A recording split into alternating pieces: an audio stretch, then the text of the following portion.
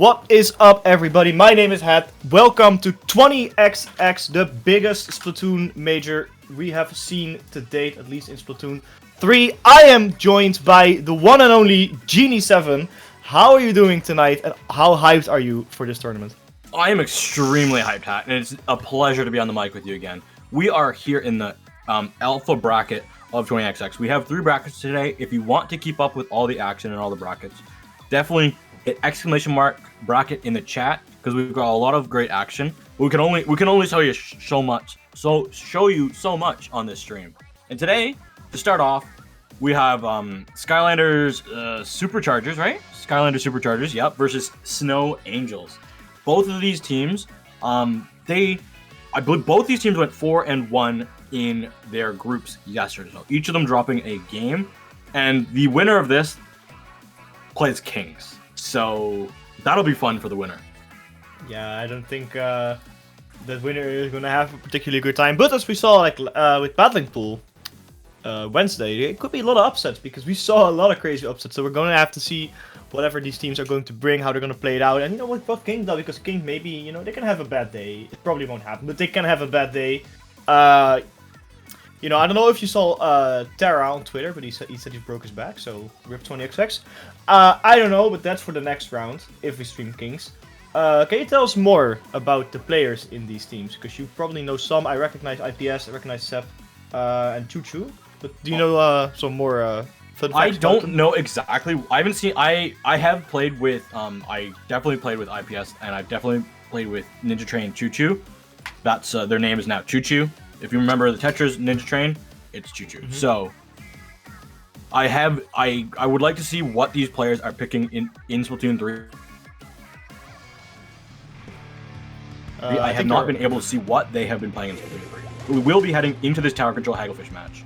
Yeah, 100% tower control Hagglefish. I think Hagglefish overall is a very, very strong map. We're going to see right here, Skylanders in the yellow, Snow Angels in the purple. Let's start it out. We see a machine on both sides. Junior on one, don't you know, we see the Dually Squelchers on Halo. I think it's a weapon you don't see as often. Sep coming out with that Splash-O-Matic. Instantly we see a 50-50 fight coming all the way in. I think this is always the game where the start takes longest because you have to get rid of those flankers. You want to get like 1 or 2 picks before you can actually start pushing, and because of the amount of cover in the map, it is somewhat difficult to get a push in. We see the way bigger coming out, Inksuka as well, almost dying to a splat bomb there. The Dually Squelch just not quite, as 2 players fall for Skylanders. Snow Angels finally start pushing the tower. Very well timed. Booyah won't take out even more people, and it looks like Snow Angels are going to get an easy checkpoint 1 here.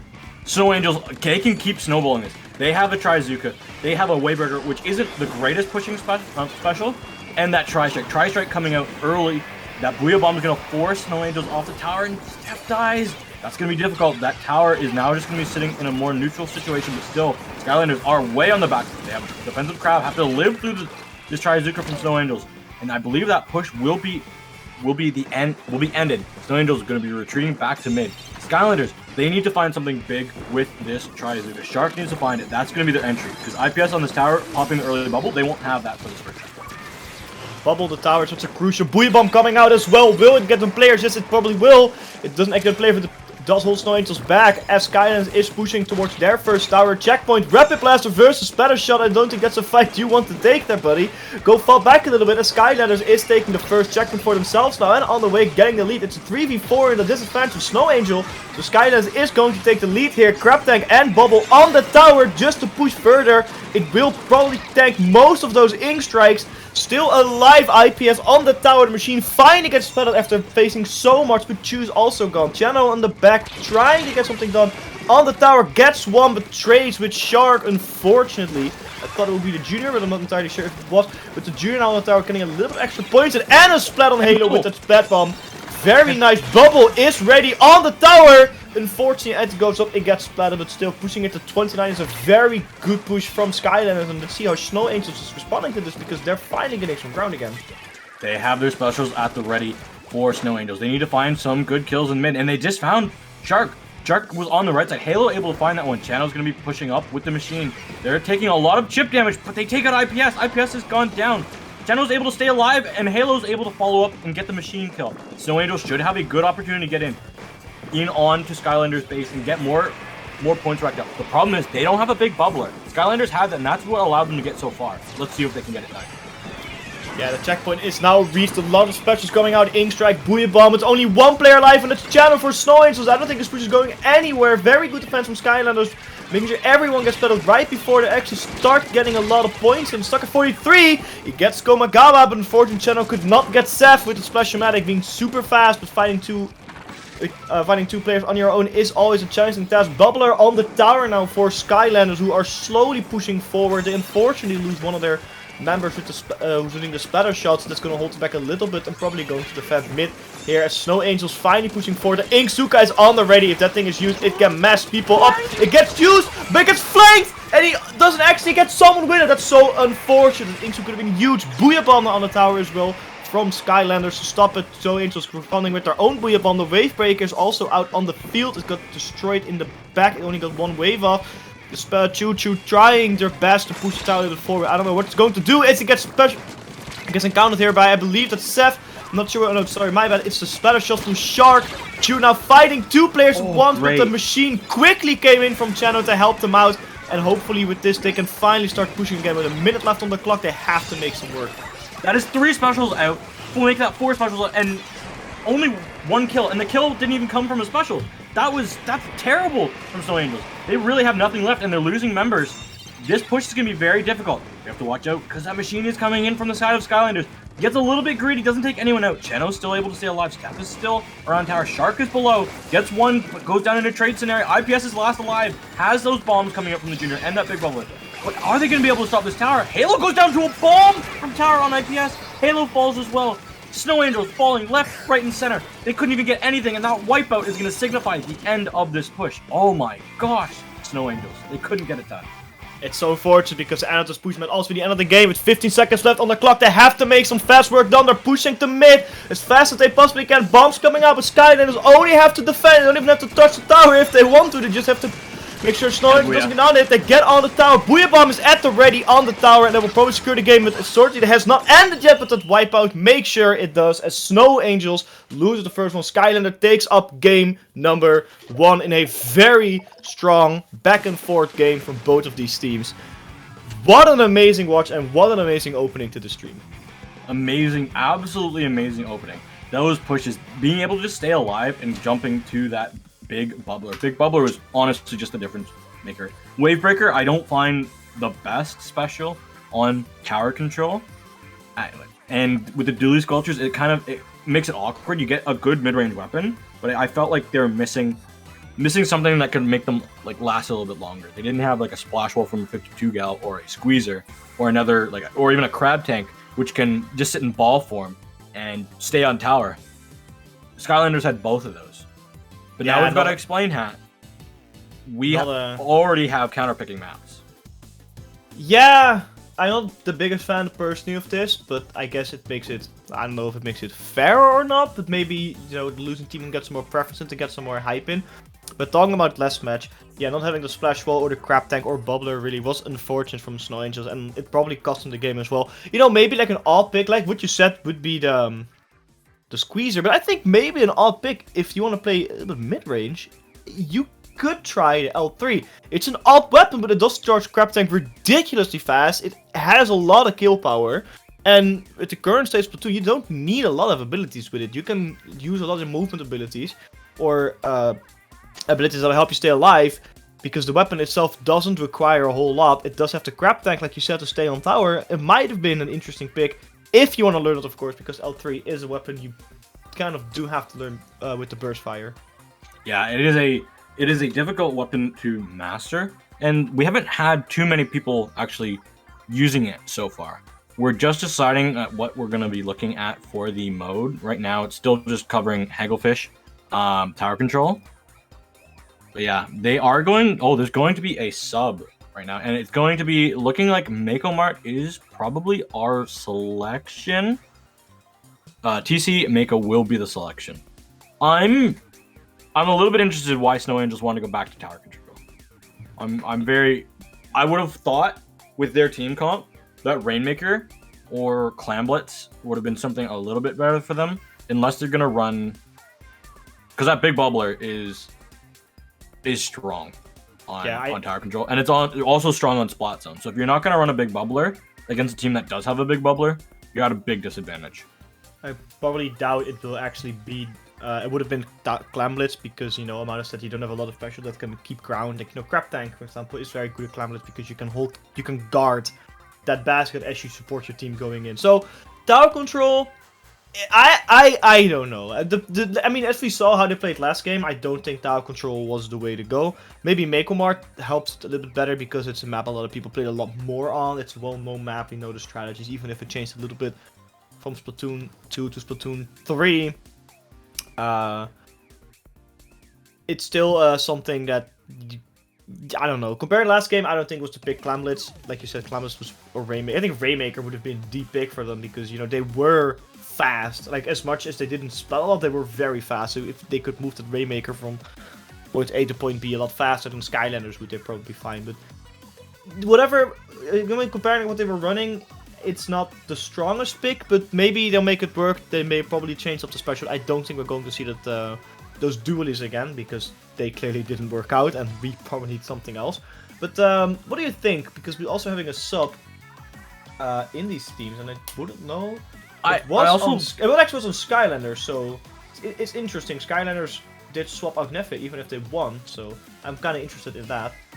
The sub's taking a little bit. We've got they're going through the TOs to make sure that the sub is legal. One thing I want to talk about when we have a little bit of time break here is the familiarity with maps. In Splatoon 2, most of the Splatoon 1 maps were hated. Everyone, after like lots of time, they were hated because they were maps that were made for Splatoon 1 that were put in Splatoon 2. I'm finding that teams are like remembering the old days on Mako, remembering the old days on Sturgeon, the old days on Inkblot, but they're not the same. Mako's had the least amount of changes, in my opinion, going from Splatoon 2 to 3. I don't know if their designs in this game work as well as they did in their previous game. They were great maps. Like, you look at Walleye Warehouse in Spot 1. It was the best map. From, like, a lot of teams loved them. It was, like, everyone's favorite map, like what Mako was in Splat 2. In Splatoon 2, it was the most hated map. Everyone said, why is this map in the game? Oh yeah, I definitely feel you. I feel like Mako Mart, because of the layout, specifically, I think Mako Mart will be on for a bit longer. I think it will be loved a bit more. Because some maps, I think some map modes working great. And Splat Zones on Mako, I think, is still in this game amazing. But that's what we said. Especially we have, like, it's for me for now. I think it does work. Yeah. We haven't have a lot of weapons yet, a lot of combinations in the meta. Right now, it's very machine based. So I think Mako Mart actually plays very interested in the fact that you have a lot of bunkers that you can attack from beneath, and that's especially what buckets and specifically machine, what they excel as. So for that, I think Mako is the one map which will probably stay relevant for a long time. But I think a lot of other Splatoon 2 apps will probably fall obscurity quite quickly because the new games do design their apps. It's stuff like squid surging. It's I don't know, you can do it in the old maps, but it feels more designed on the new maps. Oh, for sure. Especially like a Hagglfish Market, you know, the fact that you have the little clear tent which you can stand on. That one wall you can paint. It's just designed to squid surge off so you can shoot up a little bit and have a very interesting advantage because you're at a very high point. You can see what's below you. You can see to the sides. For stuff like that, you know, it's very much made. Into the older maps, they don't have stuff like that implemented. Of course, Splatoon can add blocks and add certain elements or even change maps. You know, maybe they could add an extra block, they could add an extra layer, add a little bit of ink so you can squid search. They could totally do that, and I think a lot of people would be super chill with it because, you know, upgrading maps is always a good thing. I mean, look at what they did to Hammerheads, for Christ's sake. They literally... Look what they did to... You think back, you look at in Splatoon 1, Urchin got a massive rework. Most people remember it from Mario Kart these days. You look at the Reef in Splat 2. It was like, you see the original trailer for Splatoon 2. It had a wooden bridge on it. Mm-hmm. And then you look at the finished product, because it had a major rework. It's had 3 reworks. I hope the Reef comes back. I hope it does. I do too. I think Splatoon 2 maps, I think they would survive longer than Splatoon 1 maps because they're designed better. I think there was also more thought put into them but you look than at Splatoon 1. I think for stuff like that, you know, I think they'll last longer. I don't think they will last you know, like to the end of Splatoon 2, like, oh yeah, these maps of Splatoon 3, oh yeah, these maps are good. No, they won't. We all know they won't. But I mean, Splatoon 3 also has some maps that are new, and we are like, you know. But like Piranha Pit Piranha Pit when it was released was always a good map. Oh and yeah. It's one of the ones that stood time. Oh yeah, I'm so sad Piranha Pit's gone. It should come back because that was it worked well, and it would work well in this game. It's a Splatoon 3 design map, even though it was made in Splatoon 1. Oh yeah, that with map that, is ahead of its Mako TC. Skylanders win this, they will play Kings in round 2. Snow Angels lose this, they have an early trip to losers bracket. We're going to have to see what's going on there. They actually kept the same composition. Both of these teams did. Only small change is from Skylanders, who are now rocking a 52 Gal. So that's going to be interesting. A little bit more firepower. See a lot of Ninja Squid, but it's interesting how Snow Angel kept the same comp, even though it didn't work all too well last game against Skylanders. Let's see how it's going. There's also with a slow start. Snow Angels lose their flatter shot quite early. That Inksuka is crucial. Also losing the Duelist. Now the Rapid Blast is about to build a chopping block. Scarfy gets the trade, but I don't know how good it was. It's losing 3 players so quickly is giving Skylanders a big tower advantage. They're pushing that checkpoint now, and they got through it. Very nice. Oh, they did not actually only go halfway through it. I'm sorry. Very nice starting push though. But Snow Angels had a very good, a little bit of very good response, and are now on the push with 1 player advantage. I believe that the Rapid Blaster it can be rushed down quite quickly, but it should be a little bit better on Mako because there's a lot more like areas where you have to like traverse. Hagglefish is a lot more open, so you can just run down the Rapid Blaster. So it's quite open. I feel like it will have a little bit more success here as Snow Angels are kind of stopped. They have gotten through their first checkpoint, so they shouldn't get too much further as Halo goes down and there's going to be Cheno's jump is going to be camped. I don't think Cheno should make it out with any of this. Now, is that Choo Choo in the back with an Inksuka already? I believe they are. I think Choo Choo definitely is holding it. Inksuka, you know, for already trying to get some firepower as they're pushing the tower. The bubbler is on it, and that will help them secure the checkpoint. Super close. Choo Choo. Oh, so close to bomb. I don't know how they lived. They got the Inksuka, and with that they got the Junior. They're looking for another one. A lot of burst bombs coming out on them as well. It doesn't unfortunately get a lot of people with it. Inksuka only 1, but 3 players are down for Skylanders, giving Snow Angels that push or that opening they need, but they didn't respond so quickly. It's a tower is not even being pushed. It's just sitting there. There's a flanker, but they got taken down quite quickly. Now 3 players on the tower. I think just spawned maybe 1 or 2. Almost splashing, getting splattered to the splatter shot. Only 1 player alive for Skylanders, and they are being rushed down as Snow Angels takes the lead here. The machine goes down, the 2 specials up, the Inksuka and the Wave Breaker, who that thing gets destroyed so quickly. Please buff it for... Don't let it get destroyed, honestly. I wish it didn't get destroyed. I mean, you can destroy it, obviously. I think this should be a lot slower, because right now you just look at the thing and it basically dies. It's 2v2 for these teams right now. They're still pushing the tower. Oh, they got through the checkpoint. That is a crucial thing, because that's going to move a lot of time at a very difficult spot to attack from. Even if Snow Angels lose their push, getting a checkpoint and getting it to 26 is amazing, because Mako Mart is notorious for being easy to defend. Yeah, Mako Mart, it could be very snowbally. It's based off of how the specials are. And with the 52 Gal popping that ray, should be able to find Channel. Goes down though. Steffi's going to be flanked from behind. Choo Choo able to win that. Snow Angels are winning their 1v1s. They're winning their fights. They're winning their team engagements. And that's exactly why they are currently in the lead on this map. Every time you win a fight, every time you win a team engagement, that's more ink on the ground for your team, less ink for the other team. And it's, at the end of the day, no matter what mode you're playing, it's really, realistically, still just terrible. I mean, of course, you gotta win your fight. I mean, it works on any shoot. If you win your fight, it's not like over. If you win your fight, you can push objective or you can defend an objective. It depends on what you want. It's just like in Splatoon 3, and Splatoon 1, and Splatoon 2. Nice trade there from Seth. And from Seth, and I forgot the splatter shot. At least it's Choo Choo if I'm correct. It's a little bit sharking there, waiting for that attack, waiting for someone to push on the block. It's not gonna happen. Chano now, they're being spotted, and Chano quickly makes work of them alongside with their teammate Halo. They're now pushing up towards the middle. Big Bubbler coming out, trying to defend. Booyah Bomb to counter that Bubbler and absolutely shred it. But the Bubbler, the Junior, could stay alive. But now Chano is pushing in alongside with Halo. Halo gets splattered by the machine. Now Chano is waiting behind the tower, trying to get anything done. Snow Angels is just pushing the tower a little bit forward. Even with 2 players alive, they are just holding down the middle of the map, preventing Skylanders from doing anything. But Booyah Bomb will hopefully create an opening, but with a minute left and quite a way behind, they have to go in fast, and hopefully this crab tank will be able to help them, but as long as there's a bleed on from Snow Angel, that push is not gonna start. Push is not gonna start. Somehow, someway, the Skylanders are able to retreat and hold their way in mid. IPS falls. Nipa's in the backline trying to find as many Skylanders many Snow Angels as possible. So far, so good. Just gonna be Choo Choo alive with his Nipa has made enough room for the Skylanders to allow them to get in. Ooh, has to get the Gel RNG to land on Choo Choo. Choo Choo falls. Snow Angels, they are definitely on the back foot, but they've got a machine and they've got a rapid. Two weapons that are very good at holding down checkpoint on tower. Holding it down is what you need to do as a Snow Angel. You want to stop any push going on that is still pushing. Skylanders is going to be super close. They're reaching that second checkpoint. That's about where Snow Angels stopped. It's 2 players down for Snow Angels. It's looking good. The Booyah's on the tower, but it didn't stop enough. But just on time, Chano got on it right before Skylanders could. And that prevents Skylanders from winning this set as Snow Angels somehow, someway at the end, took it back.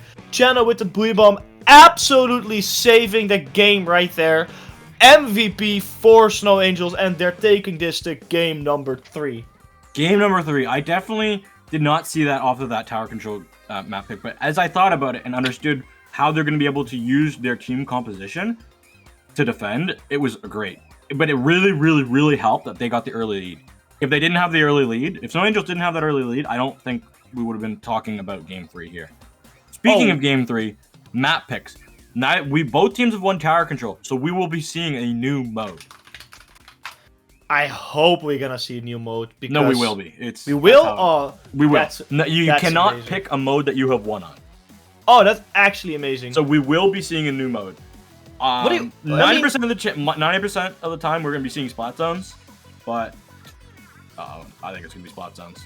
We cannot have Haggle. I don't believe we can have Hagglefish again because actually I'm not 100% sure.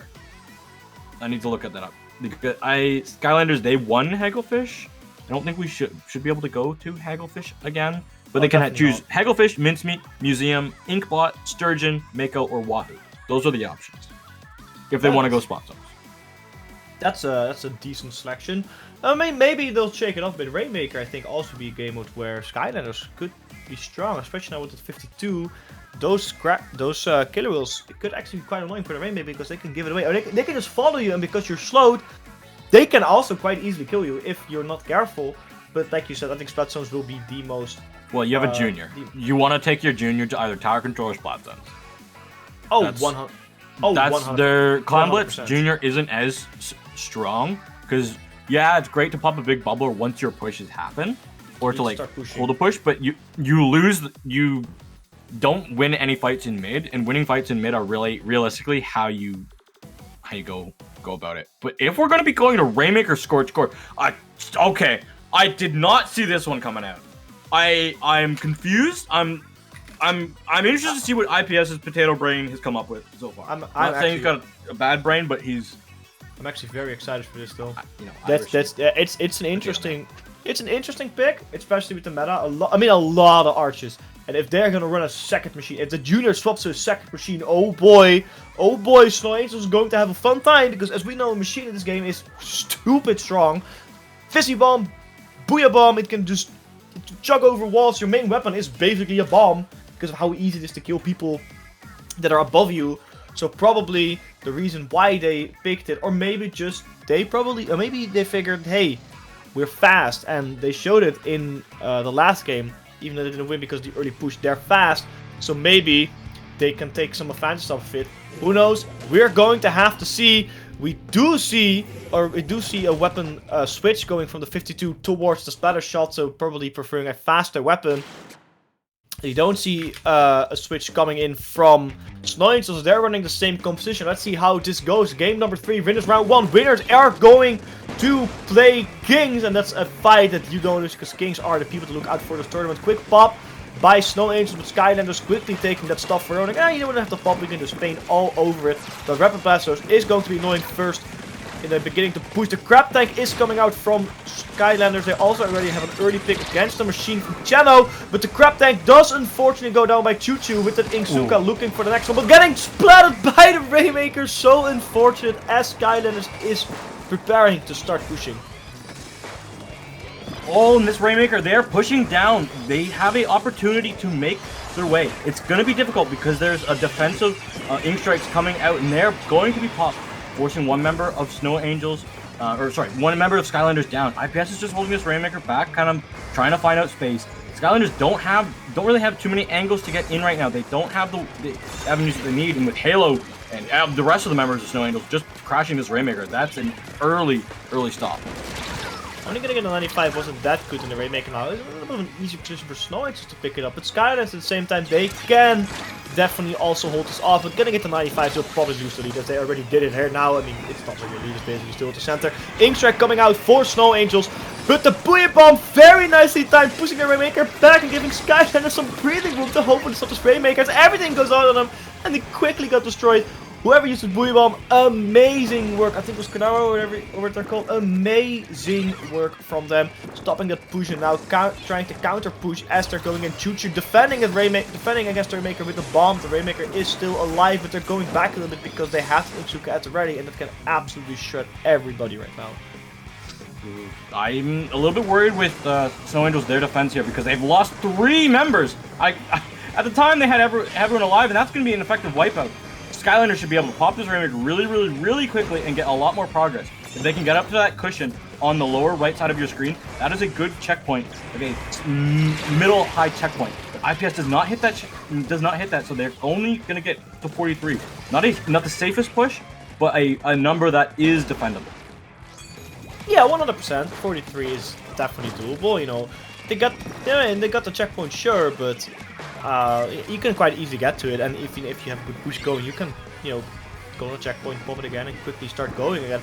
Snow Angels are preparing for their own push, but I feel like Skylanders have a big advantage now because a lot of the map is yellow. Like I would say 75% of the center is yellow, and that's what you want because they can shark around. Ninja Split is actually only run on Komaku, or Koma. I think it's Koma. Koma Kuda. Thank you, yeah, just Koma. They got the Rainmaker splatter, but only one member of Skylanders actually on English is quite interesting. As we see someone go in, getting a spot on Channel, going to a center, looking for a second from Seth is not stunned yet. The Rainmaker S pop, they're going in. I thought they'd actually go in there or not, they're just waiting.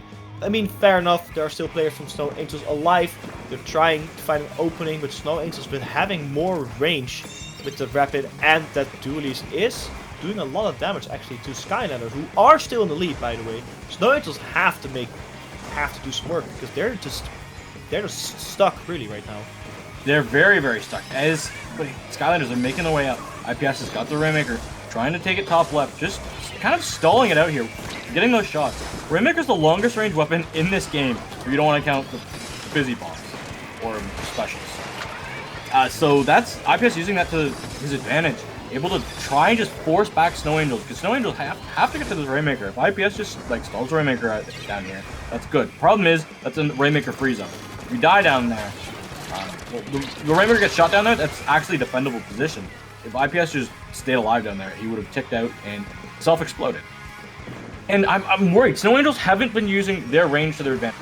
They can pressure Skylanders a lot easier, but they've been taking their fights at a closer range and fighting in Skylanders' range. And Skylanders can just win those because they have more higher DPS at closer range. And that's the one thing that I've been really scared about for Snow Angels, because they have to come up with a big push here, and losing your spotter shot off the rip is not something you want to do.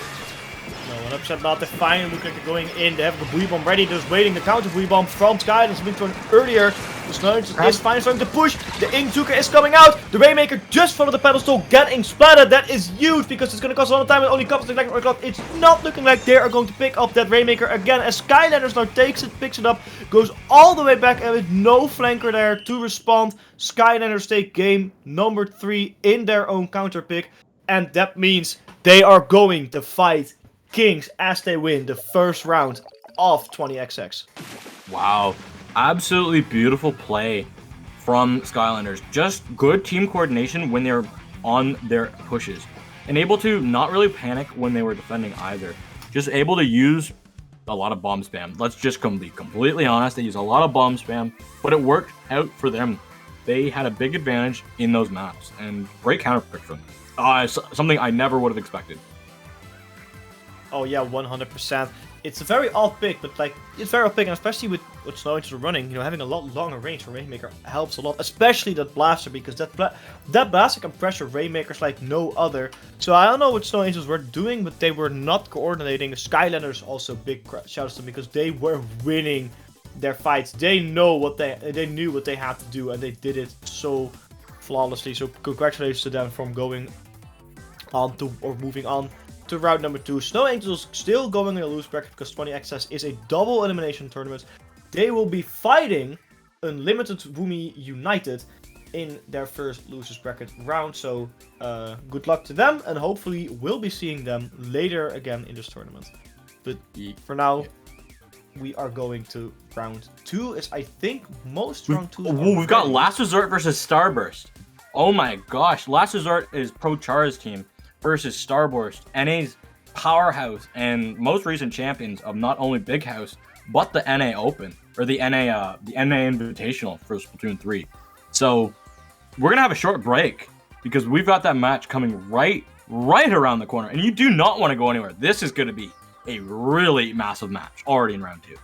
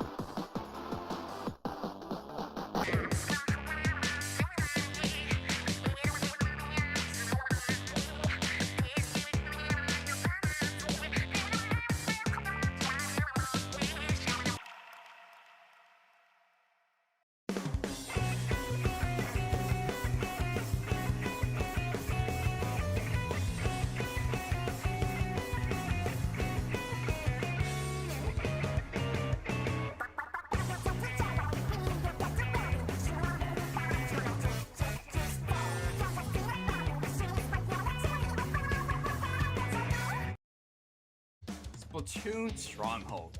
A stronghold for competitive Splatoon, providing resources to long-timers and newcomers alike. If you're new to the competitive scene or still figuring out how to join, we have a getting started guide and plenty of other resources to help you in your journey. If you're a seasoned veteran, we still have plenty to offer.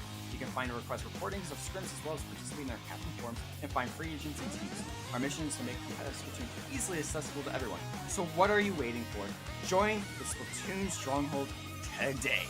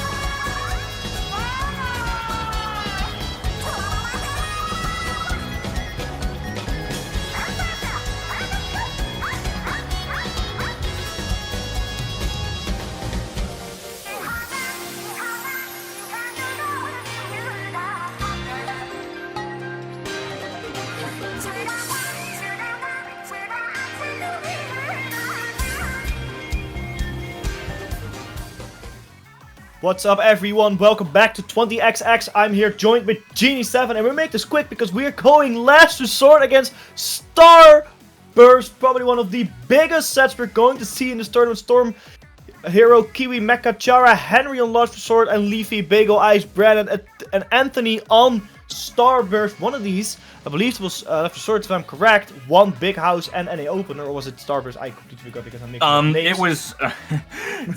You're living in. You were busy watching Max Verstappen win F1. I was busy at Big House and couldn't watch it because it was, stupid. Oh yeah, I was definitely doing that. So Starburst at Big House, Biscuit told me can't play, but you know what? We got a sub. They got Leafy, who came second in Big House to Starburst.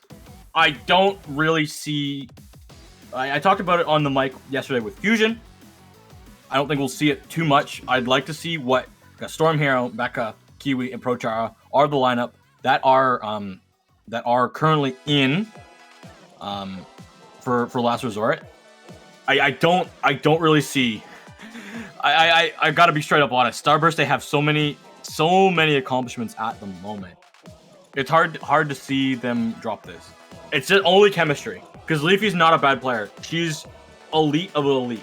I don't see Biscuit for Leafy trade. They are two completely different players and different people, but both equally as talented. I cannot agree with you more, but you're probably a little bit more experienced with those players than I am.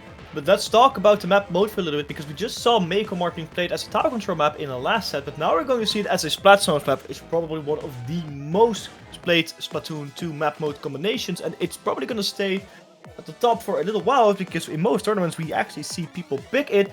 So you know a lot more about players than I do. What do you think they're going to pick here, and how you think they're going to be using their weapons and strategies? I want to see if Chara rocks the Octo Brush today, because I know he's been talking about that, or if he just goes to his tried and true ranged blaster. I want to see if what Kiwi's gonna be rocking today. I don't know if they're gonna swap it up from their normal thing, but mostly looking at Starburst here. I want to see what well, I'm expecting Ice just to be on Charger most of the time. Bagel, Brand, their usual frontline combination, but because Biscuit's out, Bagel's normally the like support mid range, which is crazy to think that Bagel plays like support on this team. And I want to see if Brand and Leafy's frontline combination can be rocking, like can rock it out, because we saw Leafy's 52 go absolutely next level at Big House if you watch that last weekend. But I'm very interested to see what these teams go, because majority of the time, Splatoon's Mako, with teams like this, it's just going to be an all-out brawl on zone.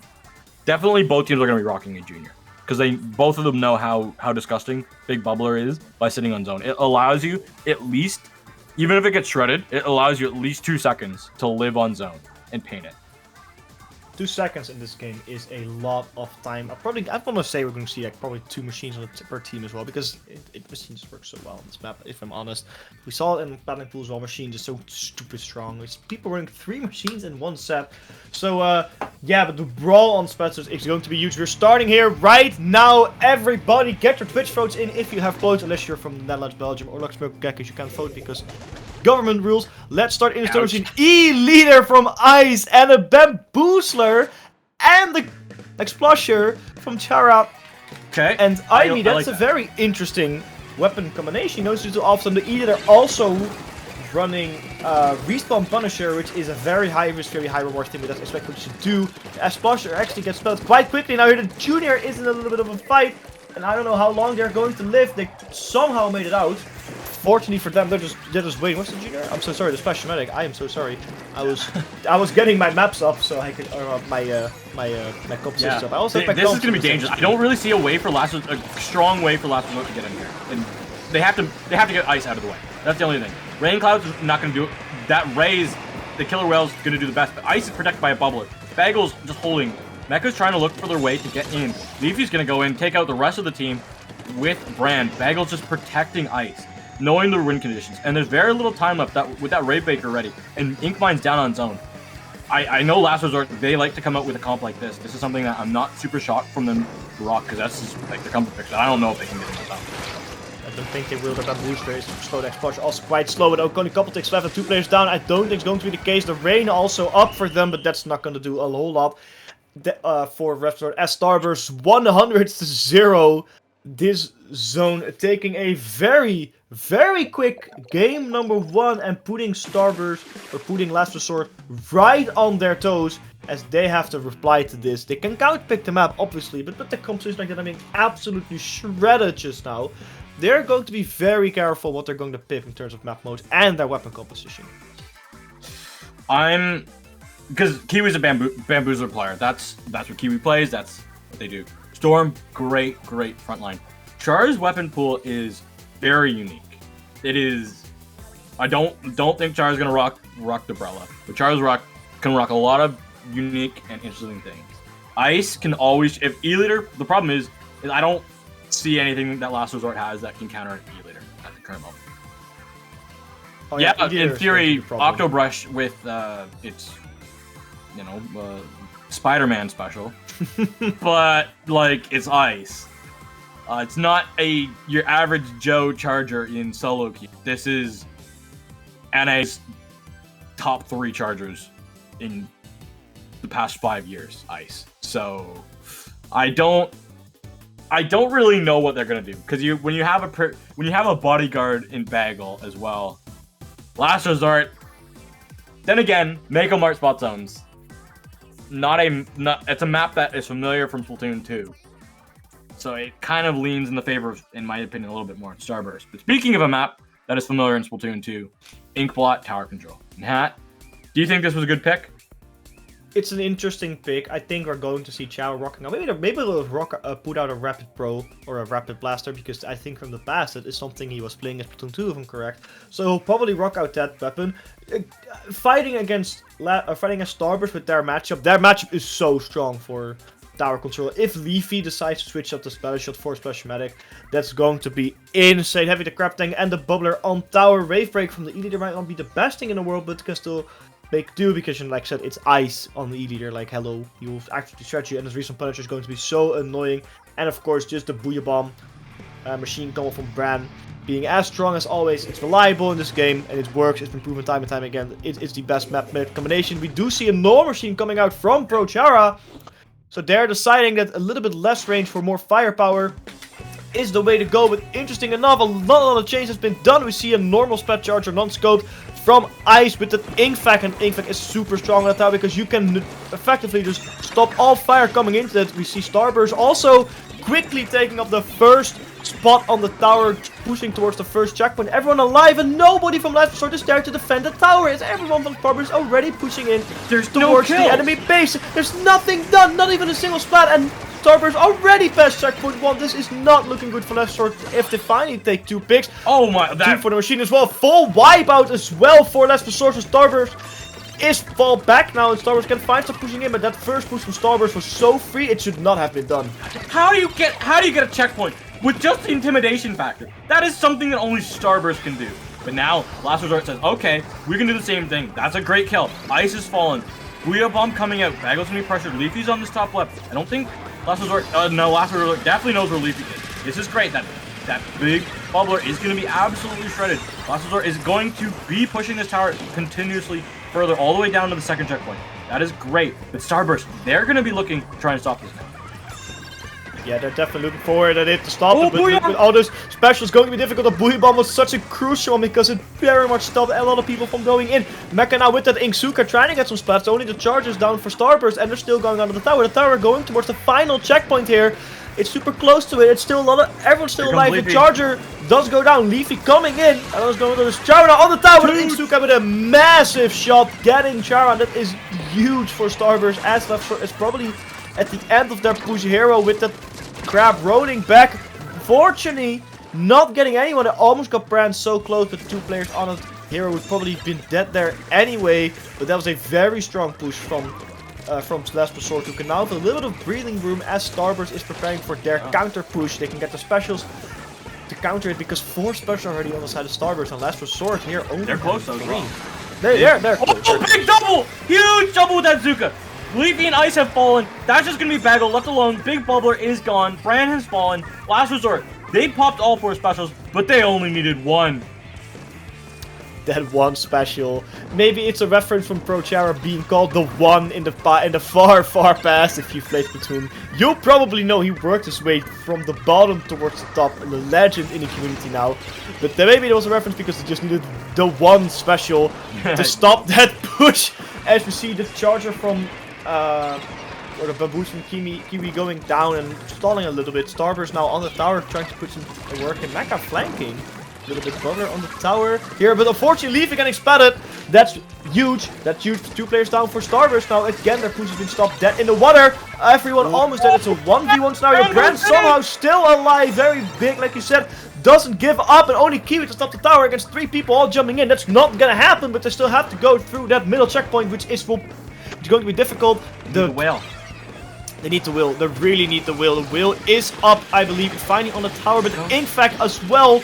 They don't need the will, but get everything else, and the checkpoint will probably be capped there as Starburst with that buoy bomb and 2 players down for left sword is very hard on the push. They're so close towards the lead. Brand holding that buoy bomb so effectively. The buoy bomb counter as well, but it's not going to do a whole lot as Tinica just move back and get back on the tower. The tower is now at the same amount of points. Someone built a Brand jumped on the tower, got the lead by just 2 with around a minute left on the clock. This game just turned 180 degrees for Left 4 Sword. We have to push like hell now to get that lead back. I don't understand. Brand coming up huge in the early part of that fight, coming up huge again, and here's Brand still alive, trying to pressure out the members of Last Resort. Comes up huge in both those 2 fights. Crucial last member alive to let Last Resort, for Starburst to get those kills that they need. But now Starburst, they're back on the back foot. Brand is last alive again. Can Brand come up with the heroics again to stop Last Resort in their tracks? Weeabomb Bomb comes out. There is still time for Starburst to defend this and for Last Resort to get on the aggression, but Brand just says no again. Yeah, getting 2 players there is so huge because only 30 seconds left on the clock.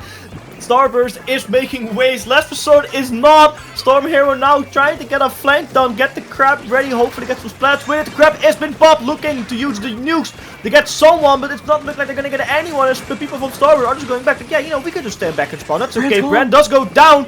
That might be huge. A lot of splats coming out. The Big Brother and the Inksuka. The Charger still having the Invoke ready. The Osprey pop now as well. That can completely eat the Inksuka. Leafy with their own Inksuka out on the field now with a couple seconds left on the clock. I don't think it's gonna happen. The Buyom is out. Same with the Inkvac shot on the tower. But all Starburst have to do now is touch it. If no one is on the tower, someone gets spotted, but Storm Hero now alive and a full wipeout for Last Resort, meaning Starburst takes game number 2 in a crazy close game. Wow. Wow. Just wow. It'll look as a Just 2-0 wow. on the scoreboard, but that is definitely not a 2-0 kind of a game. That's definitely not a 2-0. 100%. We need a minute to break this down because, oh my gosh, that was crazy from both of these teams. Brando for Starburst, 100% the MVP. They put in the works in the fights. The push to 20 in the early, stayed alive, got to, restarted that push we thought was dead. At the end, at 22, somehow stayed alive, touched the tower, got it to 20, and he just got away with it. How? I absolutely am astounded by that. And the thing is that, like, oh, you think Starburst is gonna, like, oh, they beat Last Resort, so they're gonna have easier teams. No, their next match is Ascension. That's the next match. They had a great match on stream yesterday, and that is a team, a North American powerhouse. A bracket update. Remember, everyone, exclamation mark bracket. We have so many awesome games to show that we can't show you on stream, and Japan coming out and beating AMP. That is Ghost, Zera, Bursty, and Kyo, dropping out of winner side to Comet, a fully Japanese team. That is NA powerhouses falling early and showing that this tournament is stacked, and you have to watch everything. You have to watch all the action to really get the full 20XX experience, because these, no matter where you go now, there's nowhere to hide. It's only good teams that remain.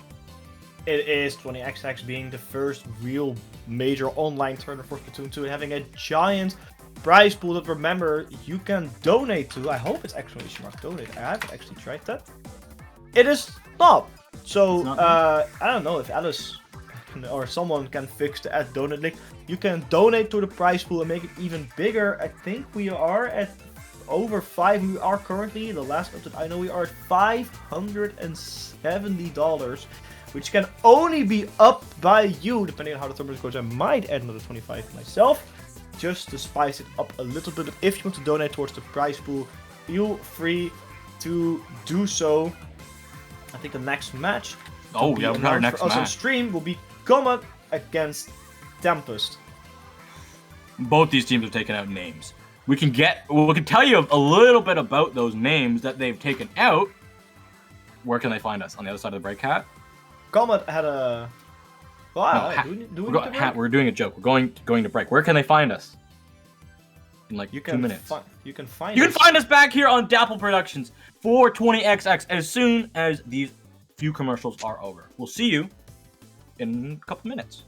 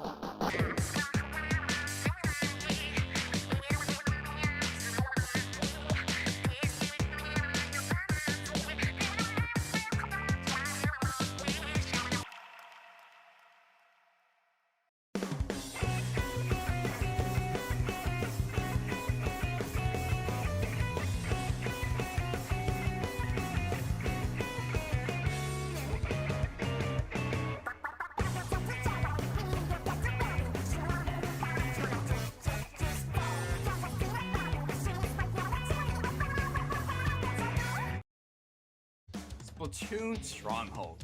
A stronghold for competitive Splatoon, providing resources to long-timers and newcomers alike. If you're new to the competitive scene or still figuring out how to join, we have a getting started guide and plenty of other resources to help you in your journey. If you're a seasoned veteran, we still have plenty to offer. You can find and request recordings of scrims as well as participate in our captain forums and find free agents and teams.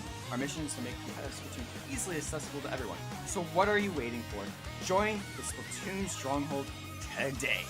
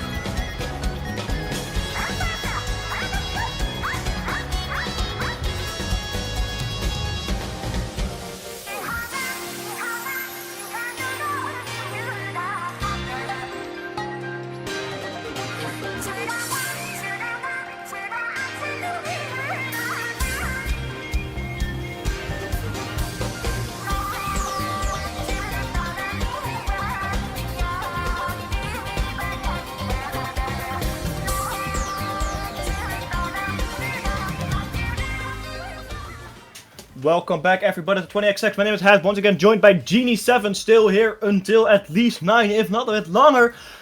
We are going to Comet against Tempest. I cannot get it works because some crazy stuff happened now. A Powerhouse AMP getting wrecked by Comet, 2-0 for Comet. And Spark is knocked out by Tempest. Unbelievable. Little bit fun fact before we talk about this match. That means that we get Spark. Where is it? It's gonna be. If anybody remembers Ghost Gaming, we have Brian versus Dude in the first round one, round of losers. They lost. What Spark time lost. are we in? Spark actually already lost to two kinds. Oh wow. That's crazy. That is actually crazy. Yeah, and it's battle time. This Comet versus Tempest.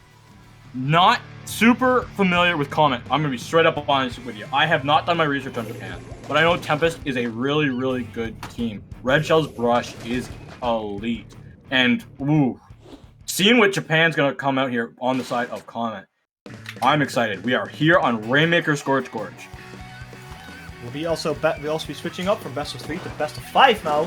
So a little bit longer games. Also, no one have tried to pronounce names. I'm sorry, I don't read Japanese. I'm not try to pronounce Japanese names. The two players from Comet already go down. 1 for Tempest, meaning a 2 for Tempest, meaning these teams on equal grounds. 3 down for Comet now.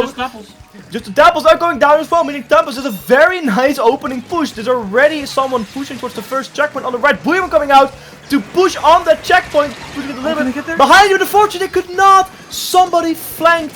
Very, very dirty. Got those Rainmaker out of the way. What? Now Spider-Man coming out with the brush somehow staying alive, but the Rainmaker hasn't been picked up yet as nobody's there to pick it up. They finally got it through the first checkpoint. Tempest very nice, but now they're looking to push it even further with only the machine left. It's not gonna happen as Comet finally have a little bit of breathing room. Wow, and this is the first time in a long time that I've seen a Dapples come out on the Dapple stream. I did watch some Area Cup the other yesterday, and they did have some Dapples and definitely some Tetras coming out and putting in a lot of good showing. And that's gonna be something to look forward out to see what Japan likes to bring out in some of these games. As we have to remember that this is only just one team from Japan, but we do not get too many teams coming out from way across the world to play in our NA or EU tournaments. Japan is a lot of the time stuck in their own region a little bit because, you know, it's a convenience, a big competitive scene over there, probably as big as EU and North America combined. So it is.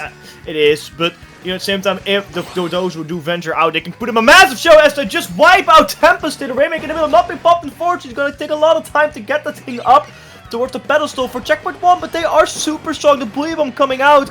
Both the Buoys coming out. They have the Rainmaker on the checkpoint, and one of the Buoys still in the air, able to pop the Rainmaker. If they want to just defend it, and with that, they can get the lead so quickly because they are already inside of it, and they're still going with that push. Spider-Man coming out from the brush, but getting absolutely shredded, and the Rainmaker suddenly went all the way towards the final checkpoint. It's almost there. They got it painted. Someone spatted it, but there's still everybody, or almost everybody is alive for Comet. Tempest doing their best to stop the Rainmaker. They're painting all over the place, but with the amount of players from Comet alive, it's going to be super difficult to start the push as the Buoy Bomb finally does come out onto the Rainmaker. But the one who uses the Buoy Bomb got splattered. Unfortunately, the Rainmaker is about to be reset by timing. And with that, Comet's push has come to that, but that was very close. And they have to, and Tempest have to go through hell now to get the Rainmaker towards the 9 lead mark. I have not seen a Rainmaker knockout on this map in competitive.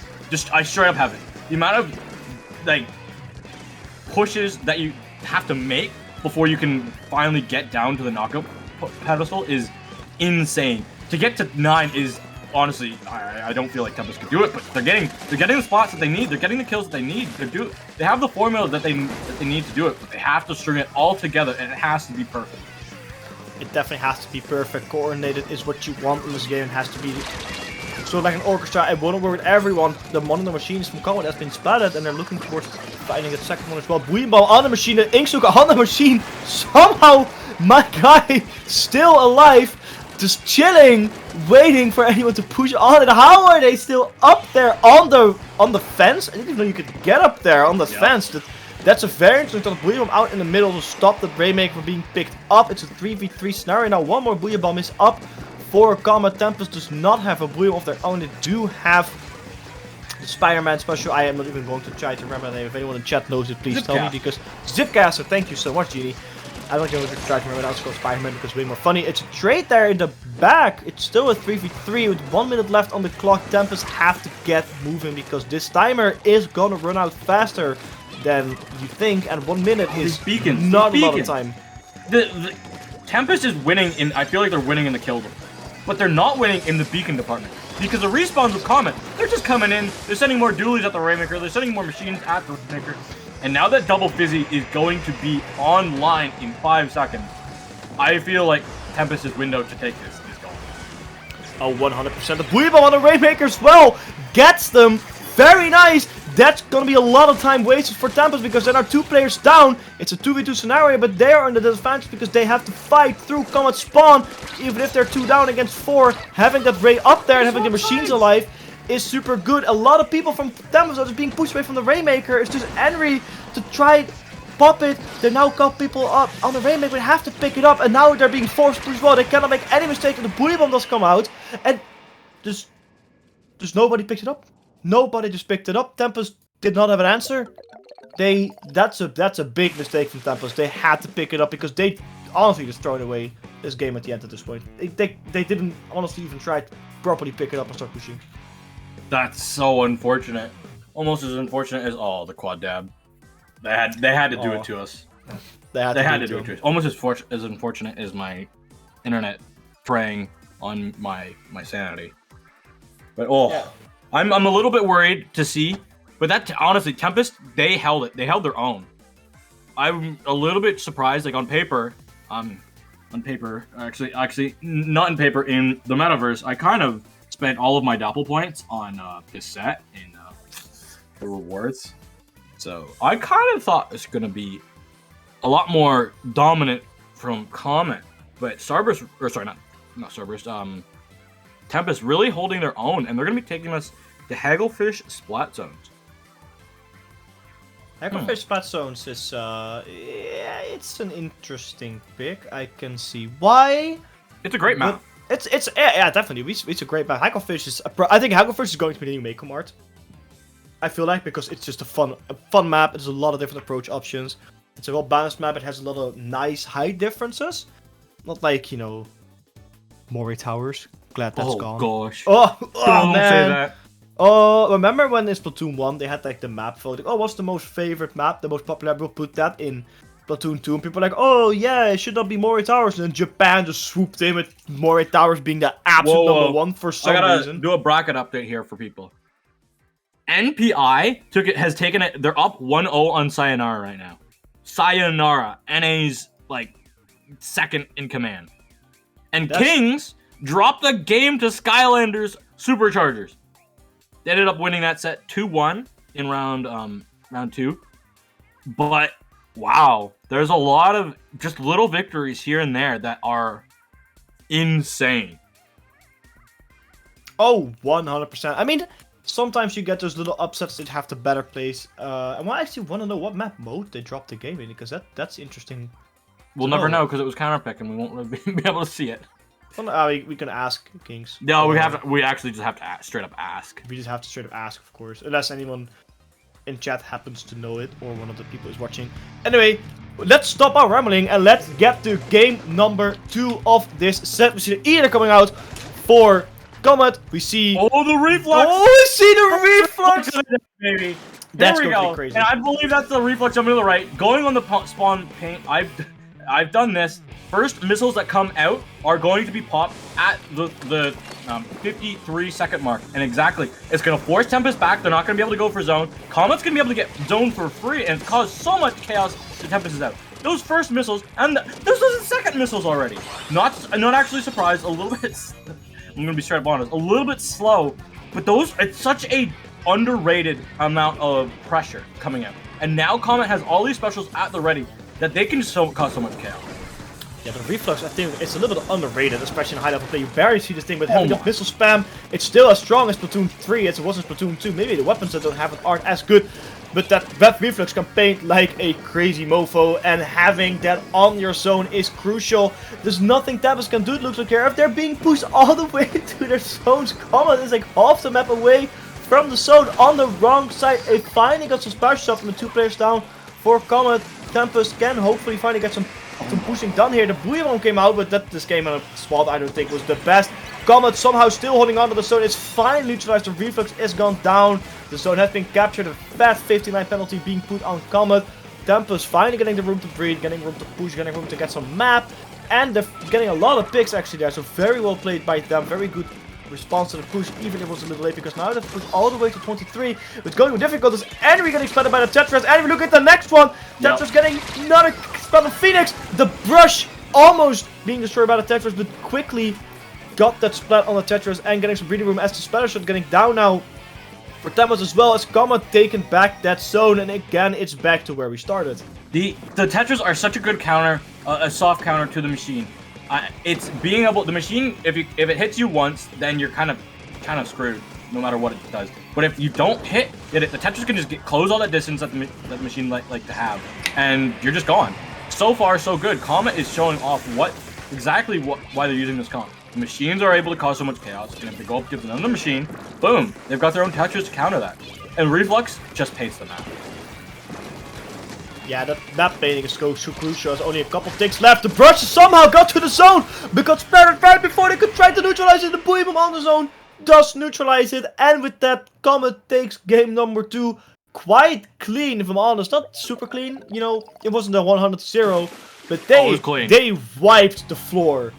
They wiped the floor with Tempest, and it's not looking like they're done yet, because they still have a game to go. And with this best of 5, if Tempest loses the next game, they are on their way to the losers bracket. So they have to make a big reverse sweep against Comet, which is going to be super, super difficult. Just a reminder, Comet wiped out AMP 2-0 clean. So AMP, they are on that's fire. Kyo's pickup. That's a disgustingly good team. One thing, as somebody that has the silver missile badge and from only playing Reflux, don't cancel me on Twitter if you want to hear my commentary again. But you know, it's an underrated playstyle. Something that I was able to use at Big House and actually make top cut at Big House doing it. Yes, little old me playing Reflux. You use those missiles off the bat. If you get it before the 8-second mark in the game, you can force the other team not to approach on zone. Your team has the if they can either run past those missiles or not care about them and have a chance of killing each other, which is often what happens, and which is what happened in one of my games on stream. They all decide to die to my missiles, or they fall back. Your team gets early zone control. In early zone control, you get specials. You have 3 specials. They have none. You have zone. The other team doesn't have zone. And then as a Reflux, you paint spawn again. For the next time that they push in, you have more missiles again. It is a playstyle that is underrated and underutilized. And I'm going to be straight up honest. I did not pioneer it. But NA and EU have not been using it. And I am a little bit disappointed to see. It is a weapon that can be... It's hard to master.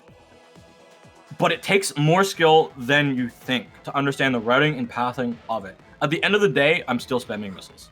So... Yeah, I mean at first glance, you know, you look at the core weapon itself, and other than its paint, you know, I mean I use it a lot to rank up because, you know, missiles free rank up. Not necessarily in this game, because the missile weapons are hard to use.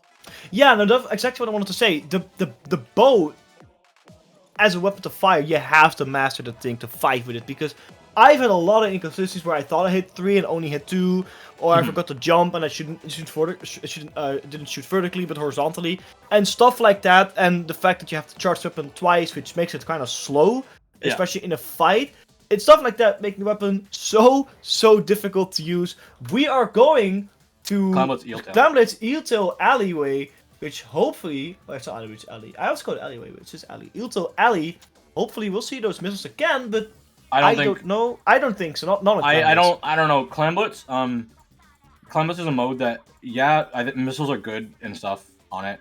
At the end of the day, Reflux, you can get a lot of value just by spamming missiles, but if your reflex player doesn't know how to use the actual weapon and use it for killing power, because it shreds like splatter shots. You don't understand at how easy it is for me just to like, hey, this guy doesn't think I can use the weapon. I'm just gonna eliminate him. I've even caught people like Dude and Leafy off guard. Them coming up to me because of saying, oh yeah, I have to actually like respect reflex at times. And that's one thing. JP's like used it a lot. So I want to see if they pull it out. But I think you could see other weapons being utilized. I don't think the double machine will go anywhere. And Tacticooler, if we see those Dapples come out, Tacticooler is actually best on Clam Blitz. Because you're constantly having to group up and get clams for push together.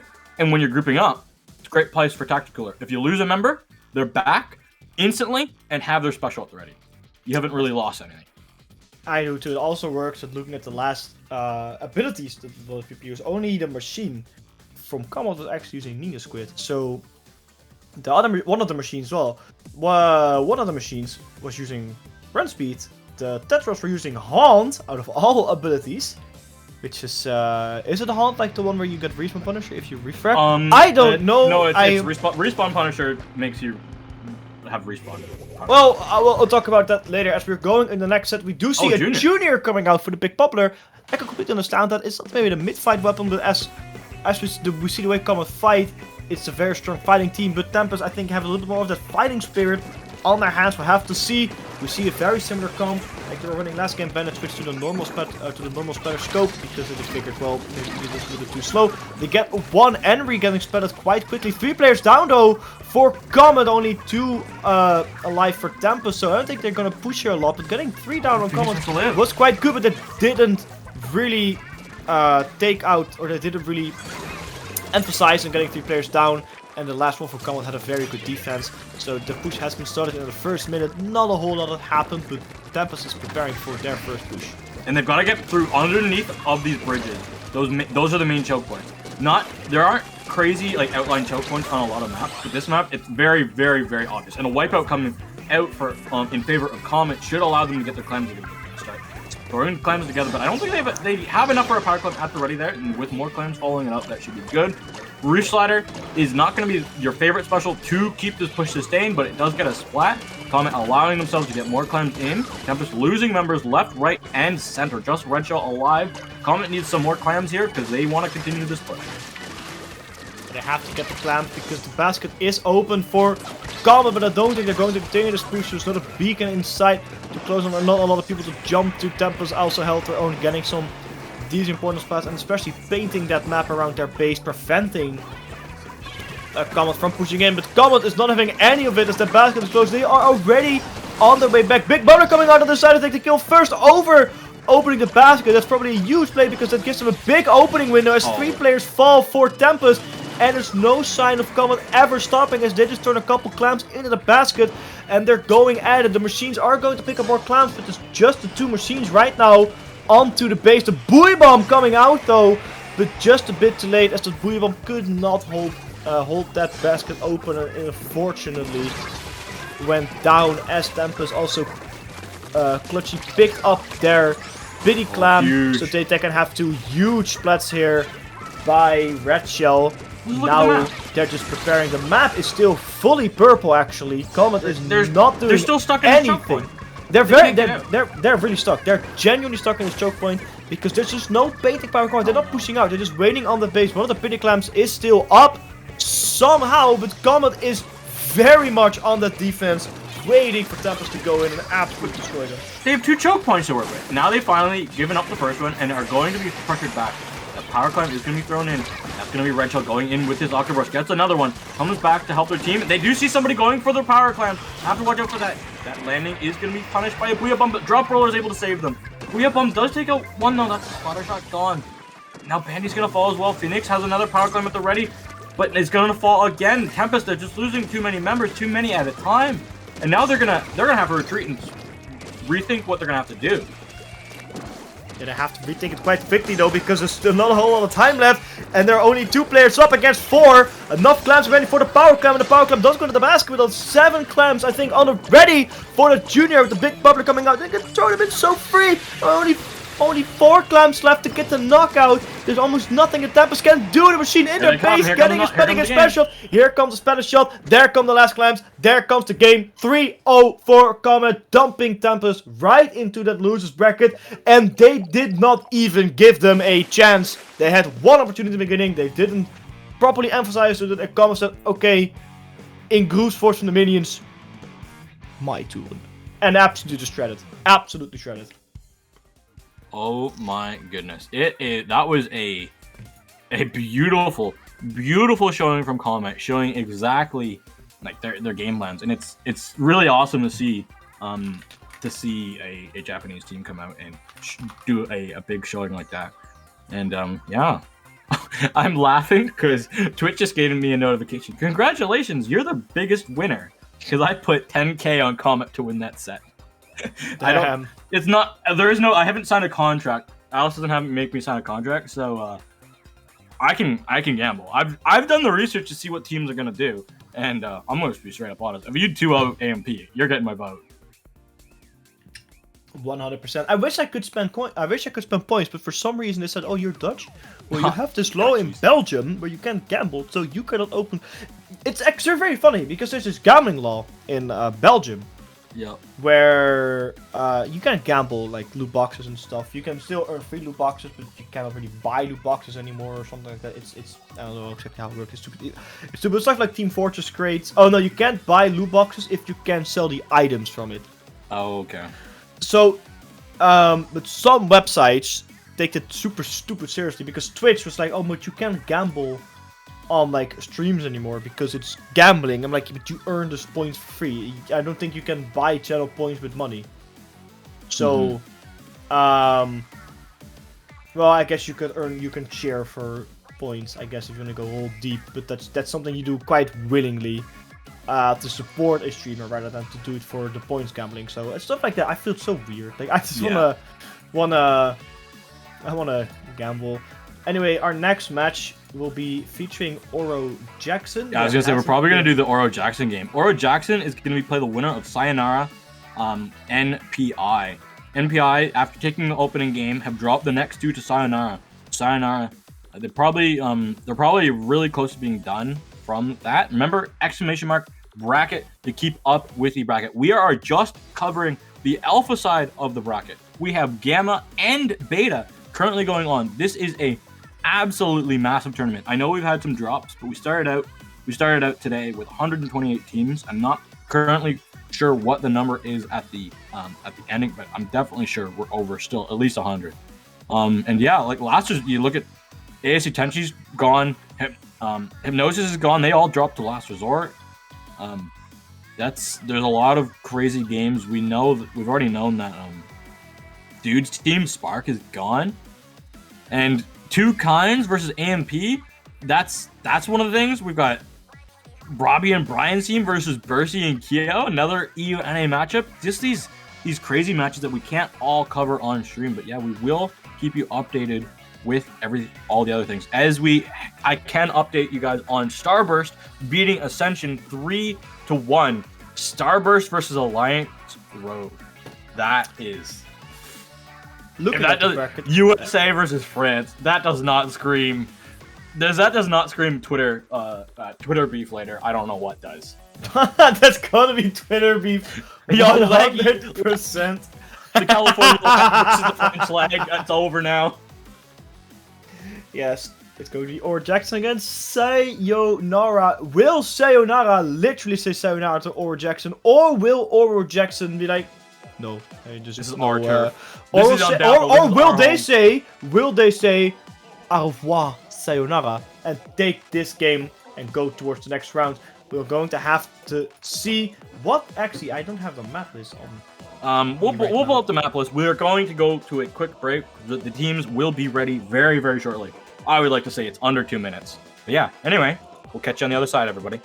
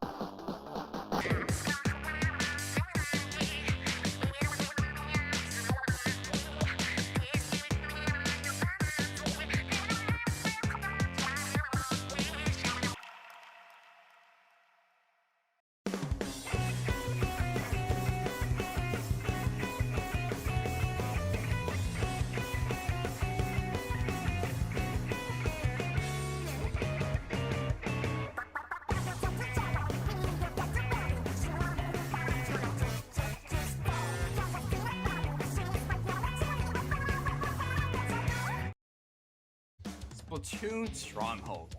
A stronghold for competitive Splatoon, providing resources to long-timers and newcomers alike. If you're new to the competitive scene or still figuring out how to join, we have a getting started guide and plenty of other resources to help you in your journey. If you're a seasoned veteran, we still have plenty to offer. You can find and request recordings of scrims as well as participate in our captain forums and find free agents and teams. Our mission is to make competitive Splatoon easily accessible to everyone. So what are you waiting for? Join the Splatoon Stronghold today.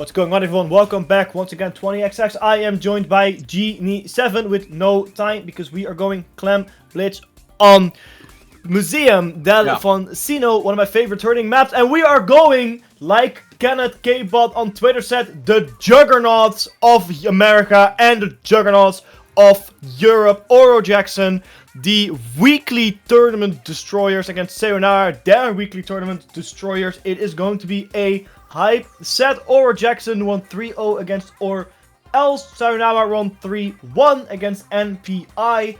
Let's see what these teams are going to bring, because they've been going towards the weeklies, but now they're going towards a major. Yeah, I gotta say, for people for the EU people, Sayonara takes pretty much any SOS that they want to play in.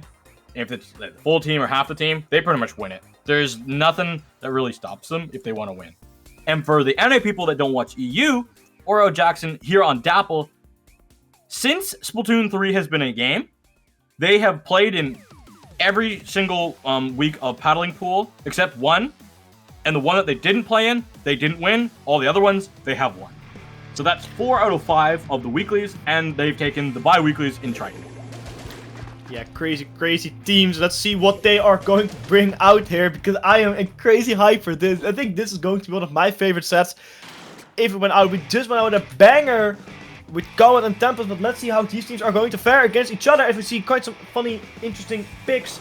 Double Machine. We see no Machine actually on the side of Sayonara, which is risky, because Machine is probably the strongest weapon in the game right now. Very risky strat, but that does mean they have a lot more shooters and a lot more movement, because Machine doesn't paint as well as the shooters do. A quick Inksuka coming out for Sayonara, trying to get a couple spots. Doesn't look like they're gonna get them, and just waiting to paint the middle, because Oro Jackson now isn't really getting the paint in all they want. They have a lot of clans, but Sayonara losing 2 players quite early is going to be risky. Make that a third one, and this is Oro Jackson's opportunity to start pushing. Yeah, that's not something super surprising with no Machine on the side of Sayonara. But Oro Jackson coming up with double Machine, I don't remember the last time I saw them rocking the double Machine. I know they always rock at least one in their comps. But I don't remember them rocking it in the last tournament. And again, it was zones. Like I kind of forget, because they've had so many times, been on Dapple so many times in the past while. They're all just kind of molded into one. Yeah, both these teams trying to look for a way in. The Zukas are your best ways, or for Sayonara, they have the advantage of having a charger, a good way to try and get you in with kills. Q, she can hit her shots, but she's got to hit. That's the key part. Hitting her shots, of course, is sometimes the more complicated part of the game, especially the amount of mood going in. Jared fighting against Pernamo, guessed by the Pernamo, but quickly getting refragged by Funny, who's now going towards the middle, trying to get specialists. Two players go down for Sayonara, and they're just respawning slowly. The charge now Sayonara, they're slowly recharging. The stuff is going out, or the specials and the weapons bombs are going out for Oro Jackson into the middle of Sayonara's base, but they don't have a power clam at the ready. They have a lot of clams. 7 on the junior, but they don't have enough. They finally have 8. They can get the done. There's 7 more clams, and the power clam has been thrown in the basket. The basket's been open. I don't think they're gonna get all of pushing, and it's the guy who had 7 clams somehow got splattered or got pushed away. They're all the way back towards the middle of the map now, but only getting it to 71 is not a big push, and it's super easy for Sayonara to get rid of the blue bomb for the Machine coming out, saving their life, and actually getting 2 people as well. But it's a 4v or it's a 2v2 scenario on this side of the field, or a 2v2 scenario on the field right now, so the pushing will be stopped a little bit, as Oro Jackson is the one who is advancing from this 2v2 and are starting a second push. Wow, Sun able to take it out. Sun was just the last alive, and with the Junior able to win a 2v1 fight for allowing the rest of Sayonara to get in. They didn't. Sayonara allowing themselves to stay alive and allowing themselves not to give up their spinner, and their spinner is something that's kind of difficult for them to take against 2 machines. And now we're gonna see Jared popping this crab tank, moving their way in. The push isn't, the lead isn't great for Oro Jackson, but it is a lead that they can at least try and use. Yeah, they have to use the lead to their advantage, because even if the power clamp gets open, or back open, it's not like it is losing. And the power clamp gets splattered, and it's getting thrown all the way down. And the wipe is so huge for Oro Jackson, because they stopped the push. There's 2 power clamps, and now they're penning up all of them instantly. And Sayonara have to do all their hard work once again. Even if Splatoon Junior now, that respawn is still going to be a little bit of time and a little bit of delay for Oro Jackson, sure, but they've just painted off the map in a couple seconds, stopped any hope of pushing Sayonara had. Volty did drop the power clamp, decides to leave it there get a despawn. It's not worth picking it up. Funny going in against a couple people. I don't think that was the smartest play in the world. The Machina as well, getting 0, somehow getting splatted. It's 3 players down for Jackson. It's a full wipeout for Sayonara. Jackson going in a power climb with just the right timing. Gets in there. Another power climb in there to the 45, and they are still going. Finally stopped that push. But what a fight from Jackson. Sayonara having to do a hell of a lot of work here to get back into this game. That Q's just not able to find. She's not able to find enough space to get the shots that they need down for Sayonara. That's the problem. Jackson's able to take these scrappy fights in mid. They have more players in mid because it's always a 3v1 because Q's not in the fight. And that's Jackson using that to their favor and to their advantage. Now this is a lead that is going to be a little bit more difficult for Sayonara to get as both juniors now have fallen. Yeah, both of the juniors are falling. It's going to be crucial for the team because the big bubbler to start to push and big bubble, especially throwing the clamps, is going to be huge. Sayonara now actually are starting to start pushing in. They have 2 power clamps at the ready, but only 3 players up on the field against 4. Make that a 3v3, and the big bubblers also there, but 0 getting caught out by the buoy bomb, somehow staying alive. Super impressive by 0. The Inksuka now also at the ready, used to push someone away towards the base, getting them to jump back can be quite crucial. It's not exactly that, it's close, but they only have a couple seconds left to get that power clamp in. They have overtime, sure, but they don't have a victory unless they're pushing, and their counter is still at 0, so they have to do a hell of a lot of pushing. The crab tank doesn't manage to get one. That's huge from the crab tank, or the huge from the player who's fighting. Only 2 players left for Sayonara. It's so huge. It's a full wipeout for Sayonara. Jackson's not having any of the push, only the 77. Jackson securing this game with a very, very strong dominance. And it looks like they are something that Sayonara has to watch out for because their pushing potential is huge. Oh my gosh. Europe taking game 1 in this best of 5. Just to remind you, this isn't even grand. We have 2 powerhouses going at it. This isn't even winner's semis yet. This is winner's quarters. I'm honestly amazed, but the double machine comp able to be scrappy enough to get the kills that they needed in mid and all around for pushing and defending, allowing them to really lock down what Jackson needed and understanding their win condition. Whenever there was a push going on, Q wasn't able to find any shots because Jackson didn't give her any line of sight to get any spot. And then when they popped Ink back, just kind of got flanked in the last fight, got taken out by a machine in another fight, got killed by a splat bomb. How do you get killed by a splat bomb while Ink backing? Those are 3 opportunities, 3 pushes for Q's Ink back. No shots were found because there was no opportunities given, and Ink back gets splatted. And I don't think Sayonara was kind of ready for that. But then again, we look at this. Sayonara dropped their first game last set and won it 3-1. So this could also just be Sayonara feeling out their opponents. Yeah, definitely. Maybe they were just like, good this. But at the same time, Sayonara, I think they were trying their best to really push in. They just couldn't. They just could not. Every time they wanted to do something, someone from Jackson just flanked. They forced someone out. They made a wipe. The one time Sayonara had a golden push in. One of the power clamps got knocked down, actually. And even they get the wiped out, getting the power clamp from the basket down 1 floor, that's just so much time they have to recover from. And it makes it difficult. They're going back to Museum del Falsino now on Splat Zones. They want their revenge on this map, showing that they are the king of the weeklies. Let's see if Sayonara can fare a little bit better on Splat Zones. It's their own map mode pick, their own counter pick. Let's see if they can fare a little bit better on Splat Zones on Museum del Falsino as they could on Clam Blitz. Quickly, before we continue, we have a $50 donations from the one and only Shaq. Thank you so much. Shaq in the house, man. One of the nicest, and I think one of them. I've really known him in person. Nice a very, very nice person to donate $50. Thank you so much. Anyway, let's get into game number 2 here. 2 machines. Special Junior. Yeah. E-leaders. I don't expect still too no much machine. change. Still no machine, actually. We do see that the Splat Charger has been traded for a machine. Other than that, I think the teams are running the same composition. Genie, take it away. Leader from Q on this map, great pick. This is exactly what they need. Allowing the Charger to you have to kind of fight over zone if you're Jackson, and that allows Q can play safe and can play safe in mid and can just get these shots down. I think the difference between Clown Blitz and Spot Zones on this map for E-Leader is absolutely astronomical. And it's going to be a huge, huge ask for Oro Jackson to even get back into zone now that Q is set up. Yeah, that E-Leader is going to be so difficult. Now they can also just go into the spawn and having the shooters, you can paint a lot more than the machines can. And painting a spawn, crucially, is going to be important because it's not a way, or preventing ways for the machines to go in will prevent you to get splattered because machines have a lot of kill power. One is in the middle though, someone stuck out, Funny gets splattered by the Junior, very nice. Another player down for Oro Jackson. Sayonara is not having any of Oro Jackson right now. It's a completely 180 of what we saw last game on this map combination at the moment, on this map combination.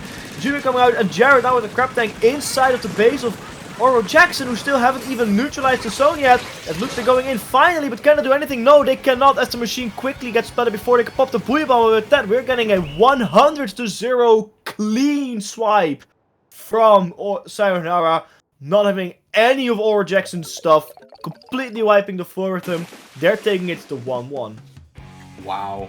Not honestly seeing what happened with Sayonara in the past on when they can play with their E-Leader, honestly not very shocked. Yeah, that E-Leader was absolutely crazy. It's also such an annoying weapon to fight against, and going in against it is just so hard. And the second they get set up, everyone else can just rush in that base and just keep it pinned down. The only thing the E-Leader have to look at is maybe someone who escaped, or someone who's trying to go towards the left of the field. And if they go to the left, yeah, good luck. Q's just there, poof, and poof, you're gone. There's no chance, no absolute chance. Not having a big ranged weapon against E-Leader was the demise of Oro Jackson. They have to look into that, because that charge is going to be here for a while, because I don't think Q's going to stop playing it. No, Q is not going to stop.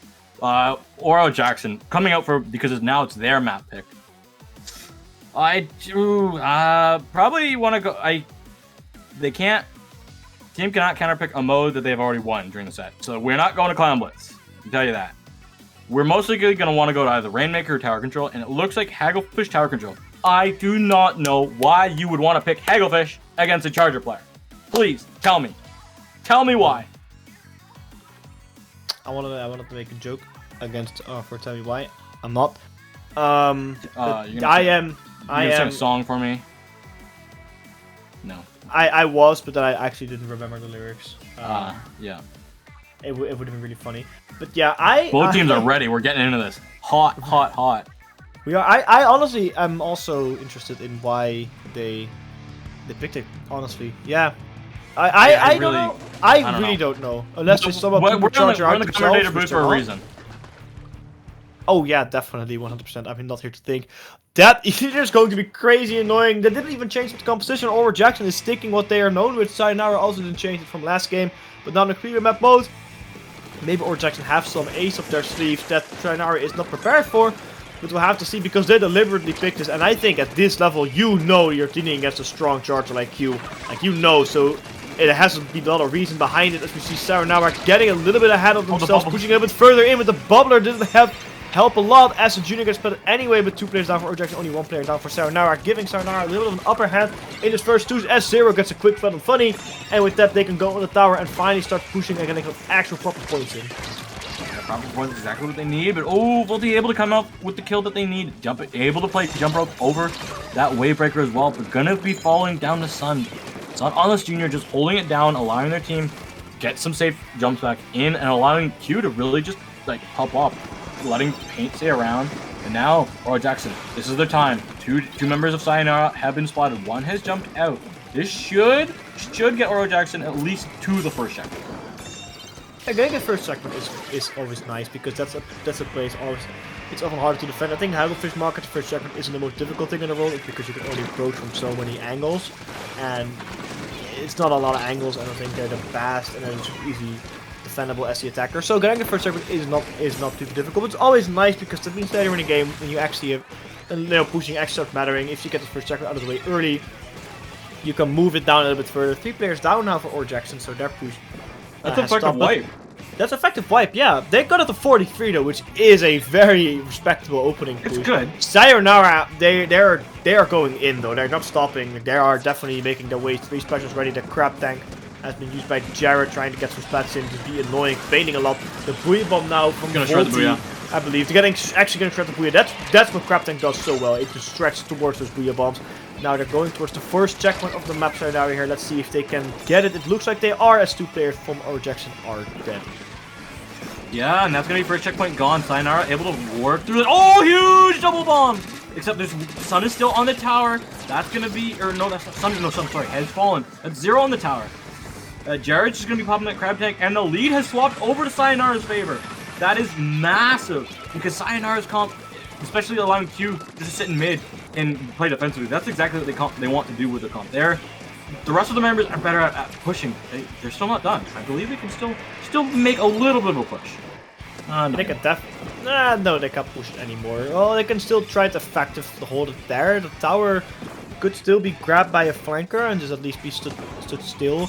I don't think it's going to be the case as the flanker has been splatted. The wave breaker now on the map. The E-leader Q actually goes down. That's a very golden opportunity for Oro Jackson because having them the setup is actually big. The big bubbler on the tower as well, trying to get the tower further. Getting the splat against 0. Very nice from Medi against 0. They don't have the big bomb anymore, but unfortunately getting splatted by a bomb. That's unfortunate because with that 3 players are down, that push is just dead. That's a push gone far, far away from Earth. And only 1.5 minutes off the clock, which is a decent amount of time, but not a whole lot. Especially allowing Q to get back on their setup. And with an Inksuka and a big bubbler against you, there's going to be a hard time pushing in as the Inksuka from 0 is used, shooting all over the place, doesn't get a splat, but really forcing Oro Jackson back as Sayonara is again on the tower to just score more points.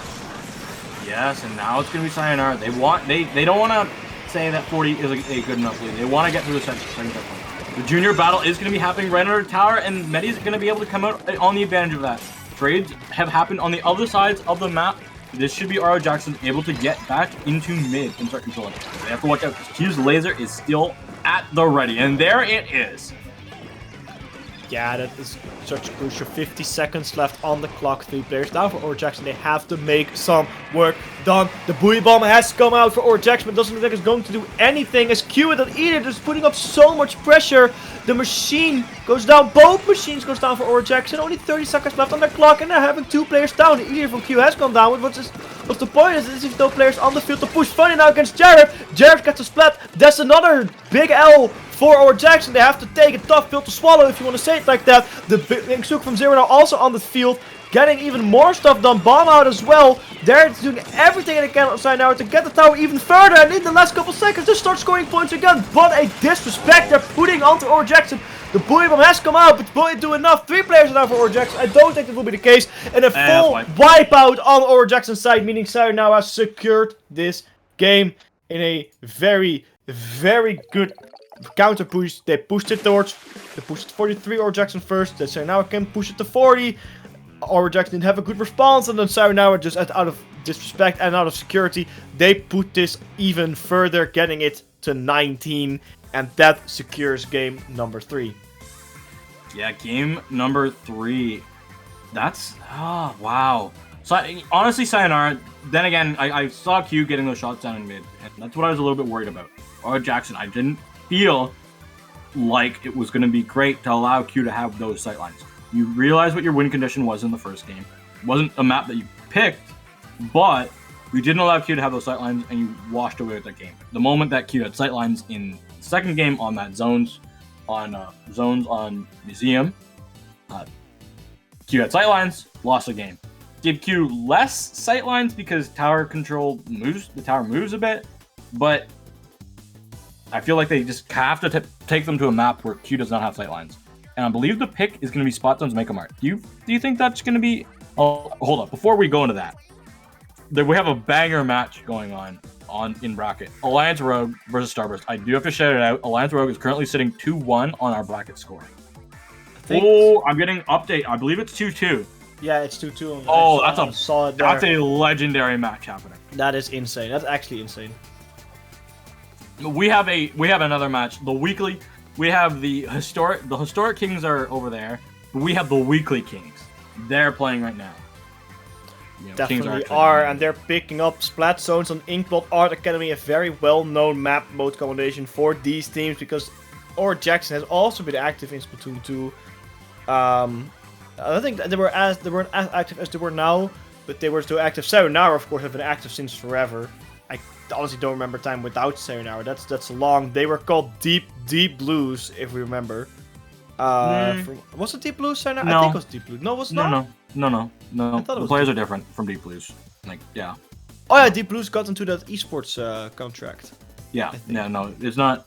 It's this is not the team that was Deep Blues. Either way, I'll save you the embarrassment. But either way, Sayonara has been a team for quite a while in the later half of Splatoon 2. Nora Jackson has had a lot of dominance in the last half of Splatoon 2 as well. And both these teams, they're really going at it. I can't believe that this is a match in winners quarters, but really that just shows you how stacked we have. yeah, it's a crazy stacked tournament here. Anyway, let's get back into our own match. Or Jackson quickly makes work of that zone, painting it actually quite fast and getting some handful of points in. Neutralized now by Sayonara, but getting it to 91 is respectable, especially with any spots in the field. It looks like they're still holding the upper hand. As I say that, Double Zuka getting that zone in control of Sayonara now, and actually putting Or Jackson in the back of the spawn. Now Funny with the Inksuka, looking to counter that double. They're looking at Sun, unfortunately, doesn't manage to get any splats as the zone is neutralized. And again, painted by Sayonara, continuing to lead even further and getting 3 players down on Or Jackson's side. Sayonara is making quick work of this team now. Yeah, Q isn't going top mid. Is a little bit worried that there's going to be somebody behind them. There's going to be Jared going for the uninkable push. Doesn't find anything, but smart to retreat. Staying alive there is more important than trying to get a kill. And, oh, Zero. Beautiful shot from that Inksuka. Does see the big bubbler and does fire a shot into it. This is going to be difficult now. The most of Sayonara's members have fallen. That's going to be Medi able to start painting the zone. That's going to be good because Oro Jackson, they needed that zone then and there. They definitely did. They're finally having zone also give a big penalty to Sayonara, 54 to be exact. That's going to take a decent amount of time. Even if Or Jackson loses it now, they still have a bit of breathing when they get the special sim, and it looks like they're not doing all too hot in this zone. Sayonara losing 2 players, Or Jackson only losing 1. Even if one is just respawning, that's still 1 more in the battlefield than Sayonara has, and that's going to hopefully get the zone back into their hands as it's been neutralized, and looking like the way it's going to Sayonara, but not quite yet. The Booyah Bomb coming out on the side of the zone that has not been painted. Sun and Jared being caught out by it, but unfortunately for them staying alive, being pushed back, and now a lot of stuff. Inksuka's coming out on the zone. Again, this zone looks like it's being painted by Sayonara. Or Jackson is doing so much work with unfortunately it cannot be done as Sayonara just has so much painting power, so much planning power. 3 players down on Or Jackson's side. Sayonara again, Q setting up, getting a splat inside the base as well on Funny. That is huge because that is the Inksuka gone far away from Earth. Volty with the Booyah Bomb on the ready, using it onto the zone on the side, trying to get Jared caught out, who's inside that crab tank. Volty being called out by 3 players. Funny on the way to middle now, but I think they're getting called out by Q as the zone is still in the hands of Sayonara. Wow, Sayonara, they're just showing how strong they are in the team coordination and allowing Q to... That's going to be a problem with taking 1 kill, but that's going to be traded out by Sun. The defensive hold is strong for Sayonara. Volty's going to try and look to get in. Medi's going to try and get a kill, and that's going to be enough. The zone gets flipped immediately. Sayonara didn't even realize that with all that paint was coming down. But I don't know. Oro Jackson, they have to take away the space. They have to win their fights. They have to make it clean. Because right now, with 2 machines down, they could easily lose the zone. They definitely can. They have to be on their toes. They're finally ticking down though. They are gaining points. They have the Inksuka ready. I don't know. I'm pretty sure the other weapons are having their specials about ready as well. The Inksuka from Sayonara has come out. Crab Tank has come out from Jared, but no player has fallen yet. Booyah Bomb on the Crab Tank. Volty getting splattered. Jared tanking the Booyah Bomb somehow. Only dying quite late. The zone again neutralized. Still neutral. It looks like with the Booyah Bomb it will be back into the hands of Or Jackson, but no, it will not be. In fact, it will be in the hands of Sayonara as they splat someone inside of that zone. Poor, I believe it's Funny, I'm not entirely sure, but poor person getting splatted in the zone and losing the zone to that is huge. Once again, They're baiting Sayonara. They're setting it up against Q inside of that zone, placing down annoying ink mines. That's actually a crucial part because those just paint the zone free and they don't have to do anything. They just kind of sit there. Sun now with that with the bubbler tank, the Inksuka shot. Very well placed bubbler. Most of that Buoy will also tank as well. Jared get in. with that kill's good. They need with that zone, crab they need tank, zone, but nobody's they need alive. zone. Yeah, nobody's alive. The crab tank definitely ate some shots, and with that, again, Sayonara takes another game off of Aura Jackson and putting them in the losers bracket. Crazy, crazy plays by both of these teams, but Sayonara is absolutely on fire now. Wow, and that's gonna be Sayonara taking this best of 5. They are going to be awaiting their opponents. Starburst versus Alliance Rogue, who are still tied 2-2, but realistically, that's giving Q the sightlines. Why do you give Q the sightlines? Why? That's my biggest question for Aura Jackson. Why did you give Q sightlines? As soon as you gave Q sightlines, it was over.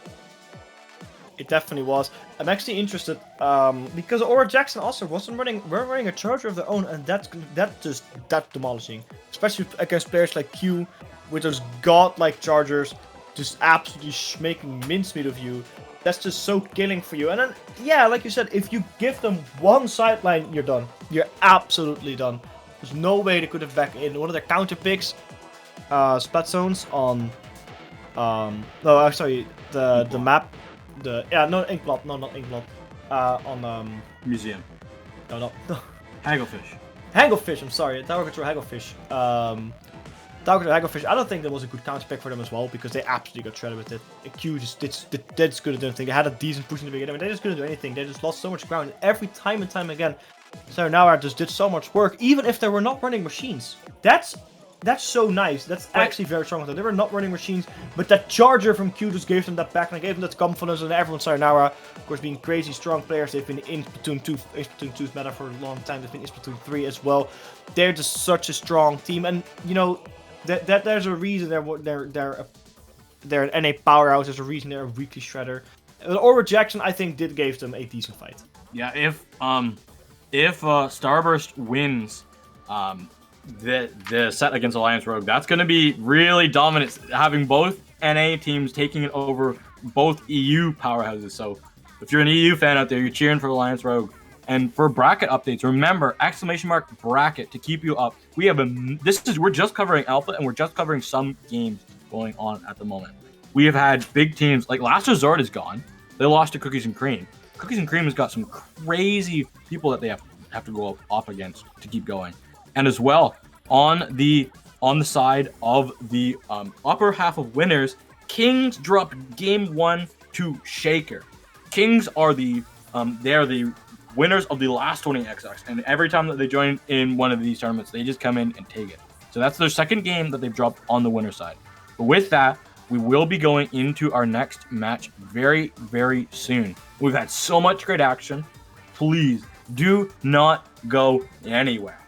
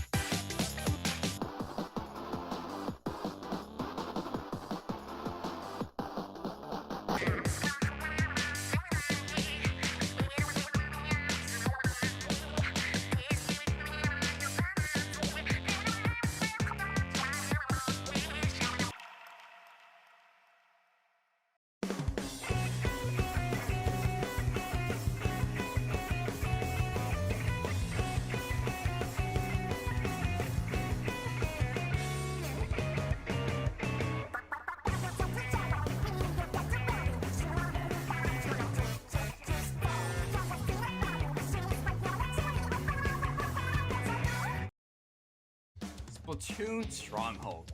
a stronghold for competitive Splatoon, providing resources to longtimers and newcomers alike. If you're new to the competitive scene or still figuring out how to join, we have a getting started guide and plenty of other resources to help you in your journey. If you're a seasoned veteran, we still have plenty to offer. You can find and request recordings of scrims as well as participate in our captain forums and find free agents and teams. Our mission is to make competitive Splatoon easily accessible to everyone. So what are you waiting for? Join the Splatoon Stronghold today.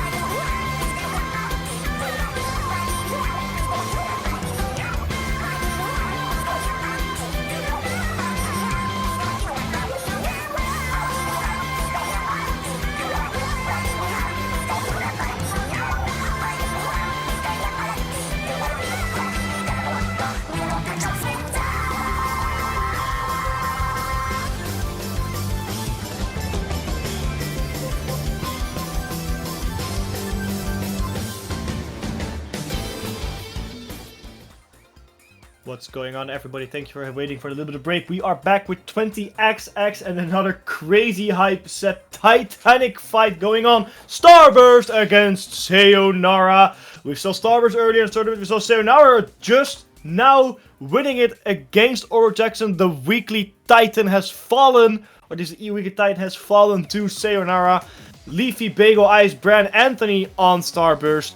Jared, Zero, Q, and Sun on Sayonara.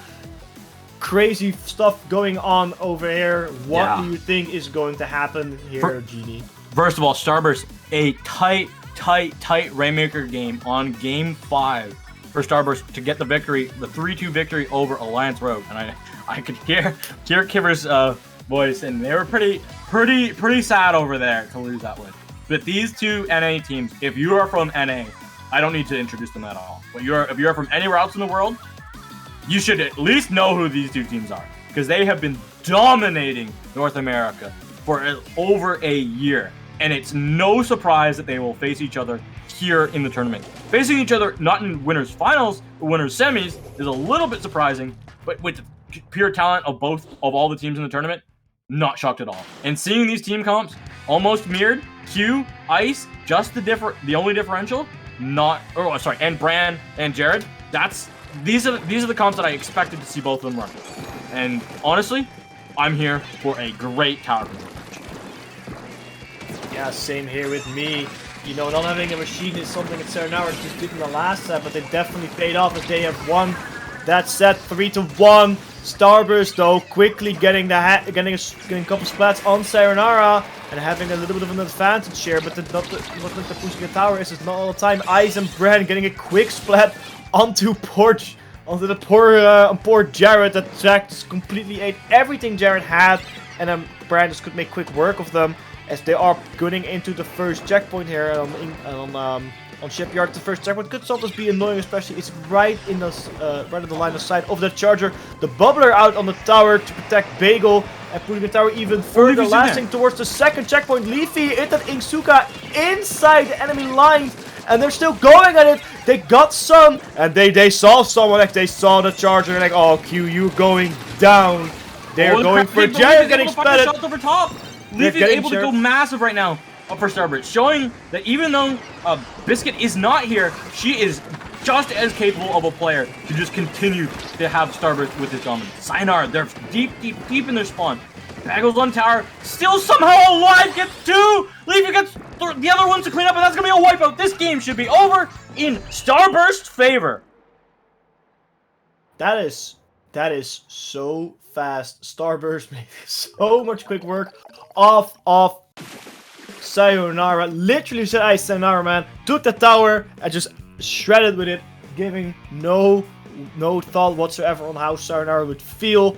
With crazy teamwork as well from Starburst. They played together like absolute champions. You said teamwork, and that's the one thing. I said it earlier with you. I said it yesterday with Magic, and at Big House. I was thinking, to myself when I was talking with Leafy. What are you guys gonna, and the rest of Starburst? Are you guys thinking you're gonna be able to be as dominant at Tony XX with subbing one of your core members? Because this is a core 4 team. Starburst is a very core 4, and subbing one of them out for a completely different player, that's just a completely different player. It's not the person that you have the synergy with. I thought that might cause a lot of chaos, especially going up against a team at the caliber of Sayonara. But after one game, Leafy just saying, you know what? Doesn't matter. I can just win. Well, why not just win? Easy. Yeah, I mean, the best way to prove yourself, and honestly, the most fun you can have in a tournament is to absolutely win it. And yeah, Starburst definitely, even with the core members from out, they are still strong. I mean, of course, I'm pretty sure they practiced for this as well. It's like they just throw them in blindly. Like, I'm pretty sure they did some practice beforehand to get some synergy with them. Sure. But yeah, it's still crazy how well they're doing with the sub and how coordinated are Leafy though in this game. They went in, they were shredding with that Ingsuka. They're shredding in the base. They just made the right calls, the right moments to push in, and that's just a star. I mean, Leafy is 100% seat up there. 100% seat up there at the best in NA. And for sure. And probably best in the West even. I want to say Leafy is one of the best players in the West right now. Yo, for sure. You didn't get... I was just minding my own business, cleaning up on Sunday at the Big House. Minding my own business, playing Salmon Run with my friends. And Leafy's like, hey, do you want to come... You want to stop playing Salmon Run like little babies and scrim us? And I'm like, what do you mean little babies? And I'm like, yes, I'd like to stay over there. Who's scrimming? I'm like, oh, she's like, oh, it's Biscuit, Keo, and Jay. I'm like, oh, great. We got our... We didn't quite get our asses handed to us, but we pretty much did. Sorry for that on stream. But, you know, it was... They are just a cut above everyone else. You think you're a half-decent player, and then you realize that they're not just 1, 2, or 3 tiers above you. But, yeah. I taught my little story went a little bit over. We are going to be going to mince meat splat zones. I don't think map picks really matter because both these teams are so good and they can play well on any map. And their team compositions differ slightly, but not too much. So really, at the end of the day, it comes down to more mechanical skill and just player coordination and pop-off potential at any given time. Yeah, especially the player skill and the coordination are going to be the most important factors, like you said here. The map modes, no matter you play any map mode, it's just, I think a little bit there, the picking now out of preference and out of, comfortability, like which maps you like more. And I think Minspeed Beach is not a map you see all too often here, so I love seeing Minspeed work here as Starburst quickly gets one of the specials down from Sayonara. 2 players down for Sayonara, 2 players down for Starburst, but the zone is in Starburst's favor and it's probably going to stay here for a while as the E leader Ice is still up on the field, just chilling, getting the shots in the zone now in favor of Sayonara though, but that wave breaker up for Starburst, tagging 2 players and just doing overall slight damage, forcing them away from Sayonara is very nice. They can still push in Starburst again with that zone recapture. It's now neutralized, but still holding on the zone. They got rid of the penalty as well, so they're pushing it down into the high 70s, and they are just chilling. The Booyah Bomb has come out and doesn't get a whole lot of splats, but force the junior away just to score a little bit more points, but unfortunately Sayonara again captures the zone. Yeah, this zone kind of neutral, but Starburst is in control of the zone at the moment. Most of the neutral fight will go in the side of for painting power. Oh, as we see Leafy going in, trying to get 1, trying to get 2, but takes 2. A little bit too aggressive there. The fight, the machine versus the splash matchup. You get more paint from the splash, but you have more range from the machine. That's the only difference between these two. And that Zero coming off huge with a double Ingzuka, allowing Sayonara to get back into the set. That Ingzuka shot was crazy nice. Definitely the big opener they were looking for as Starburst again losing more and more players. That timer from Sayonara is slowly ticking towards the lead. Now Jared with that crab tank putting up a lot of pressure. Those bombs are going to be super crucial as Ice gets split out. There's going to be a lot of time wasted for Starburst. Starburst is still alive though. Ice looking for someone to splat, but there's just no one there in the line of sight.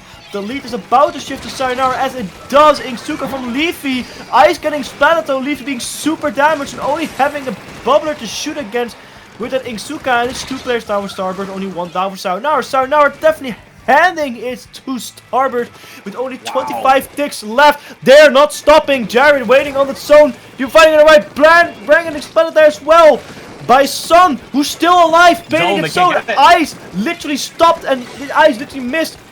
Stopped, whatever, I can how my words. They're going on the zone, a couple ticks left. The zone has been captured by Starburst, 71 penalty for Sayonara, but man, what a fight that was. Last ditch effort was the only reason why Starburst was able to come out on favor. As the fight is continuing to go on, both teams trading left, right, back and forth, Starburst was able to hold it. Because Sayonara had to reload their ink during that fight, but Starburst, because their last ditch effort was in effect, they didn't have to reload. And in that moment, that is why Starburst was able to come out with that zone. But now, they're the ones that have to find their way back in. Ice with that wave breaker down.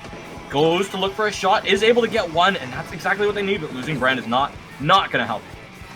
No, definitely not, but having a 33% or 20% extra ink in all your reserves is crucial, because that's going to help you so much with pushing so much comfortability. Even if Sayonara can get the zone back time and time again, if Starburst keeps on slowly pushing it, taking down their timer, and preventing Sayonara from their timer being taken all the way down, they can still win this fight. They have 1 minute and 22 seconds left to really start going and not having to worry about overtime yet, so it's still plenty of time to go by. Jared now fighting his Ice Crab Tank as neither of them getting splatted from each other. Starburst now with their penalty gone is slowly taking down the points. Sayonara is being pushed back, waiting for the open. Leafy with a very nice flank, literally just sitting there waiting. Nobody painting that zone. That's just huge. The wave breaker dodges, someone dodges, gets to 0, but 0 gets it to a trade, and that might be crucial because letting Leafy is a big part of your firepower gone. The crab tank now inside of that zone, trying to paint it with all dear life, but unfortunately, finally, it actually has painted the zone. It didn't look like it's going to paint it until the very last second. It's neutralized again, but another penalty being put on Starburst is the last thing that they want to have. The wave breaker is out 0 with that Ingzuka double splat for Sayonara. Starburst only having 1 player down of Sayonara. It's looking like it's going in favor of Sayonara, who's still in control of the zone. Leafy's doing their best, but those bombs preventing her from going in. The fizzy bomb now out in the field as well. The crab tank from Jared again coming out, pretty pressuring Ice, preventing him to shoot anything with only 10 seconds left on the clock. Starburst have to go in. They lost Leafy now. It's a 3v3 scenario. Ice on the zone, Booyah Bomb on the zone. They still have to they still capture, but can they hold it until overtime? We've seen the Wavebreaker coming out, but there's no look like Sayonara is gonna stop with that Inksuka, with more painting power, even fighting against the last effort. Sayonara took it back in overtime. 97 to 80, a very close game, back and forth. Starburst did everything they could to push, but it just wasn't enough as the sheer strength of Sayonara held them back this time. Wow, just a little bit of difference in the painting power. Just that the crab tank versus the Booyah Bomb. The machine versus the splash. That is exactly just a little bit of difference. It came down to zone. It didn't come down to kills, even though Zero had some huge double Inkzuka kills. 1 shot, 2 kills. I just, that little bit of painting power and the ending moments twice, allowing Sayonara to come out on top. It is absolutely crazy how these teams are fighting it out. I honestly need to catch a breath my breath for a minute, because wow, that fight is it's Sayonara zone, it's Starburst zone, it's Sayonara zone, it's Starburst zone. Oh, there's Leafy with a crazy flank. Star or Splat zone may go Mart, a legendary map mode combination for legendary players. It's for 2 legendary teams. It's the 1,000th time that these 2 teams have played each other on it. Congratulations, everybody! You witnessed the 1,000th time. That's including scrims, by the way. Actually, I have no idea. I'm just making it up because these 2 teams, I know they've scrimmed each other to make each other better. I know they've played each other in pickups to make each other better. I know that they push each other to make each other better. And Splatoon's Make 'em Art. If you ever played Splatoon 2, then you've played this map. You've seen this map. You know what's gonna happen. This is Splatoon 3. They have played each other on this map in Splatoon 3, but we will see who takes this version. And this is a pivotal one. The one gets a nice cushy advantage. Yeah, the compositions look like they're still the same as always. These teams are so comfortable with it. Maybe an E-leader for Ice as well, but they're just honestly just playing the same weapon stuff. It's only the difference between a Special Medic and a machine, but last time we saw how crucial that difference was. The crab tank with the amount of painting power. Starburst does get the first capture on that zone, but Sayonara is not having any of it as they're preparing for their own specials, as Ice gets a nice splat on someone, and 3 players down now for Starburst, giving Sayonara that zone now, and with a bit of a better opening because 3 players down, they can hold it down for much longer. Jared's gonna be backing up, sees that Bran and Leafy at the bottom of the map. Sun's gone, gonna have the zone. Q with that Wavebreaker should allow them to at least defend. Ice's aggressive Wavebreaker is just gonna still stay alive. Leafy popping the Zuka, trying to go in. Big Bubbler coming out from Bagel. Starburst is trying to paint the zone, but they can't because Sayonara is also painting the zone. Both teams going back and forth with the painting, and that's Zero's popping that Zuka, able to get 2 assists, and that's exactly what they need. Ice is not going to be able to paint the zone, but gets an amazing needs to get another one. Bagel's going to come in on Q. Q wins that, and Ice hits the shot and finishes off this zone. Absolutely crazy shots coming out of Ice. Ice is on fire. It's all last game. I was like, no, you know what? I have a lot more room. There's a lot of annoying crab tank spots for Jared to sit at. I will go and show what my strength is. Show that I am stronger than Q. Show that I am a frontline eater because they are standing in the midst of the battle. They are not holding back. They have strength. They have the balls to stand there and accept enemy fire. Just eat it like a champ. Before Jared getting caught out. Actually, no, Jared's still alive. How? Jared somehow lifts the Booyah Bomb. I have no one. And they get Fred as well. They just. Wait. Can Jared take this? Can Jared take this fight? I think Jared has to live here because there's 32 seconds left. This is a short map, so there is a way. Jared has lived though and cut the crab tank. Zero's in the zone has capped. Wow, somehow because Jared did not die in that fight, Sayonara now has that zone. That is huge. I don't know how Jared ate it, even Castellano. I don't know how he ate that. I honestly have no idea how he ate that, but they definitely ate it to capture that zone. Again, the lead is in the hands of Starburst, sure, but now Senna has a chance, and this. Yeah, alright. Finally, some way. Bagel says no. Here's a splat bomb. Enjoy it. I'm gonna accept it again. How Jared's ate another Booyah Bomb, and just, I'm fine. I mean, even expect, yeah, sure, but they This man just ate 2 Booyah Bombs. Can but Brand get that fight on the top side? No, Jared comes out on top. That's exactly what they need, but that's going to be Jared falling. Members from both sides have been trading out, but that's going to be Sayonara with the advantage. They need to get in the zone, and they now have it. Starburst is going to have to find their way back in because they've given up quite a little bit of space. I believe you're going to be popping this try. Zuka gets 1. Sun goes down. Trying to find more. Does not know that Zero has gone more towards that zone. Q's holding in zone, but he's going to have to watch out for that Fizzy. Q and Zero are together. Zero gets 2. Zero gets 2 coming up clutch for their team. Zero gets 3. It's a wipeout. Starburst is down. Sayonara is going to be able to get this zone. Absolutely massive from Zero. Zero going off to another level. Zero definitely in the zone. It did a little bit of the warm up for Sayonara, but when they did, they're going absolute fire right now, leaving 0 players alive on the field. Leafy trying to get in, getting splattered by the splat bomb hell from Sun, and that is crucial because the splat was super annoying to attack, but not having one of your frontliners alive in this stage of the game is huge because Sayonara is about to get the lead. About to get the lead there. Bubblers on the zone everywhere. There's no neutralized now, but Starburst quickly taking that zone back with everyone from Sayonara somehow alive. Good place here by Starburst. The Sun Leafy gets better by 0. They're looking for another one or just to capture the zone because they have to play the power. Ice being almost caught out. Forced down. 2 more one of the teammates gets splattered anyway. Did survive the initial attack from Zero though, as Zero gets splattered by Bagel, being stuck in that bubbler. Bagel trying to look for someone else. Is someone they're hiding on the plateau, but still the zone in control of Starburst with 50 seconds left on the clock, and the penalty for Starburst about to be running out. Only 15 ticks left. Sayonara have to start pushing, have to do some work. The grab tank is out for Jared. I don't know how much it'll do. It's a lot of paint on the zone and not a lot of damage. Leafy has to win that fight. Leafy loses that fight. That's gonna be Brand looking for a fight on the right. Gets 0. Sun is gonna be painting zone. Sun goes down. That's just gonna be Bagel alive to hold zone for just a little bit.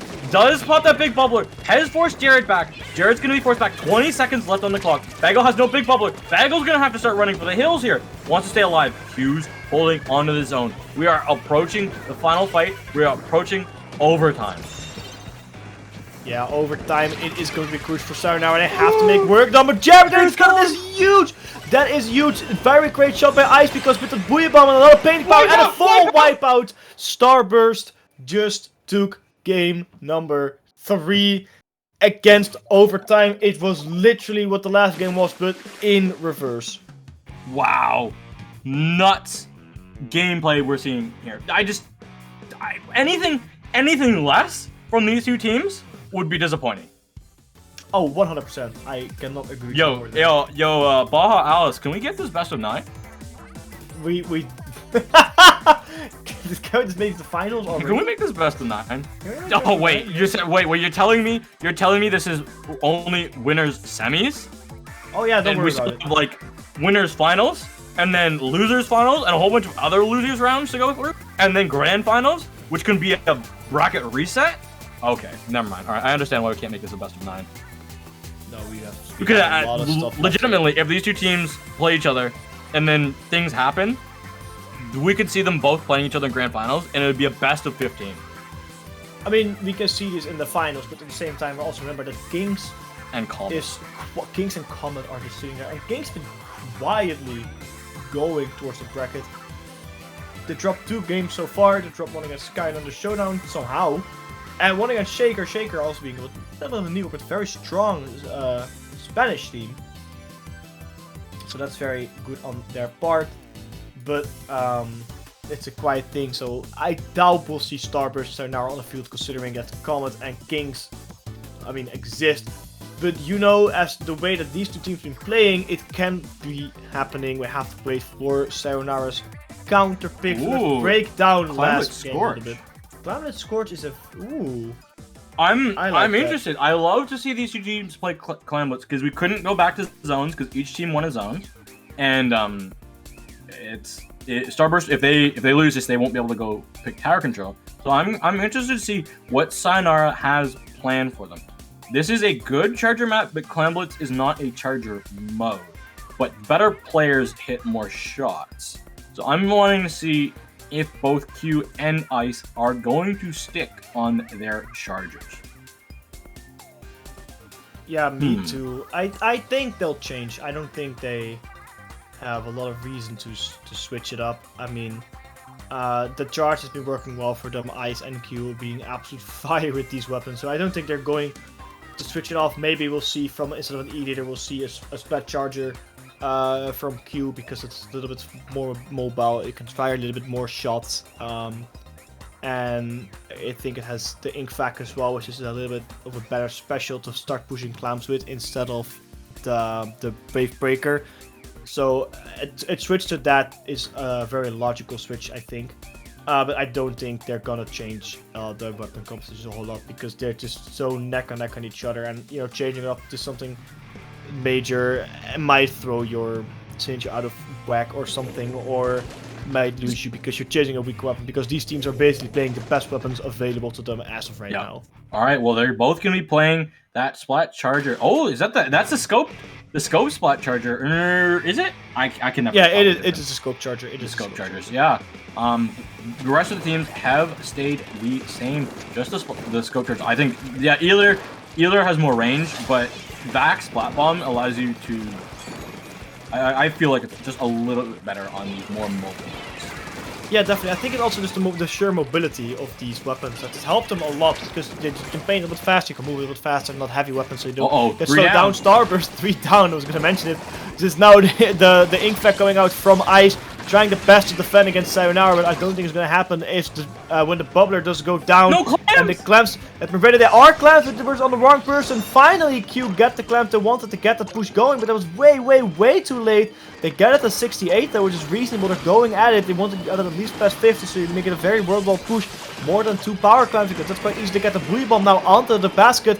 They get it to 47, Sayonara. I think with that the push was stopping. No, it is not. They're still going to 32, and they're still going. 2 players down for Starburst. I don't think it's going to last all too long here, as more and more clamps are going in for Sayonara. Leafy had the opportunity to split people. They were not. Only 4 clamps left to get this game to a knockout, but there's no clamps in the hands of Sayonara. I don't think they can get them fast enough. They can get them in. They got them in. It's just one more clamp. They can do it. Jared is on the way on the left side with that one last clamp with nobody to defense. 100 to 0. Sayonara having none of that, getting to the losers bracket early, and this is going to a crazy game 5. Sayonara, calm down. What 1 second. pick. Get some What an absolute counter pick.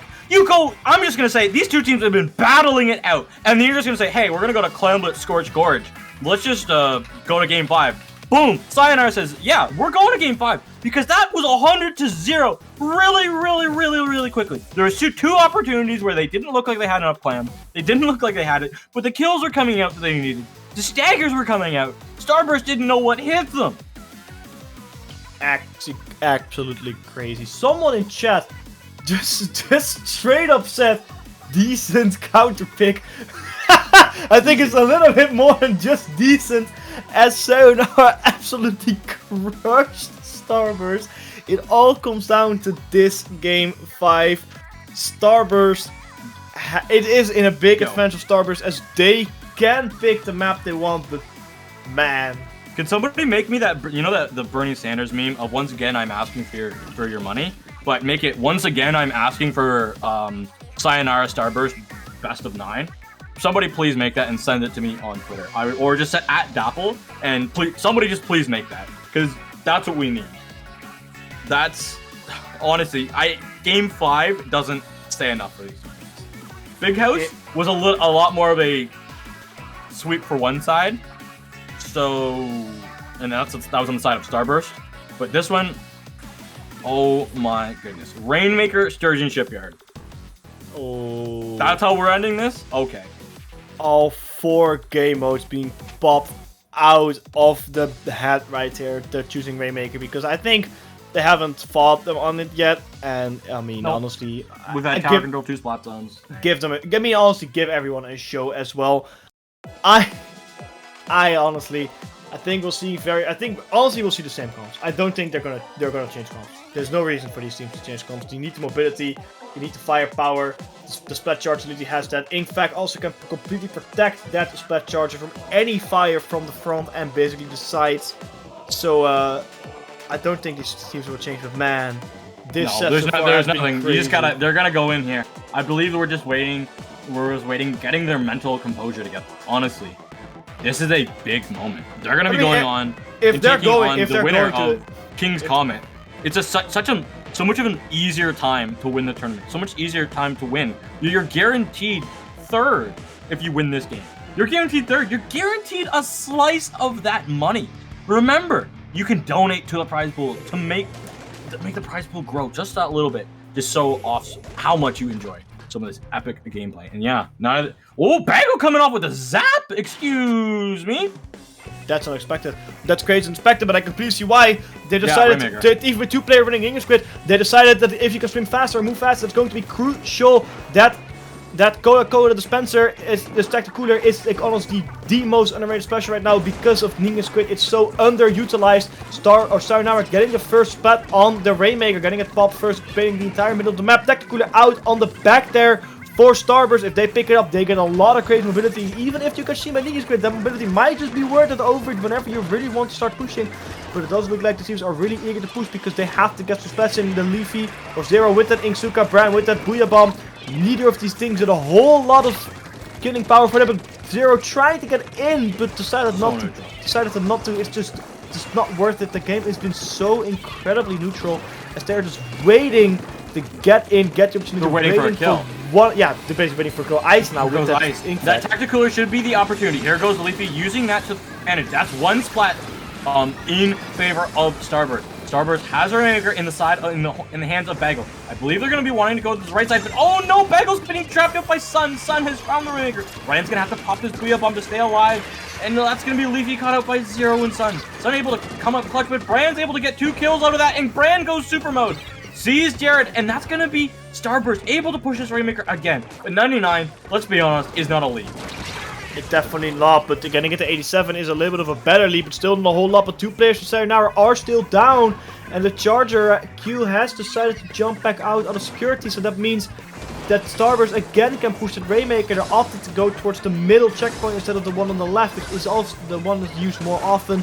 It's a little bit of a safer push, but going for the one in the middle is risky, but faster. They have to go in. The Tacticooler now out. This is the opportunity, but the Ink Fact from Q is out there as well. Grab Tank from Jarek, but it won't be enough. It will be enough, actually, as the Rainmaker has not touched top of the checkpoint, and it's still untouched. It is at 57 out of 59 or something, or 55 or something. 56 is the number that you need to get. Leafy though still waiting here. They're probably gonna get the pop. It might not, but they can get the flank towards Q. Leafy getting a very crazy flank with 4 players down on the side of Sayonara. Starburst did manage to get that Rainmaker on the pedestal, and they are still going. Here's the specials. The specials at the ready. Leafy's gonna be popping that Zuka. Zuka's gonna be going out. That's Jared gone. Jared has fallen. Zero is still alive, but Leafy is gonna be pressuring that out. He'll be going up. Goes for the top right play. Sees two members of Sayonara, but that's a Rainmaker down. Q's able to land the shot, and the push has been halted here and now. Brandon and Leafy are trying to make their way back in to pop this Rainmaker. It's just gonna be Sun. Sun goes down. Leafy's gonna grab the Rainmaker because that Brand has popped the Booyah Bomb. Booyah Bomb's gonna paint Leafy forward. 13, 9 is a great lead, and that's gonna be Starburst setting an insane lead. With 2 minutes left on the clock, it is a bit less than half the match left, but getting it to the 9 is so incredibly difficult. Starburst having no specials ready. Sayonara do have 4 special at the ready, but the Rainmaker is just left there. They're gonna reset it, obviously, but that took out so much time. It took 15 seconds, 2 splats, 3 splats for Starburst, or for Sayonara, only 1 for Starburst. Effective wipeout. So they should it be is it's gonna be a very easy checkpoint, definitely. Ink Fact no, also they have to go. protected, but no! Ice found the toes below the Ink Fact. They could find just exactly what they needed. The Ink Fact is not going to be able to get it, but now that's going to be Zero able to push in, trying to get more kills, more splats. Exactly what they need. Sayonara gets that checkpoint. And crucially, they're still alive, and they have some specials at the ready. Almost at the ready. Almost at the ready, yeah, sure, but it's not quite ready. So Sayonara is still going in though, but to get the Rainmaker, but Jared falling there is huge because that's a big firepower down. Also, the Rainmaker gets splattered by Ice, who is still going with that splatter scope. Crazy stuff going on for them. People being forced back on the grades, but that's a very important position because you can't really defend yourself there with all the bomb spam and super spam coming out. It's a lot bad. Brand going absolute ham. Getting 2 players, and another one is on the way to get splattered. Big one out with the Rainmaker already on the side of Sayonara. Being splattered by the splat bombs though, but getting the Rainmaker again on their side of the map is super huge because they only have 30 seconds left on the clock to make it count. They have to get this to get to get guaranteed P3. With only 2 players left on the map, it's not gonna be happening anytime soon now. They have to rely on the overtime push to make it count, but they have to go all the way to 8, which is basically getting a knockout to Rainmaker from set to the middle where everyone of Starburst is. It is super close. They have to get going now, but nobody is really in the middle. Jared now in the middle with that crab tank, but I don't know how much spark that was. Is it not? They're gonna get a plat. Jared gets a plat on lead with the Rainmaker. It's not been picked up yet. They have to get it down, but yeah! They picked it up! Rainmaker! How do you not get the Rainmaker? How do you forget about the objective? Please, somebody tell me! The second time this actually happened in the tournament, I honestly don't think they could have backed it up, but with that crazy set, Starburst took the win out of Sayonara, sending them to the losers brackets. How? How does that happen? This was such an insane set. Absolute crazy plays from both teams, Starburst and Sayonara. And it comes down to, we didn't play objective. That's how you lose it. We didn't play objective. Yeah. It gives us instructions at level 1 or at level whatever it is when you finally unlock rank on how to play ranked, and they didn't do that. Guess it didn't. Even Judd knew what to do. I guess they literally did not read the instructions, but man, that is such an unfortunate way to win this set. They tried to pick up the Rainmaker, and you saw they held it as well, but it was just a millisecond too late. Oh. That is such an unfortunate way to lose your set and to get kicked out to lose bracket, because man, advancing now would be so crucial. If we have an update on the rest of the set, it's a 1-1 Kings against Comet, which is a hype set which unfortunately we are not getting on the stream. Starburst now going to the winners finals against either Kings or Comet after this crazy set, but I think it's time for a little break. And but also, yeah, hold up, before we go to a break, I gotta say, there was a big bubbler on the line for Sayonara. That big bubbler was popped right beside Rainmaker. It wasn't shredded, so if Sayonara was able to go towards the Rainmaker, because they had the big bubbler at the ready, if they were able to just put it right down beside it, they would have been able to get Rainmaker safely. I'm hearing people say, like, they would have died. No, Big Bubbler would have protected them. Yes, they might have died, but they would have had at least 2 to 3 good seconds of being able to stay alive. But we'll never know because the match ended because nobody grabbed the Rainmaker. That's even at the top, the stuff like this sometimes happens. It's just, you know, at the heat of the moment, deciding is difficult, and if you make the wrong decision, and yeah, but there was also so much firepower. There's so much firepower with Starburst on that Rainmaker. Even if they picked it up with the big bob, they would have been dead like maybe 2 seconds later. So we'll never know. We'll never know. We'll definitely never know. I don't think it would have mattered too much. Nobody grabbed it. We never know if like that one in a million chance of being able to hold on to it. Like we never know. We'll never ever know. That's so unfortunate. Well, maybe we'll see Sayonara later in the tournament. But for now, I think we are going on a little break. Yeah, well, waiting we got for the winner, because we got Matt and Rich coming up. We are signing off, actually. We have Risa and Matt coming on the microphone. Get hyped for that. Anyway, it has been a lot of fun on the mic. We saw some crazy sets, and I'm sure. Where can the people find you as we wrap up? Because we gotta wrap this up because we got some games. We got some epic games coming up. Where can the lovely people find you? You can find me on Twitter and Instagram at _hat_double_. That's where I'm usually at. I just do a lot of stuff on the socials. I'm just there chilling. But what about you? The people can find me on Twitter at Genie7_. That's GEENIE7_ on Twitter, and on YouTube and Twitch, and actually now TikTok. You can find me at Genie7_. But yeah, I will be here on Dapple quite often for weeklies, and make sure to follow Dapple on Twitter and follow him on Twitch because we've got tons of other great weekly tournaments, not just 20XX. And most likely when the next 20XX happens, you know exactly where it will be.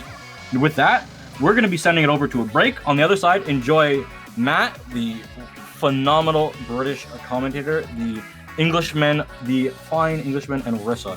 She is also amazing. Got to work with her over at Big Hat House. And that's, you're going to have a great duo. And yeah, Hat, great having us on. And we'll see everybody after the break. Goodbye.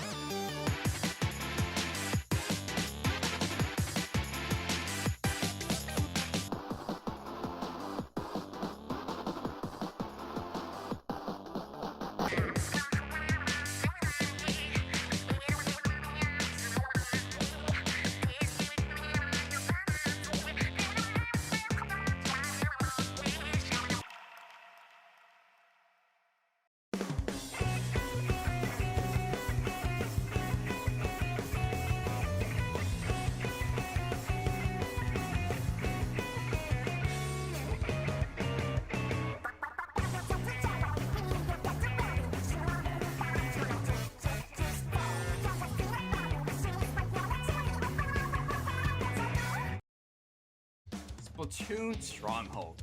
A stronghold for competitive Splatoon, providing resources to long-timers and newcomers alike. If you're new to the competitive scene or still figuring out how to join, we have a getting started guide and plenty of other resources to help you in your journey. If you're a seasoned veteran, we still have plenty to offer. You can find and request recordings of scrims as well as participate in our captain forums and find free agents and teams.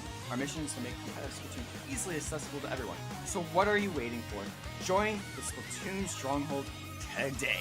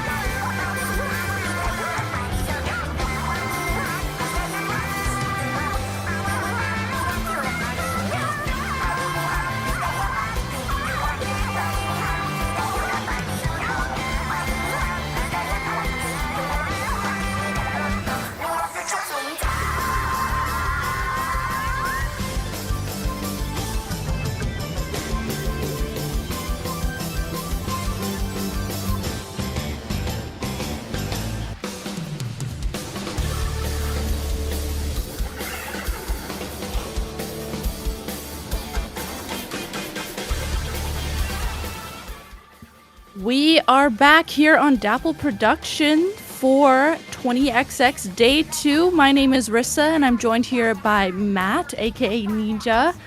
Matt, how you feeling as we're going into this next set? Yeah, I'm. I guess the word I could use is excited.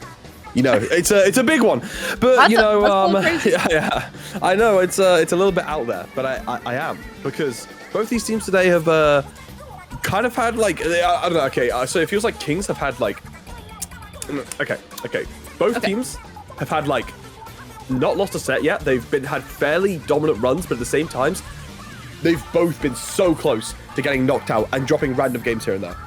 Starburst almost being knocked out by Sayonara and Alliance Rogue, both games going to 5. Kings almost getting knocked out by Comet, again, another game 5, and dropping just random games here and there to like teams all over the place. But they both made it to winners finals. So they're obviously, when they need to, they've had the clutch potential and they've been able to win out their sets. But now they have to play each other. Obviously, these are the teams that everyone expected to be here, but now they're actually going to play.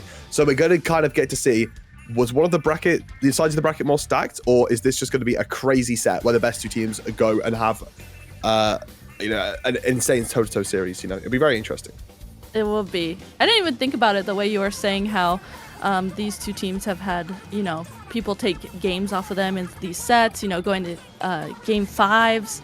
I was like, Matt and I have been watching streams before this to just try and watch and kind of get a hold of everyone's teams and how they're playing and what weapons they're playing. So I was like really hyper focused on people's like comps and stuff, but I didn't even think about how, you know, these two teams in particular, both making it to winners finals, have been in such close sets already, but they really showed through that they're able to get all the way to winners finals here. Yeah, they have, and both teams also having to make adjustments to, today. Starburst not being able to play their full roster, they're playing with Leafy over Bagel, and Kings not being able to play the full roster, not being able to play with Terra. So it is going to be a mix-up. And like, you know, we'll see that when we go into the lobby here. Both teams are going to be playing with slightly different rosters going into today, which obviously kind of changes things up. So maybe that's where the shakiness has come from. You know, they're kind of like, you know, trying to adapt to the new roster. You know, obviously I'm not like putting down either of the players, but if you've been practicing for weeks with one team and then you've got something else coming up, you know, it's going to be different, right? Or even months in the case of Starburst, you know. So obviously they're going to need to be adapting to that, and maybe now they're finally kind of getting into the groove of it. They're able to clutch up when it matters, and they're going to have to then put it to the test right now in this game and see who's been, who's going to take it. I'm really interested to see what Kings look like, because correct me if I'm wrong, I've not seen them be featured on stream yet today, at least. I don't know for sure. Not that I've been watching. I haven't seen them on stream, so I'm going into this blind too, you know, not really knowing much about what weapons they're gonna play, what comps they're gonna run, and things like that. So I'm really interested to see how they're going to play, because I've seen a lot of Starburst over just their own personal streams, over this stream itself. So I've got a good idea of what they're going to be going for. But honestly, Kings could come at us with anything. So I'm really interested. Are they going to be going with this kind of machine approach that has been the kind of the dominant early start of Splatoon 3? Or as we've kind of seen from the recent Area Cup results, some players in Japan have been leaning, especially on Splat Zones, towards these faster dually plus Splat lane comps to just try to overrun the machine before they can really set up and do anything. So it's going to be interesting to see what approach we actually see Kings go for against Starburst, who have been just kind of playing machine all day. I know, that's what in Splatoon 2 I really enjoyed, like when Kings would enter a tournament and their comps would be just like slightly different than what the meta is that we're used to in NA and EU. So that's something I really enjoyed about when Kings would enter tournaments, and now we get to see firsthand if they actually are going to be doing that too, as we get ready to go into this first game, Splat Zones on Wahoo World. Winners finals, Kings versus Starburst. Here we are. I'm really excited to see what these comps are going to look like. We're actually going to get the Flinger Roller and double machine coming out from Kings. Now, this is really interesting because everyone knows the missiles are strong right now, but I feel like the West hasn't been fully utilizing them. But I've seen a lot of players from Japan saying missiles are really good. It's like the only special in the game right now that can make the entire team just like back off and spread and retreat. So it's still a really, really important tool. They're ditching that charger, which so many Western teams have been playing as some people individual, and instead they're going with the Slinger Roller to spam these missiles, and already they're coming out. It's looking like Splatoon 2 with this map and with these specials, and they're already going to take the zone in first control. But if they get picked off early with Clicks going aggressive here, this could be dangerous. But actually, no, they will be the one getting the first pick despite the pop of the big bubble. And Booyah will come out now. Let's see if they can capitalize on this into an early lead. Ooh, what a nice bomb there from Bagel, as Bagel had popped to that big bubbler to just try and, you know, get in a position to be able to stall the zone. Now, Starburst actually coming into the zone, trying to get jumps in too for Bran as they tried to capitalize on capping the zone off, but Bran has to back up. They see that they have 2 teammates down, and I mean, Kings is sitting so nicely in the zone right now, guarding it with this double machine comp. Yeah, and now it's going to start being capped by Starburst, but it still feels like Kings have good footing. You know, they can easily come in from any moment. I was going to say they do have a machine player on the flank ready to go when their team does, but have actually been taken out. So it's going to be Clicks there trying to capitalize off the missiles, and actually they do brilliantly. Bagel going down, which is going to be nice. No big bubble disrupting your push, so they're going to be able to start moving up here now with this wave breaker already. Gets popped right as Leader gets taken down, so that's going to be Kings moving forward. They've got to be careful Bran on this left side. Could put in a lot of work, but actually no, the Booyah is popped to keep themselves alive, and Bran does the exact same thing. That's going to be Bran going down, and the Kings members staying alive. Now all 4 of them are up for this defense here. None of them are down, and it's going to be Starburst having to get their specials ready and getting ready for the push. And on the side here, you've got Clicks on the CDs looking for something. They spot Bagel, and if they get this could be huge, but actually Bran spots them out.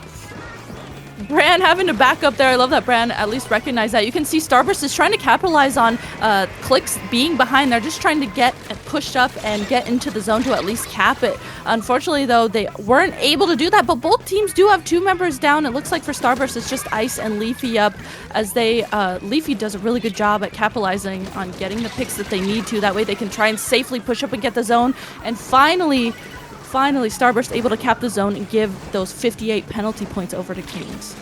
Yeah, those 58 penalty points are going to be important if they want to stay in this game, but Kings are going to be winning in the team fight overall and retaking it. You can't, like, put a damper on how much Clicks put in there by not even actually getting any kills. Just being able to, like, sneak into their base, put a distraction on, and even though, like, it was really smart from Starburst, just go forward, Clicks immediately followed and said, no, look at me, or you're all gonna die. And yeah, Clicks didn't get anything out of it, but the time that they wasted, you know, anything splatter-wise, but the time they wasted was huge to make sure they actually secured that team fight. And now they're going to be in control of the zone again, but Starburst have an opportunity to push in. 4 specials already, Booyah comes out, but that's Bran being taken down. They're going to have to do something huge with the remaining specials, or it's going to be game over. Yeah, Bagel here, you can see Starburst using all 3 of the remaining specials that they had. They're trying to just hug that bubbler right now to safely get in a position to paint the zone. Bagel here pushes up and gets 1 pick. There's only Bagel left up, though, for Starburst. Bagel is trying to do everything that he possibly can to paint the zone with that junior, but it is not enough. Definitely a valiant effort, though, from Starburst, from Bagel there at the end to try and at least come back and paint the zone.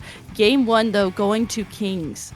Wow, what a brilliant start from Kings. I mean, the way they played off each other and the missiles was really, really nicely seen, and the way they capitalized off just basic things like we're pushing now, we're going, so then Click starts coming from behind. We're going to start doing this, like the missiles are popped, so I'm just going to go in even though we're 1 down because I know I can get a pick and equalize it. Seeing those small things like that were really, really nice, and Kings just kind of dominated in that game. You know, a really, really good game 1. I mean, not to put a damper on Starburst, they definitely had the individual potential, and I'm sure they'll be able to take some good games in this series, but that was definitely a tough one to start it off. But I mean, at the same time, it can be tricky, you know, when you're Starburst. You've kind of been sitting on the bench waiting for this game to start for a while. Their side of the bracket did finish much earlier, and Kings have just gone for a win. They've got the momentum, and they go into splatter zones, and as we all know, Japan play that mode a lot more than we do, so you know, it's going to be a tough game 1, but hopefully now, moving towards their counter pick, it's going to be Tower Control Inkblot Art Academy. That will be something they feel a lot more comfortable on, be able to take down the members of Kings and hopefully equalize this setup.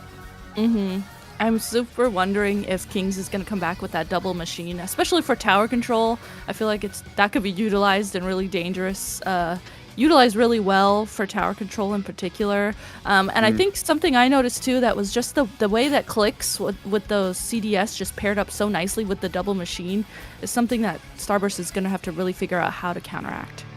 For sure. I loved the way the CDS just capitalized off all the space the machine made. CDS isn't something we've seen too much recently, and we're actually going to see just a single machine, but we will see the Splashmatic and Blaster. I love this Splashmatic pick on tower control, and actually see V-Jet, which is very rare, but I'm guessing they're just going for I'm going to sit on tower and Ink Vac, and I think they're going to rotate with the Crab, because recently TC Cup winners in Japan had double splash. They're just rotating Crabs on tower. That can be really, really annoying to deal with. So Ice is going to be able to pick those off with some skill shots to try and deal with that right here, as we see this game start with a pretty kind of neutral mid, but 2 getting picked down on each side. Yeah, neutral mid right now with both teams having 3 members up. You can see this machine here, 4 Kings pushing up and using this Booyah Bomb to create space for themselves. I like the use of the Booyah Bomb, the use of the fizzies around that, and just kind of making sure that they stall out this left side so that way Starburst is, you know, having to pause about dropping down into the tower. Now, past this first checkpoint, there's that Crab you talked about, Matt, too. The Crab on the tower with the Ink Vac, just continuing to push the tower.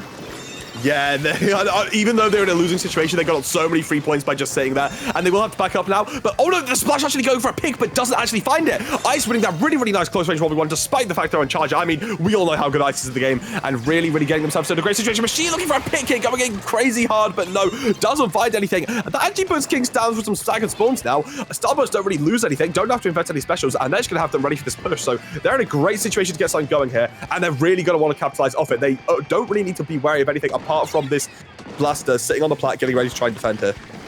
I love that Bagel is on the tower, uses that big bubbler to protect themselves to get past this first checkpoint. Leafy here now trying to push up and does succeed in getting a pick on one of the members of Kings. Now 2 members down on the side of Kings and a swap out. So now Ice is the one riding the tower while Leafy is ahead to create space for the tower. Gets a really nice pick in the bats area and just continues to stall out this bats area.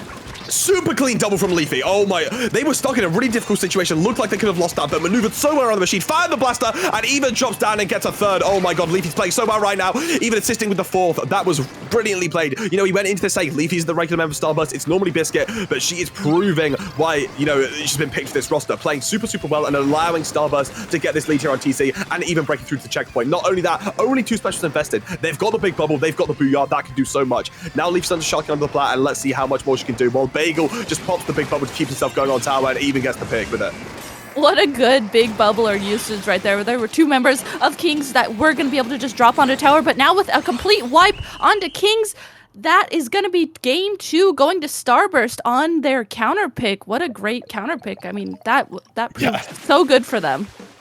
And might be using their best one to get some momentum, but I don't blame them. You know, if you honestly take those 2 games into separation, you'd think it's just like a good team crushing like a lesser team in both separate games, but it's the same set because it's literally just like a roll after a roll, but to opposite sides. I guess to be fair, the maps do kind of like in the first map, I can definitely see that favoring Kings. Second map, obviously going to favor Starburst. It's their pick. But it's pretty interesting to see that when these teams are in their comfort zone, they really, really excel. So now Kings are going to be able to move into theirs. We'll see if Starburst are able to adapt and, you know, kind of work out why they struggled so much on zones in the first game. Was it a warm-up thing? Was it actually an issue they're going to need to fix? Or is zones just going to feel impossible for them?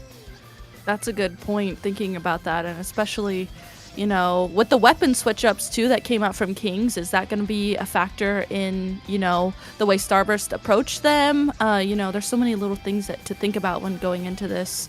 And that last game that we watched in particular, too, it seemed like Leafy was doing such a good job at just waiting for specials to be utilized from her teammates. So, like, the Ink Vac, the Bubbler, and having her Zuka, of course, she did such a good job at playing around those. That really stood out to me, too. No, that was a brilliantly played game by Leafy. It's like not just impressive the fact that, you know, she's not been on the Starburst roster for long. Probably had a time to prep for this tournament. You know, more than a few days. But also the fact that, you know, historically through all of Splatoon, Leafy has been known for Nautilus. Now put on Splash Shot because, let's be honest, it's not in a great state right now. And playing at a brilliant level. It's not just, you know, the mechanics, the aim, but some of the movement we saw from there to win those fights was really, really impressive. And if she keeps this up, this could put Starburst on top of the entire tournament to carry this on.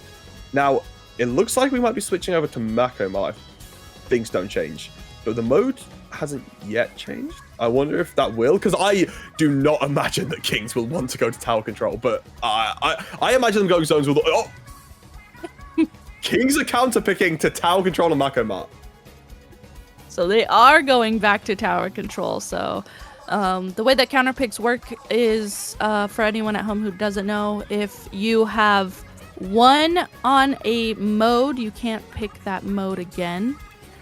So since Kings lost on tower control, they can pick tower control again, but it's really interesting since Starburst did so well on tower control that Kings is counterpicking tower control again. Maybe they have something in the works with their weapons that they're thinking. That's my guess. So I wasn't aware they wouldn't be able to go back to zones, but it is interesting they're choosing TC of all things. You know, I'd more expect... I can understand why they wouldn't want to pick Rainmaker. It's very fluctuant. I think it's like very unpopular in Japan. Maybe a Clan Blitz, but I guess I think that's also quite unpopular in Japan. So maybe TC makes sense. Maybe some of them played in the TC Cup. Maybe they think they have some experience and they're just like, all right, bad game, go next. You know, sometimes even if you get rolled in a game, you know from experience, it was just a game. We know how to play this. We can come back and we can play a lot better. Let's see if they decide to go for the same comp. They will actually switch out the V-Jet and go for a double machine here, whereas we're seeing Starburst stay to their classic. They've been playing these same 4 weapons all day, and I mean, it's taken them this far, and it's done really well for them.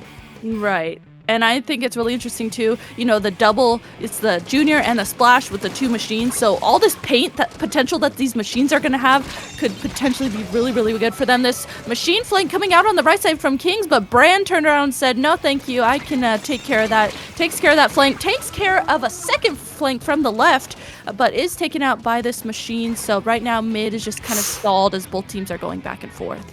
Nice flick from Ice to get that trade. You definitely don't want all 4 members of Kings to be alive if they're going to get an early advantage. And in fact, actually, it looks like that Bran and Bagel in the mid here is actually going to clean up and make it an even situation. Potentially even puts in Starburst's favor with that really nice big bubble. Just big bubble's so good. You take so much control of mid with this Booyah Bomb. 2 might be able to get some more space, but actually no, take it out on a flank, but it will be a trade. So it's still 3v3 in mid. Starburst do control most of the area, but this big bubble could change that if it's capitalized off the members of Kings. And actually it will be. Leafy going a bit too far and being taken out. And in fact, that's going to be Ice going down too. Bagel getting out. Very smart. You want to keep that big bubble for the push, but 3 going down with 2 Booyah Bombs at the ready. The other 2 specials are going to come very, very soon after. It's looking scary on the side of Kings. They're going to need to do a lot with this 1 big bubble. It's going to be difficult there.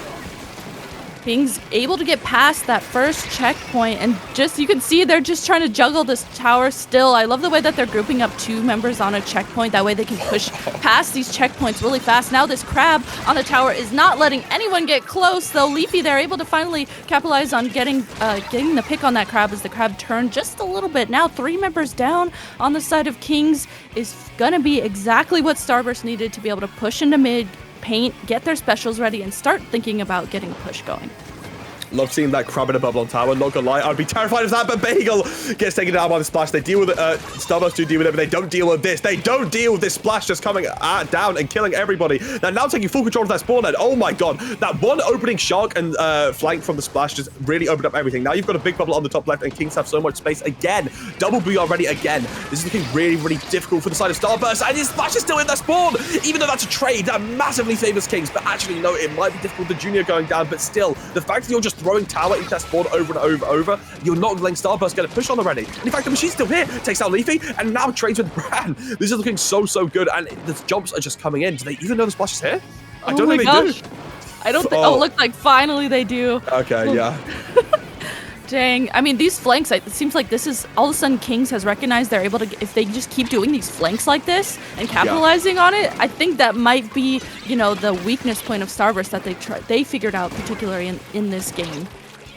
Yeah, definitely. They've just been taking these, and I guess it's something that's hard to do on Inkblot, you know, where they lost on. But on this map, so many cheeky angles you can take and jump-ins you can go for to just try and throw off the team and slow them down. It's been working so well for the way they're playing. Pops a Booyah on the big bubble, always a nice counter, and actually gets Bagel too. Now pushing up onto Ice. I don't think Ice is going to be ready for this fight, but no, pops the vac. Great support from Brand to actually shut down that push. That's really nice now. And the splash does get taken down as well. It's just going to be the junior coming back on the left and the machine, but they see the junior, and now they're in a really, really tough situation. So we're going to be able to see if they're going to pick it, but no, actually, it's going to be them getting taken out. So now it's going to need to be Kings playing very carefully here, but no, they actually want to keep the aggression as the machine tries to take fight with Brand there, but gets punished heavily for it. This is looking really not too good for Kings here, as now they're the ones in a bad situation. Starburst are the ones with all the specials and all the positioning to get this push going.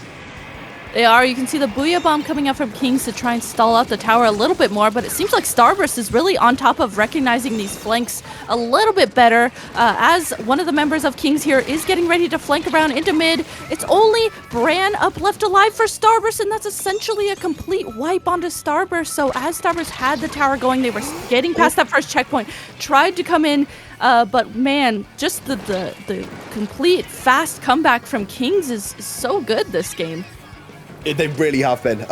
Kings on the defense and just like slowing down Starburst push has been so good. But it was a nice spot from Leafy to stop the shark, but not this one. This shark is still going, and they are coming up onto this Trizuka, trying to take them out, but no, gets actually caught out by Ice. Will get the pick onto Ice, but the fact it's been traded out has been very nice for Starburst. You really don't lose the Trizuka in that situation. However, it is going to be Starburst going 2 down. Leafy needs fighting again, but no, it's going to be a wipeout now. Kings have 4 up, and they're going into the last 30 seconds of the game with all of mid controlled, specials at the ready, and they have the tower moving. Kings, Starburst Starburst are going to need to get a big play to come out here. I think they need to go for some sort of hero play and just try and wipe this out. Even if they let them get a few points, they need to be able to go for some sort of wipe to just get big momentum, or they're going to lose this game.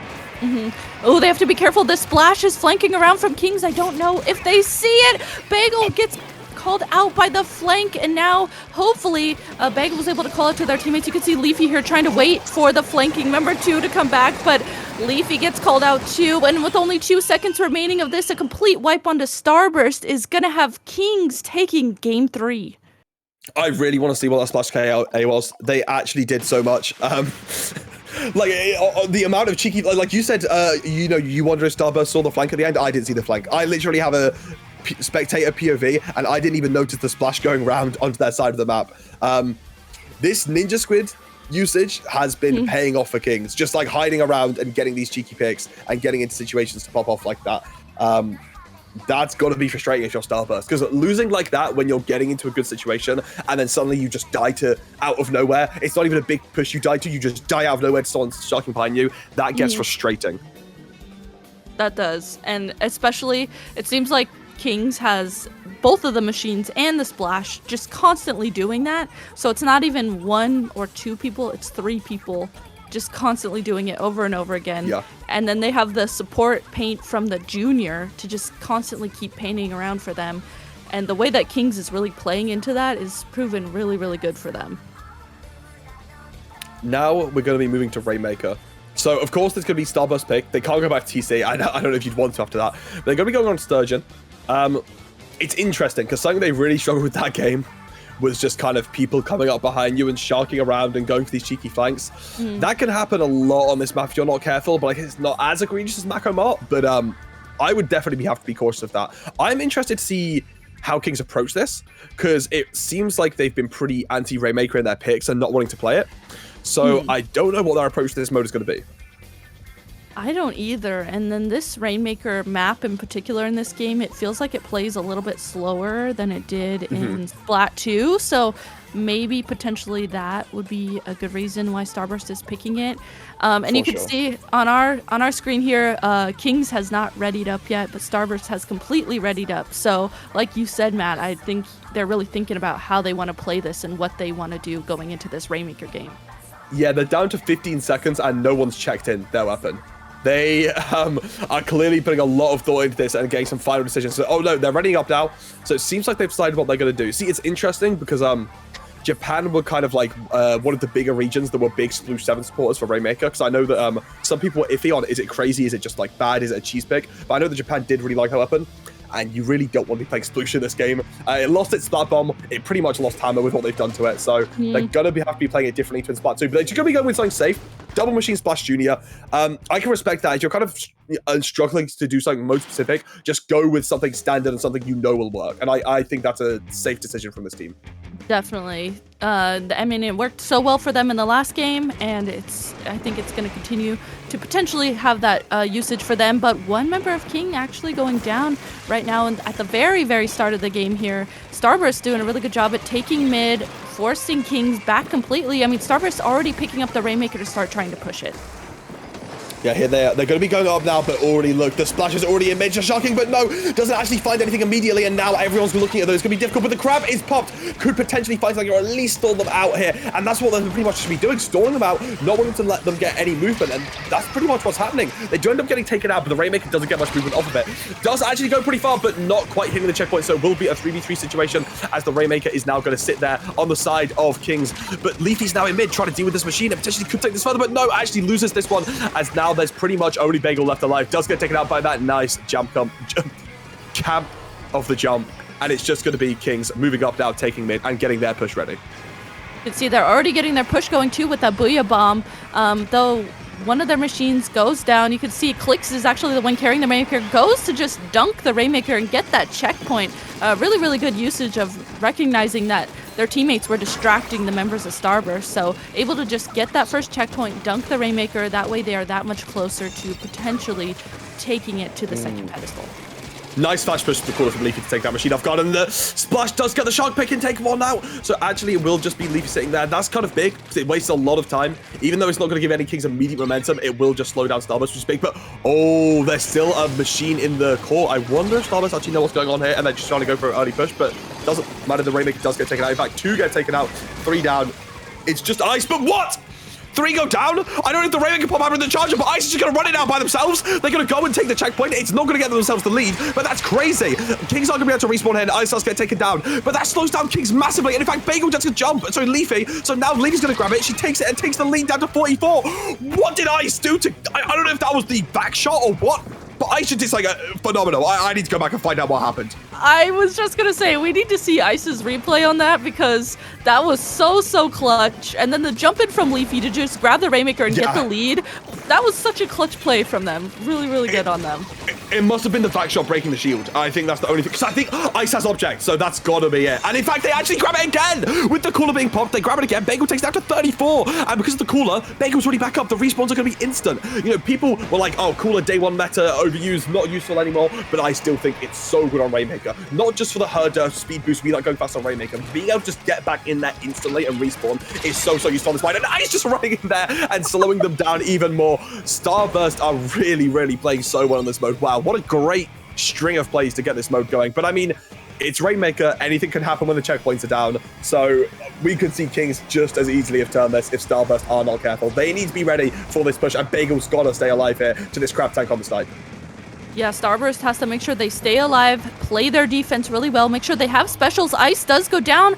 Leafy goes down now, 2 on the side of Starburst. So with 1 member down on the side of Kings, 2 members down on the side of Starburst, you can see Bran and Bagel trying to just group up and make sure they play this defense so carefully as they wait for their teammates to come back.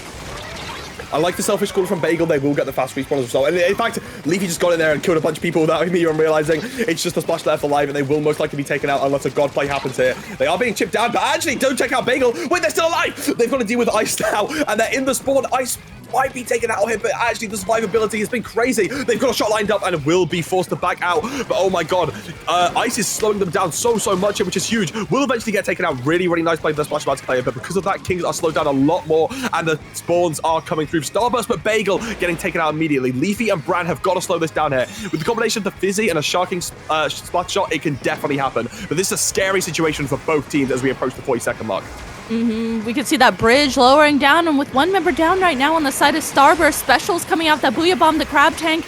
Now we see a Booyah Bomb coming out from the side of Starburst, trying to stop the Rainmaker. Looks like the Rainmaker carrier has actually switched paths to try and sneak in and switch areas to get the lead, but really good noticing of that path change, that Rainmaker path change from Starburst, able to stop the Rainmaker before they got the lead. I just think making a play like that is so risky from Kings, because if you have your team up there, you can try and play a bit slower and just try and run through while they're shooting at everyone else. But if you go for a path change, especially on a map like this, it's such a long route. It's so easy to turn around and shoot them, and that is what happens. But still, there's an opportunity here, but actually, no, 2 go down. Starburst are going to get this fast respawn thanks to the cooler. Leaf is in mid, being able to take these people out, and it's only going to be 1 machine left alive for Kings. They will grab the Rainmaker. So there's a 1 in a minute. There is a multiverse where they win this game. So we'll have to see if it happens. But right now, they've got to stall out, wait for their teammates to get that to happen. The vac is being popped, and they are being pressured back very far. But Leafy does end up going down, but it's a trade of clicks. But no, Brand's here. They will take out the Rainmaker and take it to a game 5. What an exciting game between these 2 teams. I know. What an amazing winners finals for 20XX. I mean, both of these teams are really coming out right now, making it all the way to game 5. And they're just doing, like, we're getting to see both of these teams, like, do really fast adaptations to try and counter each other and the play styles that they want to do. It's really cool seeing this in real time, especially since this is such a new game. You know, I'm learning, too, as I'm watching these teams and use the different specials, use the different weapons that are so new to everyone. I mean, the meta without a single patch has changed, like, 3 times from month to month to month. And people are still debating over what it is. So it's really interesting to kind of like watch it as it grows, because it's definitely not set in stone. So it's really interesting to see how it changes. But watching Starburst play like that, I mean, when it's just early days and it's just kind of the raw, what can we do early on, what can we learn early on, and how far can our raw skill take us? It's so exciting to watch. What can Kings actually pick here? So they've won on TC, they've won on Zone, so they have to pick Clams or Rainmaker, which I feel like has got to be their 2 least favorite modes. I don't know, like, I feel like, because there was someone said about that, I feel like they must go with clams, but I'm not sure if they will. I feel like, I might be wrong here. I don't keep up with the Japanese scene too well, but from what I know, it's very big consensus that mode is very unpopular and disliked in Japan. But at the same time, I think the same about Rainmaker. So, which lesser of two evils do they think they can clutch out a win on, and which map they're going to take it to? I will say, map-wise, I'm expecting a Splatoon 2 or Splatoon 1 map. One pretty interesting thing is I feel like watching streams and just watching this right now, pretty much every team is taking it to a Splat 2 or Splat 1 map, and I think that's just out of experience. When you have so many, like, there are so many options to play old maps in this game, and when you can do that, when you know what's going on, rather than being like, hey, let's try this map that's brand new and we don't really know what's going on, it's like, it's definitely risky if you want to play out Scorch Gorge, but hey, if you know your team's going to do well on it, then I would love to see a Splat 3 map come out, because clearly they know what they're going to be doing on it, and clearly they've got some sort of strategy, but yeah, it'd be interesting to see. I would love to see that too. You know, that's a good point. I didn't even think about that from like a player or commentator perspective of like how these teams are counterpicking Splat 2 maps because they're already so comfortable with them. I mean, we played them competitively. Yeah. We all know how they play. New maps, though, definitely unfamiliar with. It does look like the counterpick is finally in. We are going to be going Game 5 to Clam Blitz on Museum, Matt. Okay, Clam Blitz on Museum. See, this is interesting because we're talking about going to Splat 1, Splat 2 maps. This is a Splat 1 map, so you might be familiar with it, but this mode didn't exist in Splat 1. So this map mode combination itself is actually fully new to this game. I mean, you're still going to be very familiar with the layout, but that is interesting to see. I think it makes sense if Kings are wanting to play this double machine. I think machine is crazy on this map. There's a lot of verticality for you to abuse, but it's definitely interesting because it will be kind of unfamiliar territory for this team.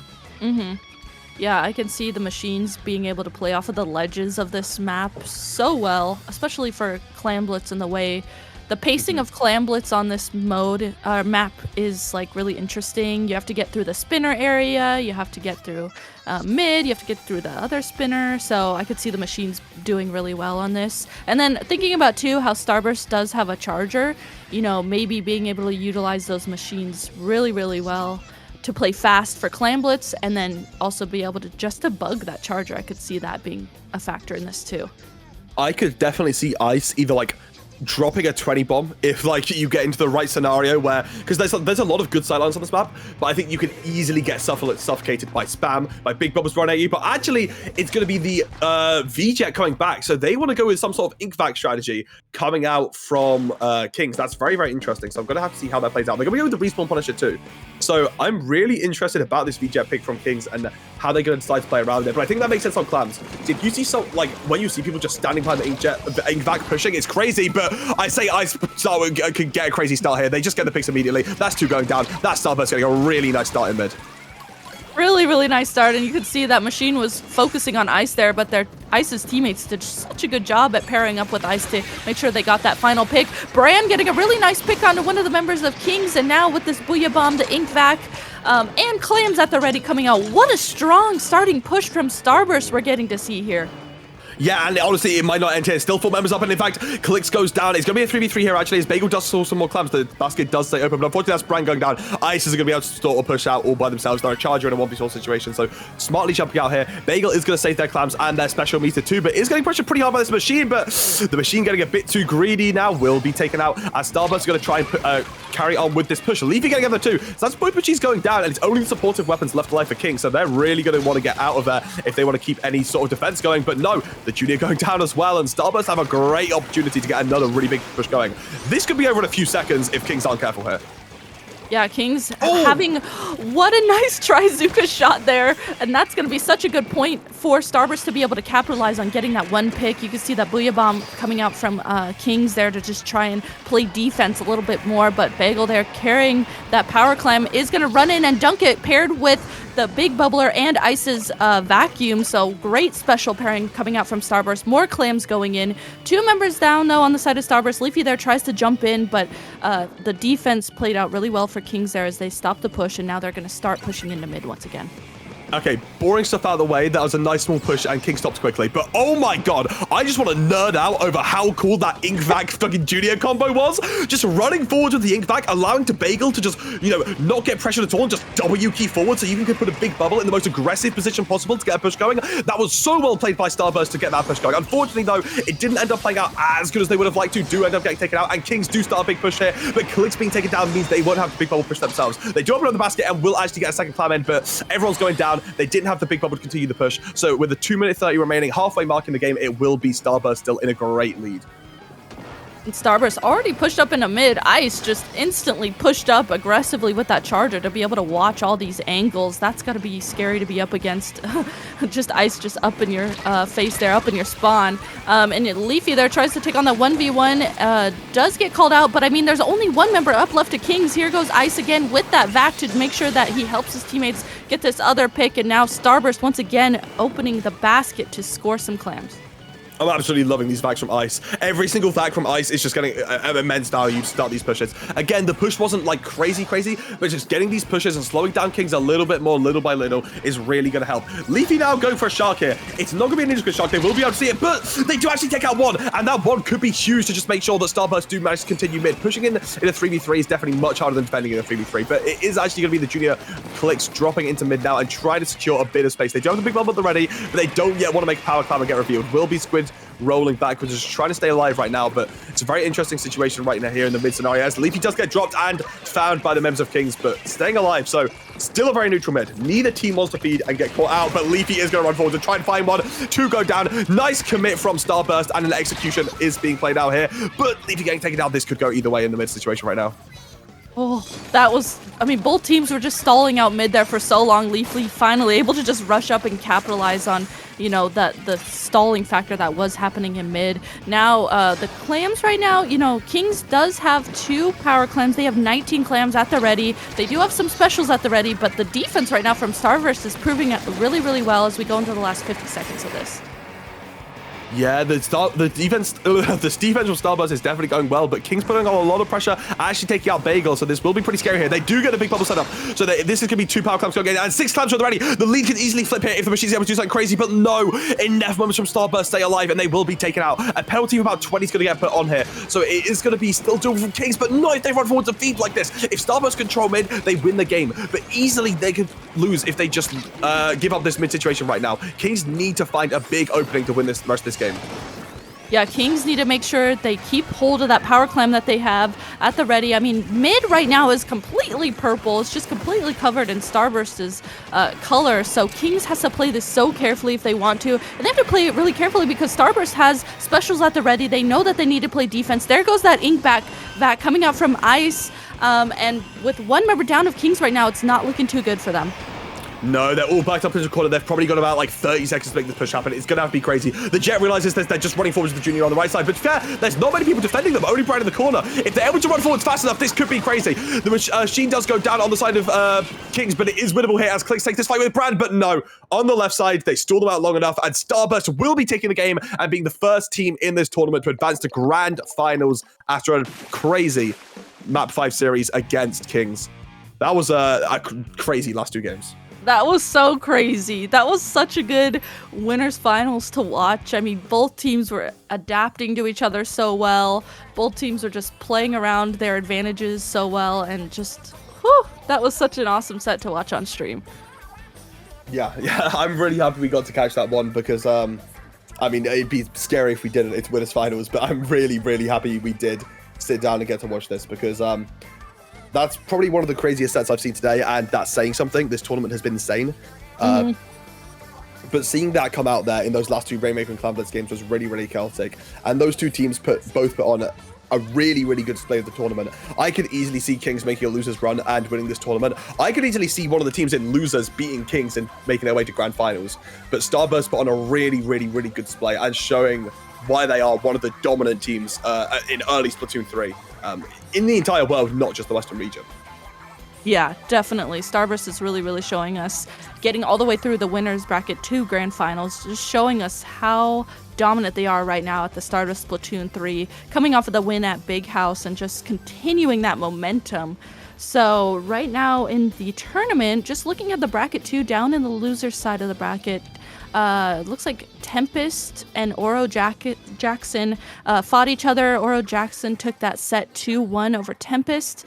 And now Oro Jackson moving in through the bracket to face Comet. And then down on the other side of the loser side of the bracket, Prominence versus AMP went 2-0 with Prominence taking that. So now it'll be Sayonara versus Prominence coming up next. And then, so that's what we are waiting on right now as we are looking at the bracket. I think what's also interesting is for Tempest to make that run, they actually beat Alliance Rogue in the set before they fought Oro Jackson.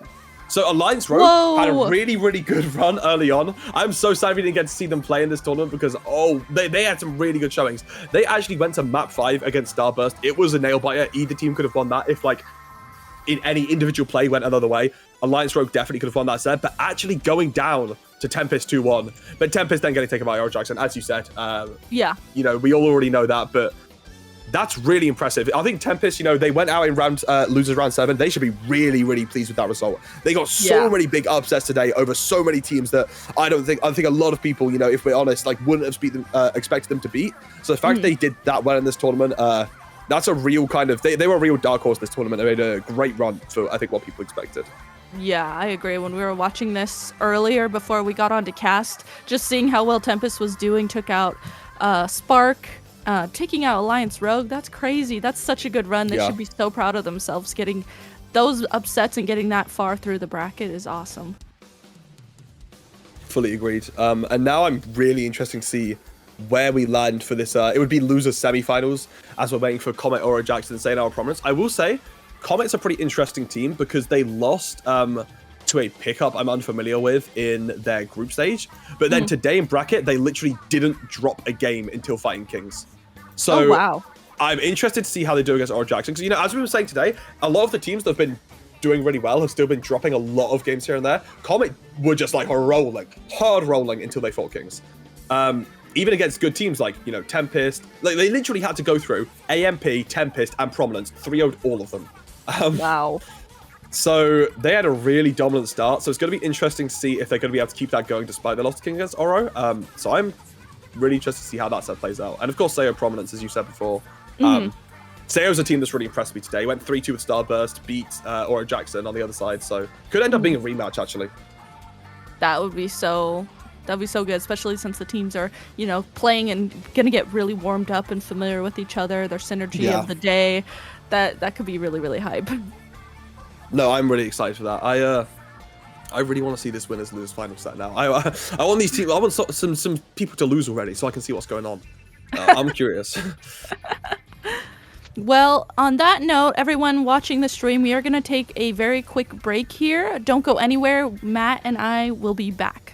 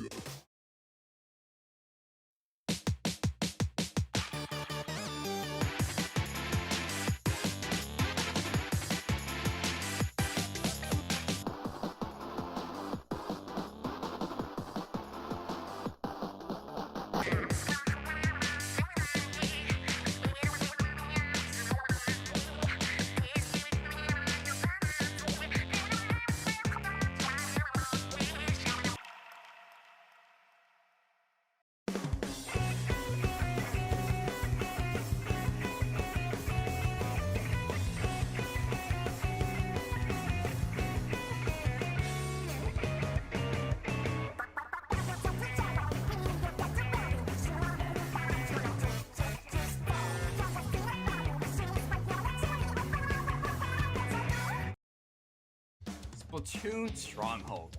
a stronghold for competitive Splatoon, providing resources to longtimers and newcomers alike. If you're new to the competitive scene or still figuring out how to join, we have a getting started guide and plenty of other resources to help you in your journey. If you're a seasoned veteran, we still have plenty to offer. You can find and request recordings of scrims as well as participate in our captain forums and find free agents and teams. Our mission is to make competitive Splatoon easily accessible to everyone. So what are you waiting for? Join the Splatoon Stronghold today.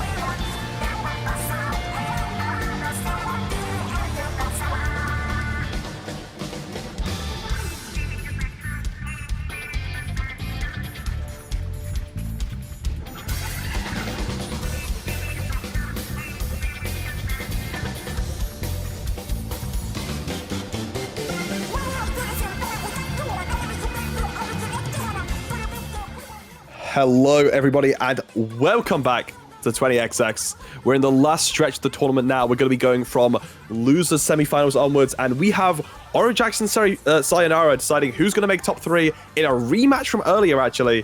And this is going to be really interesting because Sayonara just came off over a great 2-0 win over Prominence, you know, a team that did really well. They took out, is it AMP, the name of Burst, Egos, and Zera's team? Is it AMP? Yeah, that's them.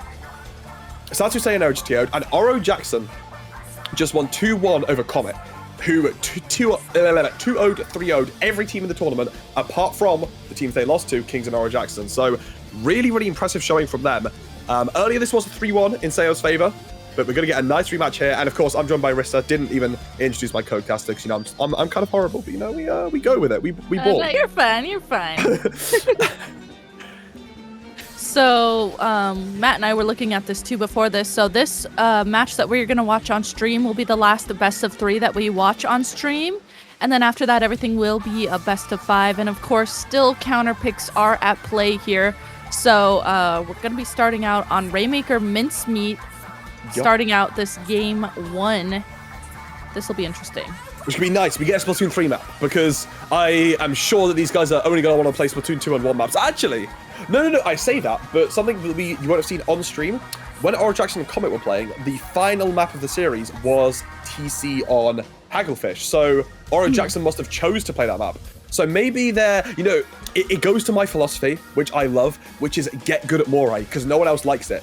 If you get good at the maps that people are unfamiliar with and don't want to play early on, then you have an innate advantage. So if they get good at the Splatoon 3 maps early, they are going to have a big advantage. And if they're able to take this one and counter-pick to another one, maybe it could, all they need to pick up is 2. So they might be able to take the revenge win over Sayonara after losing 3-1 earlier. Also, quick note before I throw it over. K-Bot, being the nerd he is, compiled a lot of stats over this tournament. And earlier in the set between Sayonara and Oro Jackson, in 4 games, Zero went 48-20. And that's KA to deaths. So over 1 game, he averaged about 12 KA to 5 deaths, which is really, really good on a Slayer. Dang, that is really good. That's going to be something, too, that probably Sayonara really played into, is just being able to capitalize on the aggression that Zero is able to use. And, you know, I haven't watched Oro Jackson play yet, so I've seen them a lot on Twitter getting results. I've seen them doing really good in this tournament, so that's something going into this. I'm actually really excited to see how they play. And then potentially, too, with this rematch versus Sayonara, what are they going to do different to try and win this set? Yeah, it does seem like today they've been staying basic with the meta by just playing pretty much like double machine, but they're also going off the meta by the fact they don't have an anchor player, they don't have a charger. Their comp has pretty much been like 100% machine shot junior. Maybe the shot's been a splash every now and then, but that's pretty much been 100% of the comps. Also, the fact that Zero did that well against double machine on a shot, if you're winning that many fights on a shot against machine, like obviously it's a difficult matchup that you try not to fight, but if you're taking those fights, you're winning those fights, that's crazy. Lobby seems like it will take a couple of extra seconds than expected. Did have a disconnect, but hopefully we're back soon with it. But no, I'm excited to see these teams play out again because obviously both got off big wins and both feeling it. But, that's always what Sayonara took earlier. Yeah, that's always the exciting part of being this far in through the loser side of the bracket is these are like the best of the best teams that are on fire today and just having like matchups that are so close. So that this makes it so exciting when you get this far into the bracket on this day 2 of the tournament. Because both of these teams, you know, I was saying about Sayonara, whenever I like spoke about them, like before this tournament, just like to friends, I was saying that I feel like they could definitely get like a top 4 placement, which, you know, they've made it their top 4. They could go to top 3 now. I said they could definitely make it all the way to top 4 or higher. I could also just see them going out early. If nothing quite clicks, if they have a bad day and it falls apart, I could have seen them going out early. But no, today they have been clicking. They've been on fire. I mean, they almost took it against Starburst. They are definitely, like thinking about it in perspective, they're in contention to win the tournament. If they win this rematch, they are able to pick it up against Kings, which can be difficult, and then they win, you know, just a couple more fights against Starburst. That's a 1 tournament. So the potential is there for Sayonara. Yeah, the potential is there. If they get like a 10% boost in skill from how they were playing earlier, their tournament wins. And thinking about too, I was watching, you know, being at Big House this past weekend, and you know, not necessarily. I usually like to really watch scrims and like be familiar with teams, but I haven't really been too familiar with any of these teams. So getting to see Sayonara versus Starburst and seeing how dominant just that Big House that Starburst was over Sayonara, and then the switch up, the growth that I'm seeing today from Sayonara in this tournament is insane, taking it all the way to game 5 against Starburst. So they definitely have been working on something and are definitely working on how they want to play this game. Yeah, I mean, a thing to note is that a lot of these players have played together in different formations in the past in Splatoon 2. Never this exact 4, but also Sun and Zero have had long breaks from the game. You know, they've been doing whatever they're doing in Valorant, I don't know. And now then, you know, I think they dipped their toes in for a couple of Splatoon tournaments, but not really played them. But now they're committing to it. They've had enough time to practice, and they're on fire today. If they're able to get this rematch win, they could take it far. So I'm really excited to see how that's going to play out. But at the same time, you know, we've been talking Sayonara because they're the ones that won before. They've shown a lot of potential. Oro Jackson just beat Comet, a team that has been dominant all throughout the tournament and even took it 5 against Kings. So if Oro Jackson on fire, they could take it far too. Yeah. I know, that's what's so exciting. And seeing how well Oro Jackson's been doing in tournaments this past week or two, I'm super excited, and I think they definitely have the potential to take this as well. Yeah, I'm really excited to see this. Same old from Oro Jackson, and it should be the same old from Sayonara. Yep, no change-ups here. Both teams know what they want to play. Sayonara also being, I think, the only team in top 4 to just not touch the machine, which is really interesting, and they will be going into Rainmaker with these comps. I'm going to be interested to see how this start goes, because the double machines can be really annoying with these fizzies in this mid area. It's really hard to drop into. So I feel like Sayonara are going to be waiting to try and push with a special to get some sort of space. Already being forced back with that fizzy when you want to put a bubble there. Will actually be taken out, but at least gets the nice trade onto Primano. Yeah, those machines already pairing up really nicely. Now 3 down on the side of Sayonara. So this is exactly what Oro Jackson needed. They are utilizing those machines on this map, getting all the way to the first checkpoint. Medi here dunking that Rainmaker, now continuing this aggression and playing this really nicely.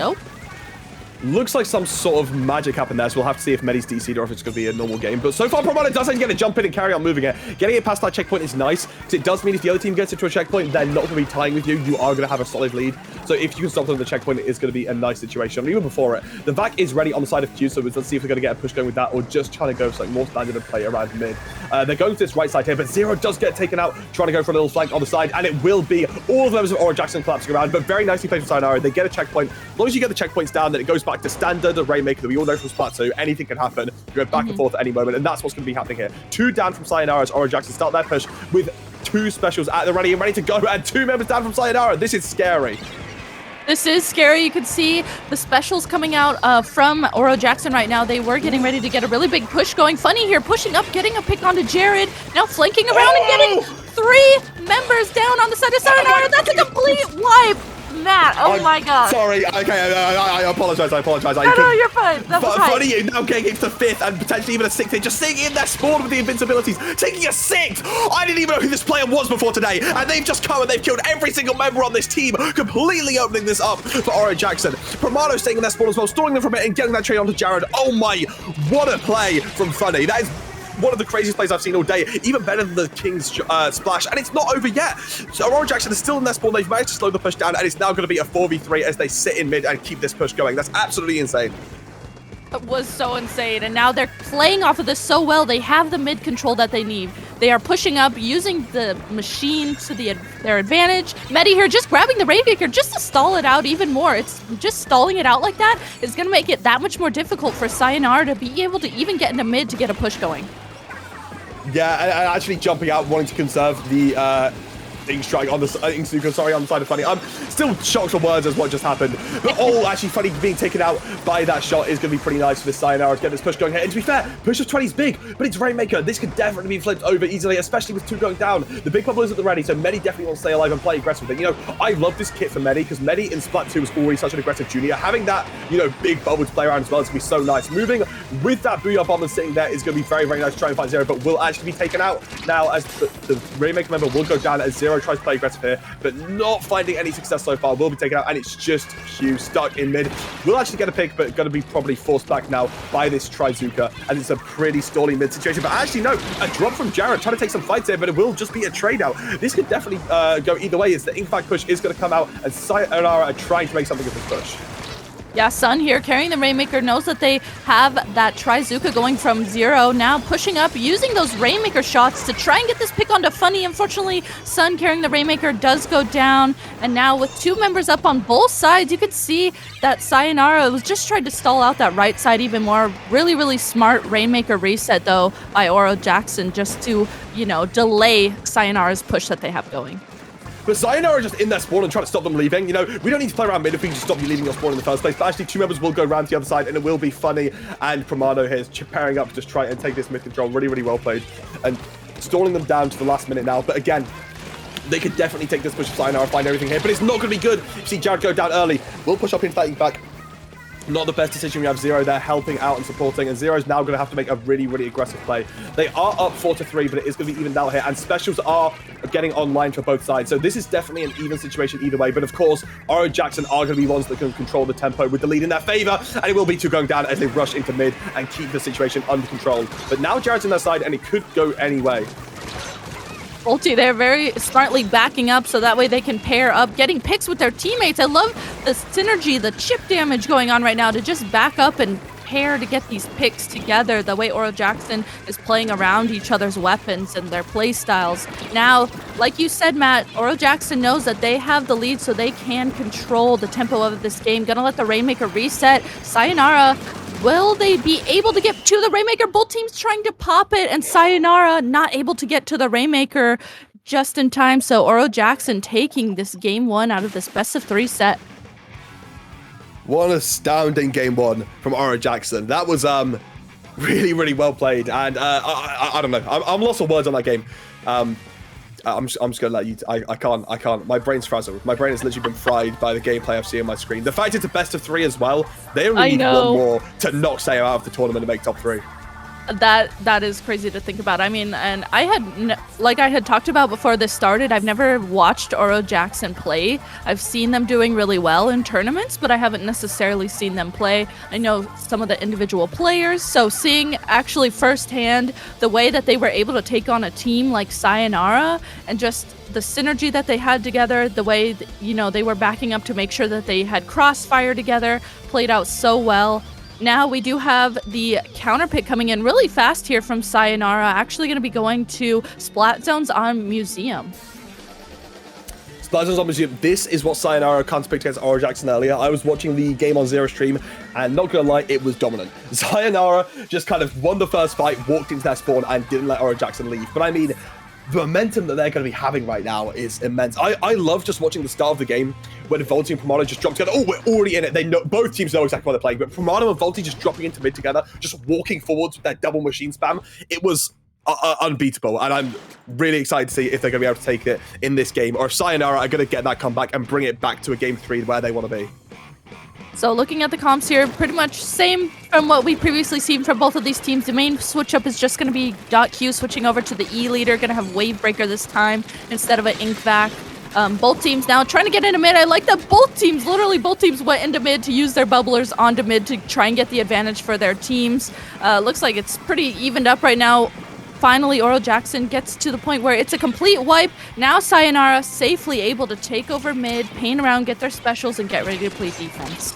It's giving me big deja vu to earlier, except this time Oro Jackson are ready. They learned their mistake and they're on plat. They're not going to let them walk into their spawn at all as the double is picked up. This machine player will start popping this booyah bomb and force the charger on plat to back out. In fact, double booyah bomb to Captain Zone as well, and that's going to be really nice for Oro Jackson to deny the sweep that happened earlier. Now they've got the big bubble on the Trizuka to try and make some space and push up onto the plat, but we'll see if Sayonara are going to be able to deal with that. And actually, one jumps out, so they are going to be 1 member down for a very short amount of time, but the Trizuka is kind of stalling them out now. 3 specials ready on the side of Sayonara to try and take this, but actually the junior play goes down, so it's looking very Oro Jackson favored going into this mid fight, but still being even out on the side as both machine players go down, just Jared and Zero.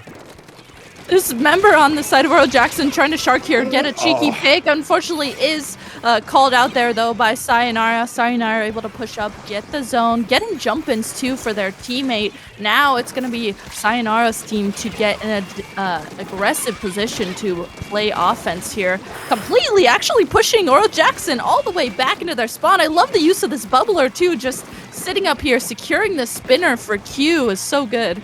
No, that tickled the exact same part of brain, my brain as it did yours. Being junior player, seeing that big bubble was like, mwah, the space it made was great. But actually, it's going to be trying to make some space on the side from Medi here, actually. Dropping on the left and finding 2. I thought it was going to be a bad pick, and I was going to call out maybe it shouldn't happen, but no, I'm wrong. Medi going down, getting 2 with the help of their teammates, and will actually even the zone up very quickly. It is still lead going on the side of Sayonara, and actually could be flipped at any moment here, but a scrappy fight on mid will hopefully be able to make this more even, as now it's going to be a 1v2, but it's just Medi versus Junior on a shot. It's going to be really, really hard to turn, but we've seen crazy things happen, but it's not happening this time. Sayonara will stay in control of mid, but were slowed down a little bit. Specials in their favor, though, as we go to the next team fight, and Oro Jackson are going to need to clean this up if they want to try and get control of the zone and solidly control the map.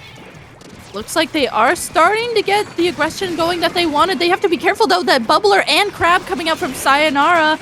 They do a great job, though, at getting these picks onto Sayonara that they need to. Able to use this Booyah Bomb, the Bubbler, and push into mid off of these specials. They just need to cap the zone to be able to give Sayonara those final penalty points. And they do just that, getting 3 members down now on the side of Sayonara and setting up really nicely in the zone, pushing up into Sayonara's spawn. Yeah, and now this is the first time they've like won a team fight, and they've got a lot of control of the map. So as long as they don't get picked up too early, this could be difficult. Of course, they don't have the same aggression that Sayonara did getting into their spawn. But I mean, they don't need to get into their spawn. Look at these machines just sitting on the side, like shooting in the same place. You can't approach that. But oh, a great Trizuka shot will actually take out Funny, and now makes it 3v4 on the point. It is the lead going over to Oro Jackson. That definitely could flip, but actually 2 members go down from Starburst. Jerry's going to need to make something big here as his teammates do go down, but being forced back and taking all this damage, it is just Q left alive, and he needs to cut 1v3. So now they're going to need to be really careful. The shooters are going to need to come in quick and clean this up, but no, they get taken out on the plat. It's only 0 left alive. A miracle play is going to need to happen in the last 5 points of the game, but no, taken out, and that's going to be it. Oro Jackson take the revenge set 2-0 and move into top 3 of this tournament. What an outstanding series from them, coming back against Sayonara after that devastating loss earlier and putting themselves into losers finals against Kings. Yeah, and that's crazy to think about too, that this is actually a rematch of these 2 teams, and Sayonara had taken it the first time these 2 teams played. Now coming back, Oro Jackson flipping that and winning this set. So that's pretty insane. And that last game that we watched was so back and forth. I could see it going either way. Yeah. But whew, that was a crazy set. So now Oro Jackson gonna be moving on through the loser side of the bracket. Losers finals gonna be up against Kings. Yeah, this is going to be a really fun set. I also like how our top 3 teams are NA, Japan, and EU. All the regions are going to be competing for this top 3 spot. It's not just NA dominant, JP dominant, EU dominant. All these teams could be competing for this top spot, so it's going to be very, very fun to see. But honestly, shout out to Sayonara. They had a great run this tournament, especially for like pretty much a fresh team. Yeah, they've had some experience together, but at the end of the day, they're a fresh team, and they had a great showing today. I want to see who Oro Jackson got knocked down to the losers bracket by. So they got knocked down by, oh no, by Sayonara, of course. It was a revenge match. So they have no experience against Kings, so this really could go either way. It's always so fun when it's, you know, it's a teams that have played against each other, so they already know the weapons and the comps that and maps that teams like to play. But then it's also fun in this sense where it's Oro Jackson and Kings who have not played each other. So it's fun. It's so fun watching them try and figure out, you know, what they need to do to be up against this team firsthand that they've never been up against. Yeah, for sure. It's going to be really interesting. Oh, Kings is going to get a sub because one of the members has to go to work. Because, of course, Japan is 8 hours ahead of me and, like, Sami's 16 hours ahead of you. So, Wait, yeah, it's like 6 a.m. in Japan, so someone's got to go to work. Oh, yeah, 6:27 a.m. in Japan. Yeah. But they've already got a sub. So that's going to be interesting to see. I was going to say that Oro might struggle because I feel like Japan would be a region where they could deal with this double machine kind of like aggression better than like the Western region. Because I feel like they're good at dealing with like annoying shots like that. But at the same time, Oro just beat Comet. So I'm going to retract that statement before I even make it. especially because who knows what's going on here. I don't know who's being replaced with who. So, yeah, I don't know what's going on here. This is crazy. That makes it all the more fun. Just going in, seeing what's going to happen. It's going to be, I mean, we got to see Kings previously play Starburst on stream, and we got to see their comp that they were running for that. So, of course, getting a sub is always interesting because it then switches everything up even more, unknowing of who that player is, what weapons they play, how they play, you know, their history and everything. Yeah, I'm really interested in what's going to be going on. Sorry, this situation is just feeling very chaotic to me. You're fine. And it looks like we are, so since we just got to watch Oral Jackson on stream, we're just going to be waiting for Kings to get in the lobby and be able to get into this next set here.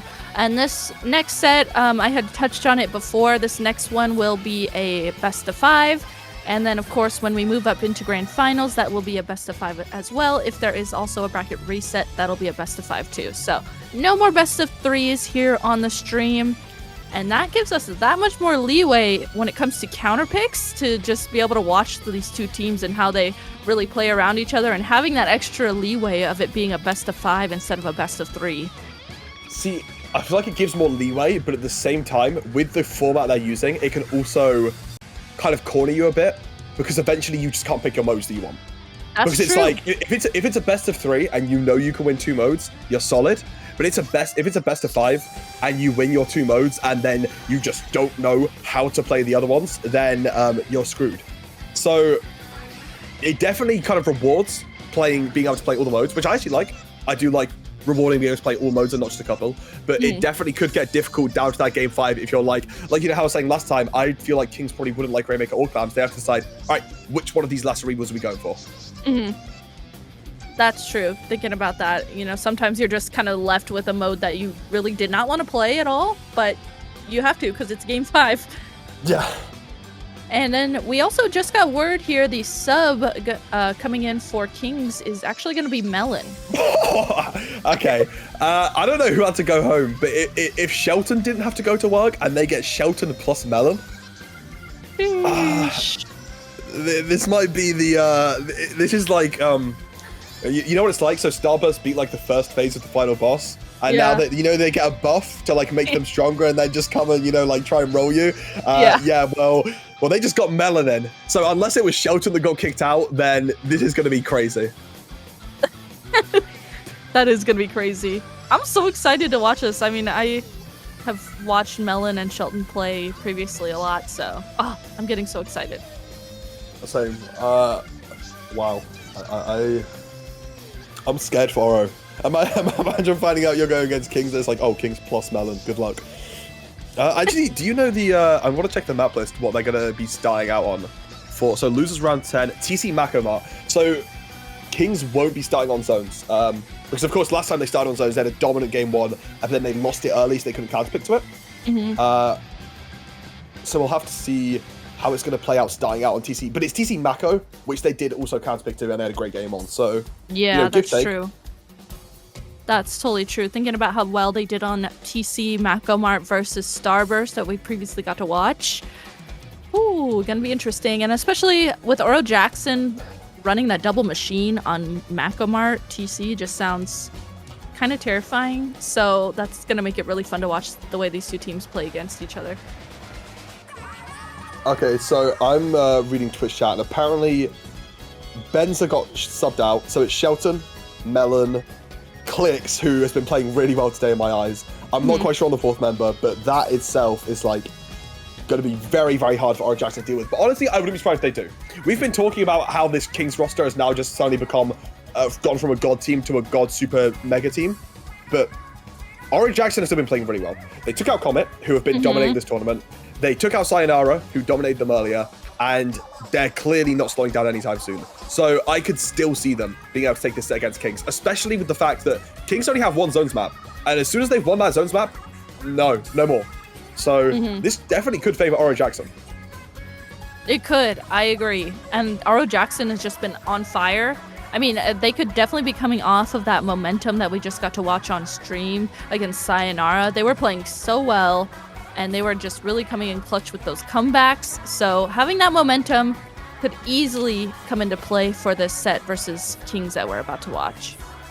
For sure, especially because, you know, you're playing with a new roster. Like, I feel like Kings, even though, you know, Japan do a lot of pickups, I mean, this Kings actually, the roster in today is mostly comprised of, I think they're called Danger or it's like DNG, that tag, you know. That is like, you know, a team that they do play with regularly. And, you know, I've noticed in that gameplay, they have had pretty good coordination despite being, you know, mostly pickup. And if you kind of have been warming up to that coordination all day, you've been feeling the groove a bit more and getting into it. If you lose that, that could also hurt you. I mean, you're being hurt by that, but you're also gaining melon. So it's like, you know, but yeah, I'm just really excited to get into this game because I think it's going to be really exciting. I do as well, and we got the lobby back up. We're making progress here. We had a little disconnect issue. Now just waiting for Kings to get into the lobby here, and we should be moving on pretty shortly to watch this set. So, should be happening anytime soon. Awesome.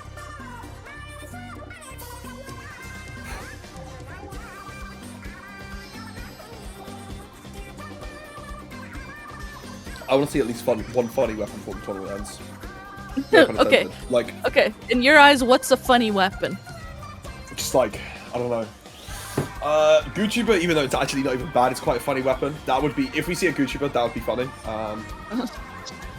I mean, obviously anything bad is funny. I don't know. Aerospray? Oh, Aerospray's hilarious. That's like an mega giga funny weapon. But if we see that, I would personally donate £500 to everyone in the Twitch chat if we see Aerospray.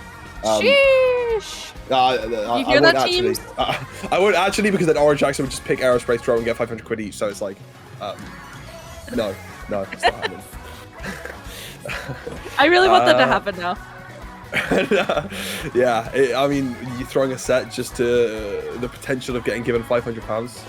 It's not happening. I don't have the money, guys. Come on, think you can.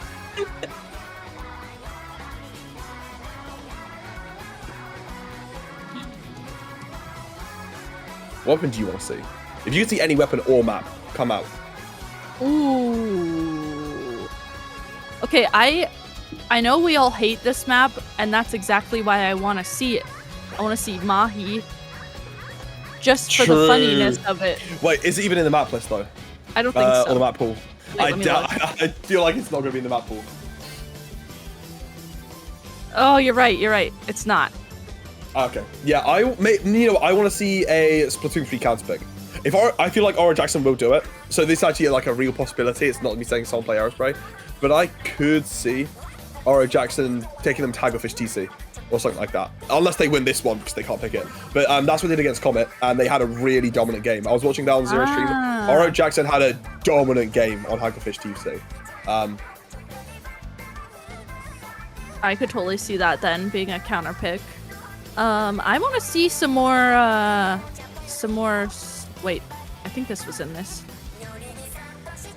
Scorch Gorge? Yeah, I want to see more Scorch Gorge. I don't know why. I just want to see it. I haven't seen it enough. I don't think I've seen that map once. I need to learn it. I need to learn things. Yeah, same. I mean, I feel like, not gonna lie, especially like right at the end of the tournament, people are not taking risks. They want to play the maps they know and they've practiced. Scorch Gorge also, I don't know, I feel like it's a difficult map to play. It's really weird. It is. It's a little bit awkward. The choke points are a little iffy when it comes to Rainmaker. For sure. But I feel like if we saw it, it'd be zones, 'cause it's quite standard. Yeah. Oh, while we're... Wait, let me see.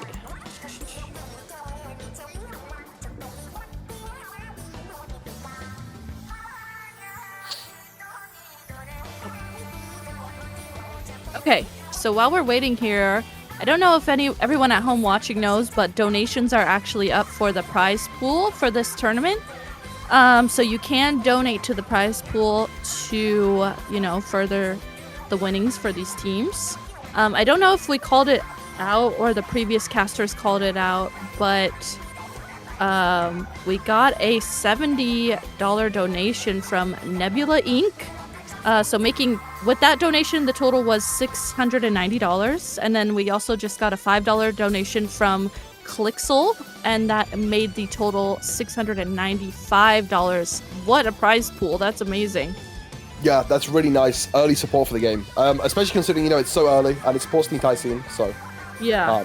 yeah, big shout outs. And if any of you want to donate, then feel free. Obviously, you know, at your own discretion. Please don't go wasting your money that you need for food or your parents' money. But if you have the spare change and you want to give back to the scene, then feel free. Prize pool is open and it'll be giving back to the players that win this tournament. Or I don't know if it's splitting around top cut, but I'm assuming it is. Yeah, don't quote me on this, but it's probably for the top 3. But don't quote me on that. I could be totally wrong. Yeah. Okay, so we finally have both teams in the lobby. We are ready. Teams are separated, and we will be moving into game 1 here shortly. We will finally be going to tower control on Mako Mart, Kings versus Oro Jackson. Both teams right now selecting their weapons, figuring out what they want to play going into this game 1. Yeah, I mean, I don't think that Oro Jackson, their name just left my head. It just left. I don't think Oro Jackson will need to do a lot of thinking. We've seen them play one comp this tournament. The one switch up I could see, maybe Funny pulls out a Splash-O-Matic. You know, we were talking earlier about the Crab on Tower being really, really effective. So I wouldn't be surprised to see that. But at the same time, they've done so well with the comp they've been running today. It's been really effective. So I wouldn't be surprised to just say, you know, when you've made it this far, you just kind of want to go with comfort, go with what you've been winning on, and just hold W as they've been doing so hard. I want to see what Melon plays. I want, you know, maybe the comp switches up a lot. Melon, obviously, you know, I think historically like a shooter player, but then also when the machine meta was dominant in Splatoon 2, definitely played a lot of that, played it to a very good level. So I am definitely expecting to see some machine come out from Melon because it's been doing so well, and this team has been also opting to run the double machine strategy. So we'll have to see what Kings are going to go for. I honestly would not be surprised for this match to just be kind of like a 4-machine lobby every single game. I honestly, going into this, that's kind of what I'm expecting. It's just like, it's like preset in my head. We're gonna see quad 4 machines going into this lobby. So and a junior, so there's gonna be like one weapon difference. Yeah, totally. All right, so we are going into this game 1 of losers finals, Kings versus Oro Jackson. Looking at these comps here, there is the 4 machines that we had mentioned, and then Oro Jackson, the comp that we've seen, the splatter shot, the junior, and then on the other side, wait a second, both teams have the same exact comp. Yeah, running a mirror comp, it's looking at like pretty much any other game ever because, you know, every game runs mirror comps, but in this one, normally a bit more variety, but no, both these teams know what they want to play, they're good at it, and they're going to be running these comps. Starting out early with some trades going in a 3v3 situation, but a bit of a suffocating situation for Oro Jackson being put on the side there, and oh my god, these booyah bombs from many being suffocated, but still staying alive here, just trying to put some pressure onto the side and stay on this stack behind them, and it's working, the distraction pulling through, and a pick being put onto the side of King, so Oro Jackson are definitely still in this fight. In fact, 2 going down, and it is going to be Oro Jackson getting this early lead at the start of mid, even more going down, but unfortunately, one of the machines being taken out by a flank. Medi's going to pop that big bubble on tower to try and get a few points going, but I wouldn't be surprised if this push goes down early with the spawns coming out from Kings, unless Medi and Funny are able to stop it with this Trizuka coming through. Really nice Trizuka coming out from Funny there just to stall out Kings coming out from their spawn. And Medi there, of course, doing such a good job at balancing the tower, making sure that they are doing a really good job at juggling it. 2 members down on the side of Oro Jackson right now. And this could be the moment that Kings needs to be able to push into the tower. I love the stalling factor we got to see there from Funny, just constantly stalling out the tower, making it that much more difficult for Kings to even get to the tower, to be able to get into mid.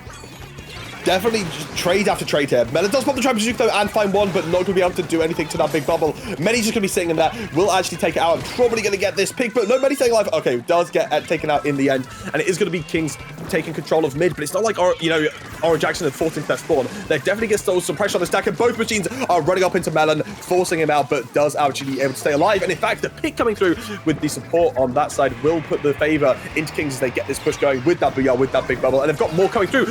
Shot does get taken down. Funny is not going to be in this fight as the Trizuka comes through, and Kings continue their push, most likely taking the lead here, but they will have to be careful. The spawns coming out. They've got some pressure on the right side there from that machine, and they will be losing both of theirs, so it's probably going to be a backup here, but a nice pick onto Voltage from the flank. Yeah, really nice pick on the Volti there. And now, Oral Jackson here trying to get in a position to be able to get into mid. If this is kind of that moment in the game where it's a stalemate, both teams trying to stall out, poke at each other, see who can get a pick first. Bubbler coming out, this Trizuka coming out.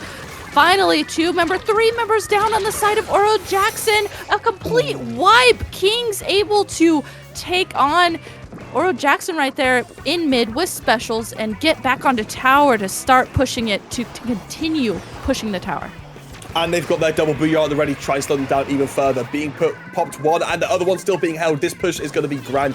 Luckily, Orange Jackson have not been taken out yet. They could still get this push going there. Let them get a few points for a safer push, but no! To get taken out, they get a bit greedy, and now it's going to be continuing running into their spawn. Another wipeout, back-to-back. This is looking deadly for Orange Jackson. They're going to need to find something huge here to stop this push. They make it to the final checkpoint, but no, one after another, they're all just going down for Member of Kings.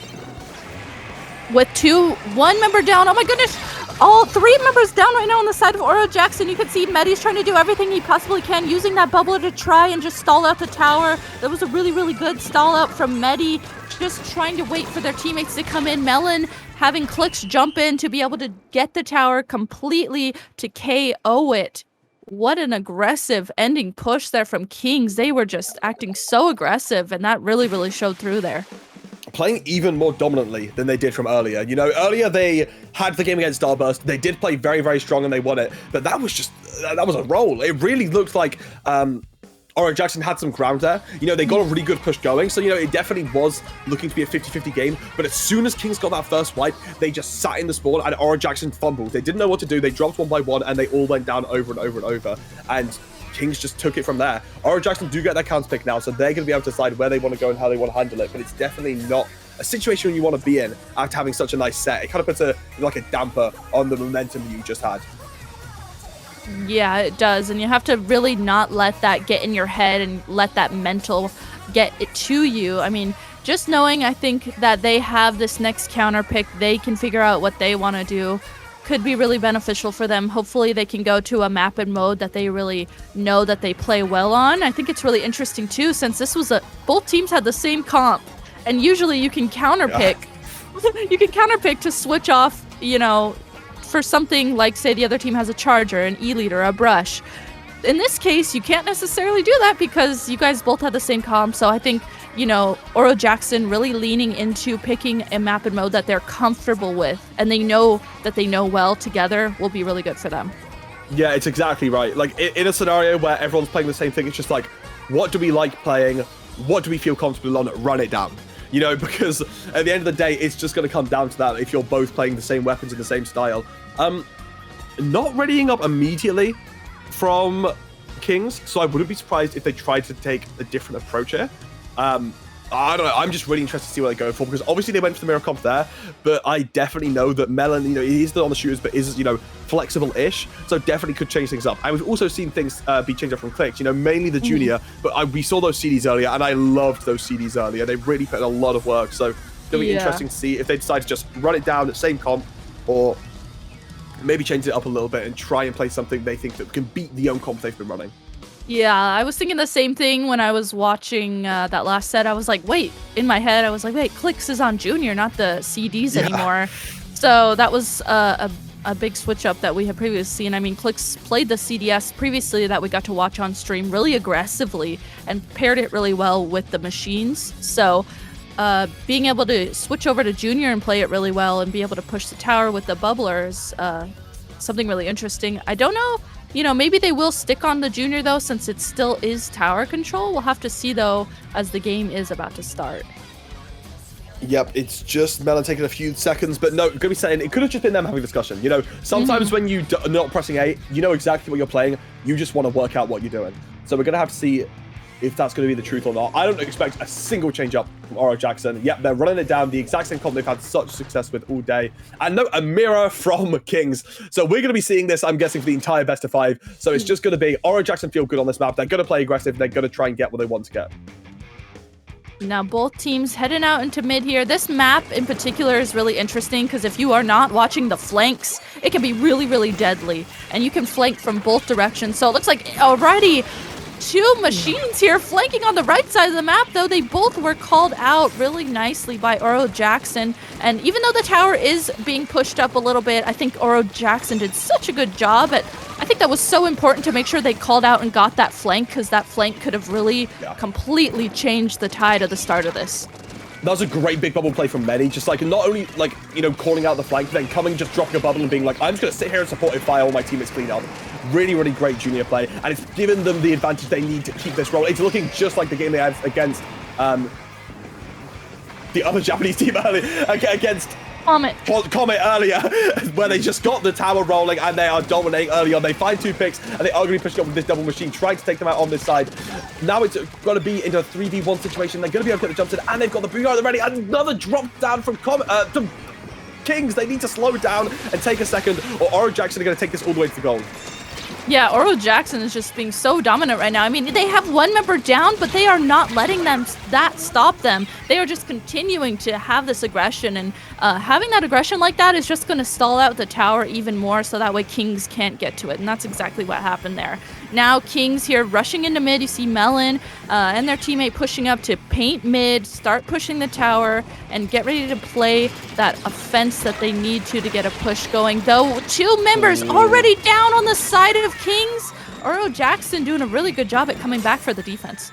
But the big bubble sitting on tower now, actually getting the splat with the bomb. Great play from Clicks. These juniors are just on fire, and it's going to set them in a momentum to carry on this push. Everyone got the jumps in, and it is going to be getting through that next checkpoint and hopefully trying to get a lead here. The Trizu Cruise are ready, but on both sides now as a big bubble comes through, and we're going to see if any picks come through. The machine does go down on the side of Kings, but it's going to be a trade, 2 for 2, and it's going to be funny dropping on tower, now getting that other one, and they will be moving the tower out of their spawn. Oro Jackson getting that nice defense, 3 points before losing the lead.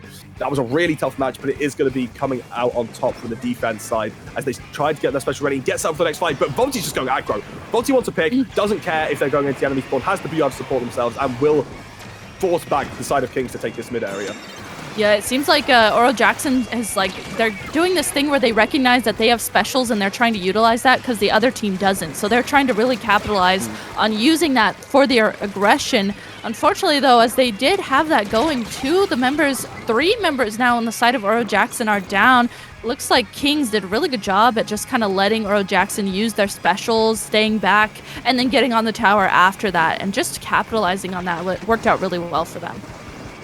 Yeah, it really did. But now they're going to be down 1 for this defense, which is looking scary. 3 specials running on the side of Kings, but no, the junior taken out. They did manage to pop the big bubble, but they're not going to be able to play around it. It's going to be Melon having to take over that role, but everyone's on Oro Jackson. It's just funny. Another miracle play is going to have to come out, but getting taken out by Melon. The shot difference comes through as now they're setting up on tower and getting ready to roll as the lead is taken and the checkpoint taken too. Melon now on the side angle, no one even watching and ready for the shot that's about to cause some havoc. Getting over to the second checkpoint, and the machine gets taken down on the side of Oro Jackson. Kings are just rolling through. Another big bubble from Clicks. That's like 500 this game, and the tower is going to get dunked. Kings, in the end, get a really, really well-coordinated push. Specials coming out at the perfect time, and they dunk the tower. Up 2-0 now in this losers final series. What an amazing, like, the synergy and momentum they had going into at the end of that. And then especially, like you highlighted, Matt, the Clicks using that big bubbler. And then that Trizuka going off at the same exact time. Imagine if you're Oro Jackson trying to come out of spawn into that. Yeah. That sounds terrifying. And there's just, you know, not much you can do when that's coming at you when there's only 10 points left. So great momentum built up there from Kings to be able to take that game too. Yeah, really, really well done. And at this point, I don't even know what you do if you're Oro Jackson. It's a really tough situation. It's like, you can't counterpick that comp. You're playing the same thing. You've just gone down on your preference of what you're going to go for. I feel like a Rainmaker pick would be nice because from the looks of it, it's a mode that they didn't want to play earlier. And actually, yeah, straight away, Rainmaker mincemeat. So this is the one that, of course, we saw such a good showing on this map from them from Sayonara. That's right. So they're going to try and bring it back. They've locked in the comp instantly. And of course, you're trying to bring them to their, trying to bring Kings to where they're uncomfortable rather than where you're comfortable. And in fact, it's not like they're not comfortable here. We saw the game earlier. Mm-hmm. Yeah, definitely. And I'm actually really interested. I think, like, I want to see if Clix has been just playing Junior specifically for tower control to be able to utilize that big bubbler the way that we've seen them do it so well. Or, you know, are they going to play Junior on all the modes? This is going to be the first telling sign where we get to see that. And of course, Oro Jackson here has readied up right away. We're going to see that same comp from them that we've seen the last 2 games that we watched on stream. Kings, though, taking more time. Could be like Matt talked about previously, you know, talking about what they want to do, talking about their game plan and how they want to move forward into this game 3. Yeah, I have a feeling they're going to stick with the comp. It's been working. You know, they played it on Rainmaker and they did lose to Starburst, but, you know, they've beat this team with the mirror twice. I feel like they'd stick with it and they'd just try working out, you know, how they want to approach the game. But no, Oro Jackson have got a tough hill to climb because even if they take this game, the counter picks then go into the favor of course, Kings. So they get to bring them wherever they want 2 games in a row. That's going to be tough.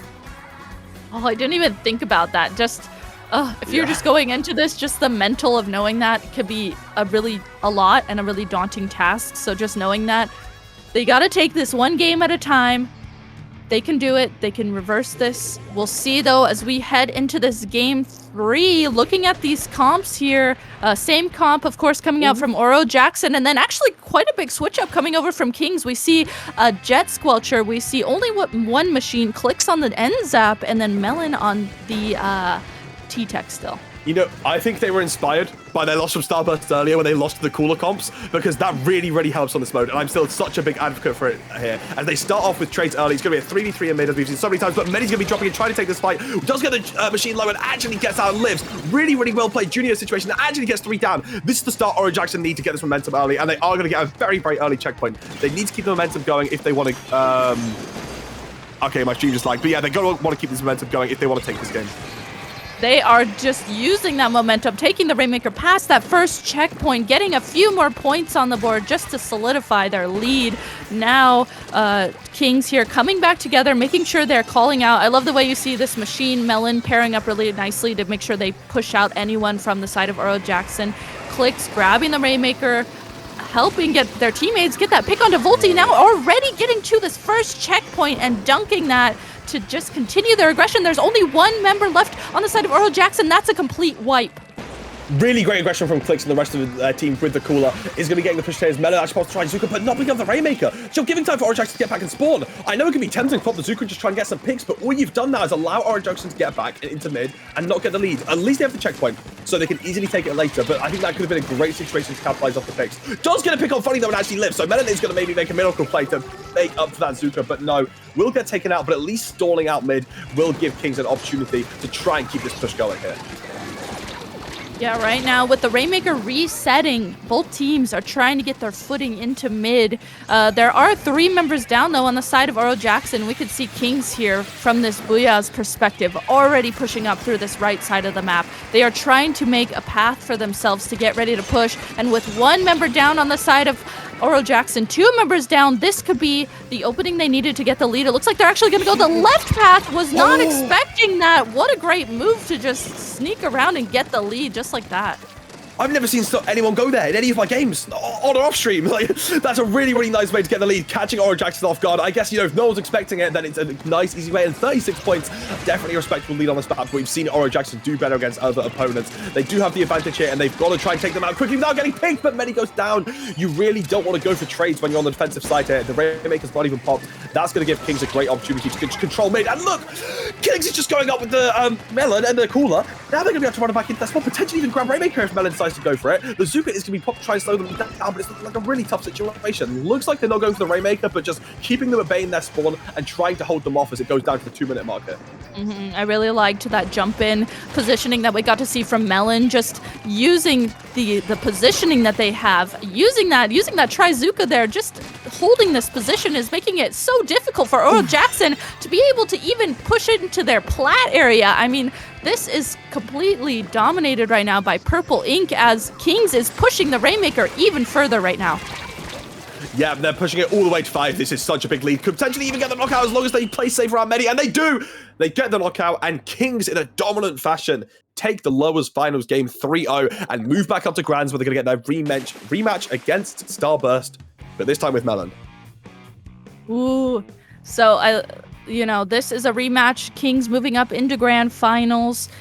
Previously, these two teams, Kings and Starburst, fought each other going all the way to game 5. So this is going to be an awesome set to watch for grand finals.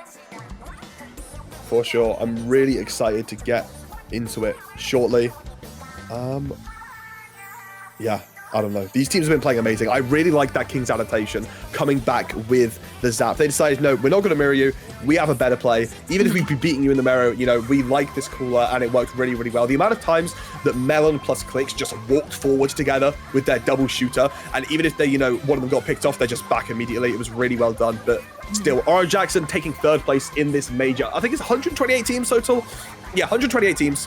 They got 3rd place. And I think a lot of people are like, okay, yeah, they're, dominating EU weeklies, whatever. But they just got 3rd place in a major against some of the best teams in the world. So, congratulations to them. That's going to be really well done. But still, Kings just coming back with that sweep. They are looking ready to take on Starburst and Grands. They really are. I mean, and having the momentum, too, of just the way that they were playing on that last set that we got to watch was insane. So, Starburst, of course, I'm sure they're watching this, getting ready, getting prepared for anything that Kings can bring to the table. And I think that last set, too, we really got to see the adaptation to the weapons that Kings can play. Of course, we saw they were like that, too, in Splatoon 2. So that's just making it really interesting as we move into this. I love when teams can adapt and switch their comps around and morph to the different stages, different teams they're against. That's really fun to watch from a viewer's perspective. Yeah, for sure. I want to know now if Starburst is going to change anything going into Kings, knowing they're going to be playing slightly differently, or if it's just going to kind of stay the same. But we're going to find out a little bit, well, not a little bit later, literally after like 5 minutes or so. We're going to have a quick break, and then we'll come back to you with Grand Finals. So don't go anywhere. Stick around, and in 5 minutes or so, we'll be back with the Grand Finals of this tournament. So stick around, because this is going to be a big one.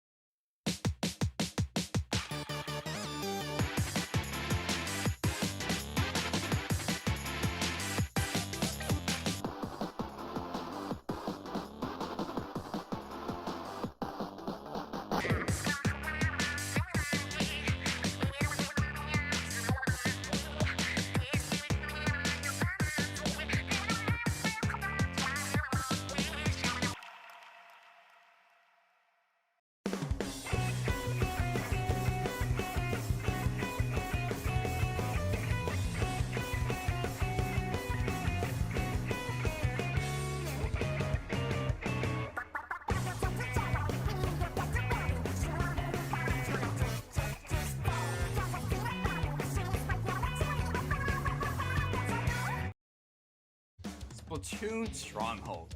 A stronghold for competitive Splatoon, providing resources to long-timers and newcomers alike. If you're new to the competitive scene or still figuring out how to join, we have a getting started guide and plenty of other resources to help you in your journey. If you're a seasoned veteran, we still have plenty to offer. You can find and request recordings of scrims as well as participate in our captain forums and find free agents and teams. Our mission is to make competitive Splatoon easily accessible to everyone. So what are you waiting for? Join the Splatoon Stronghold today.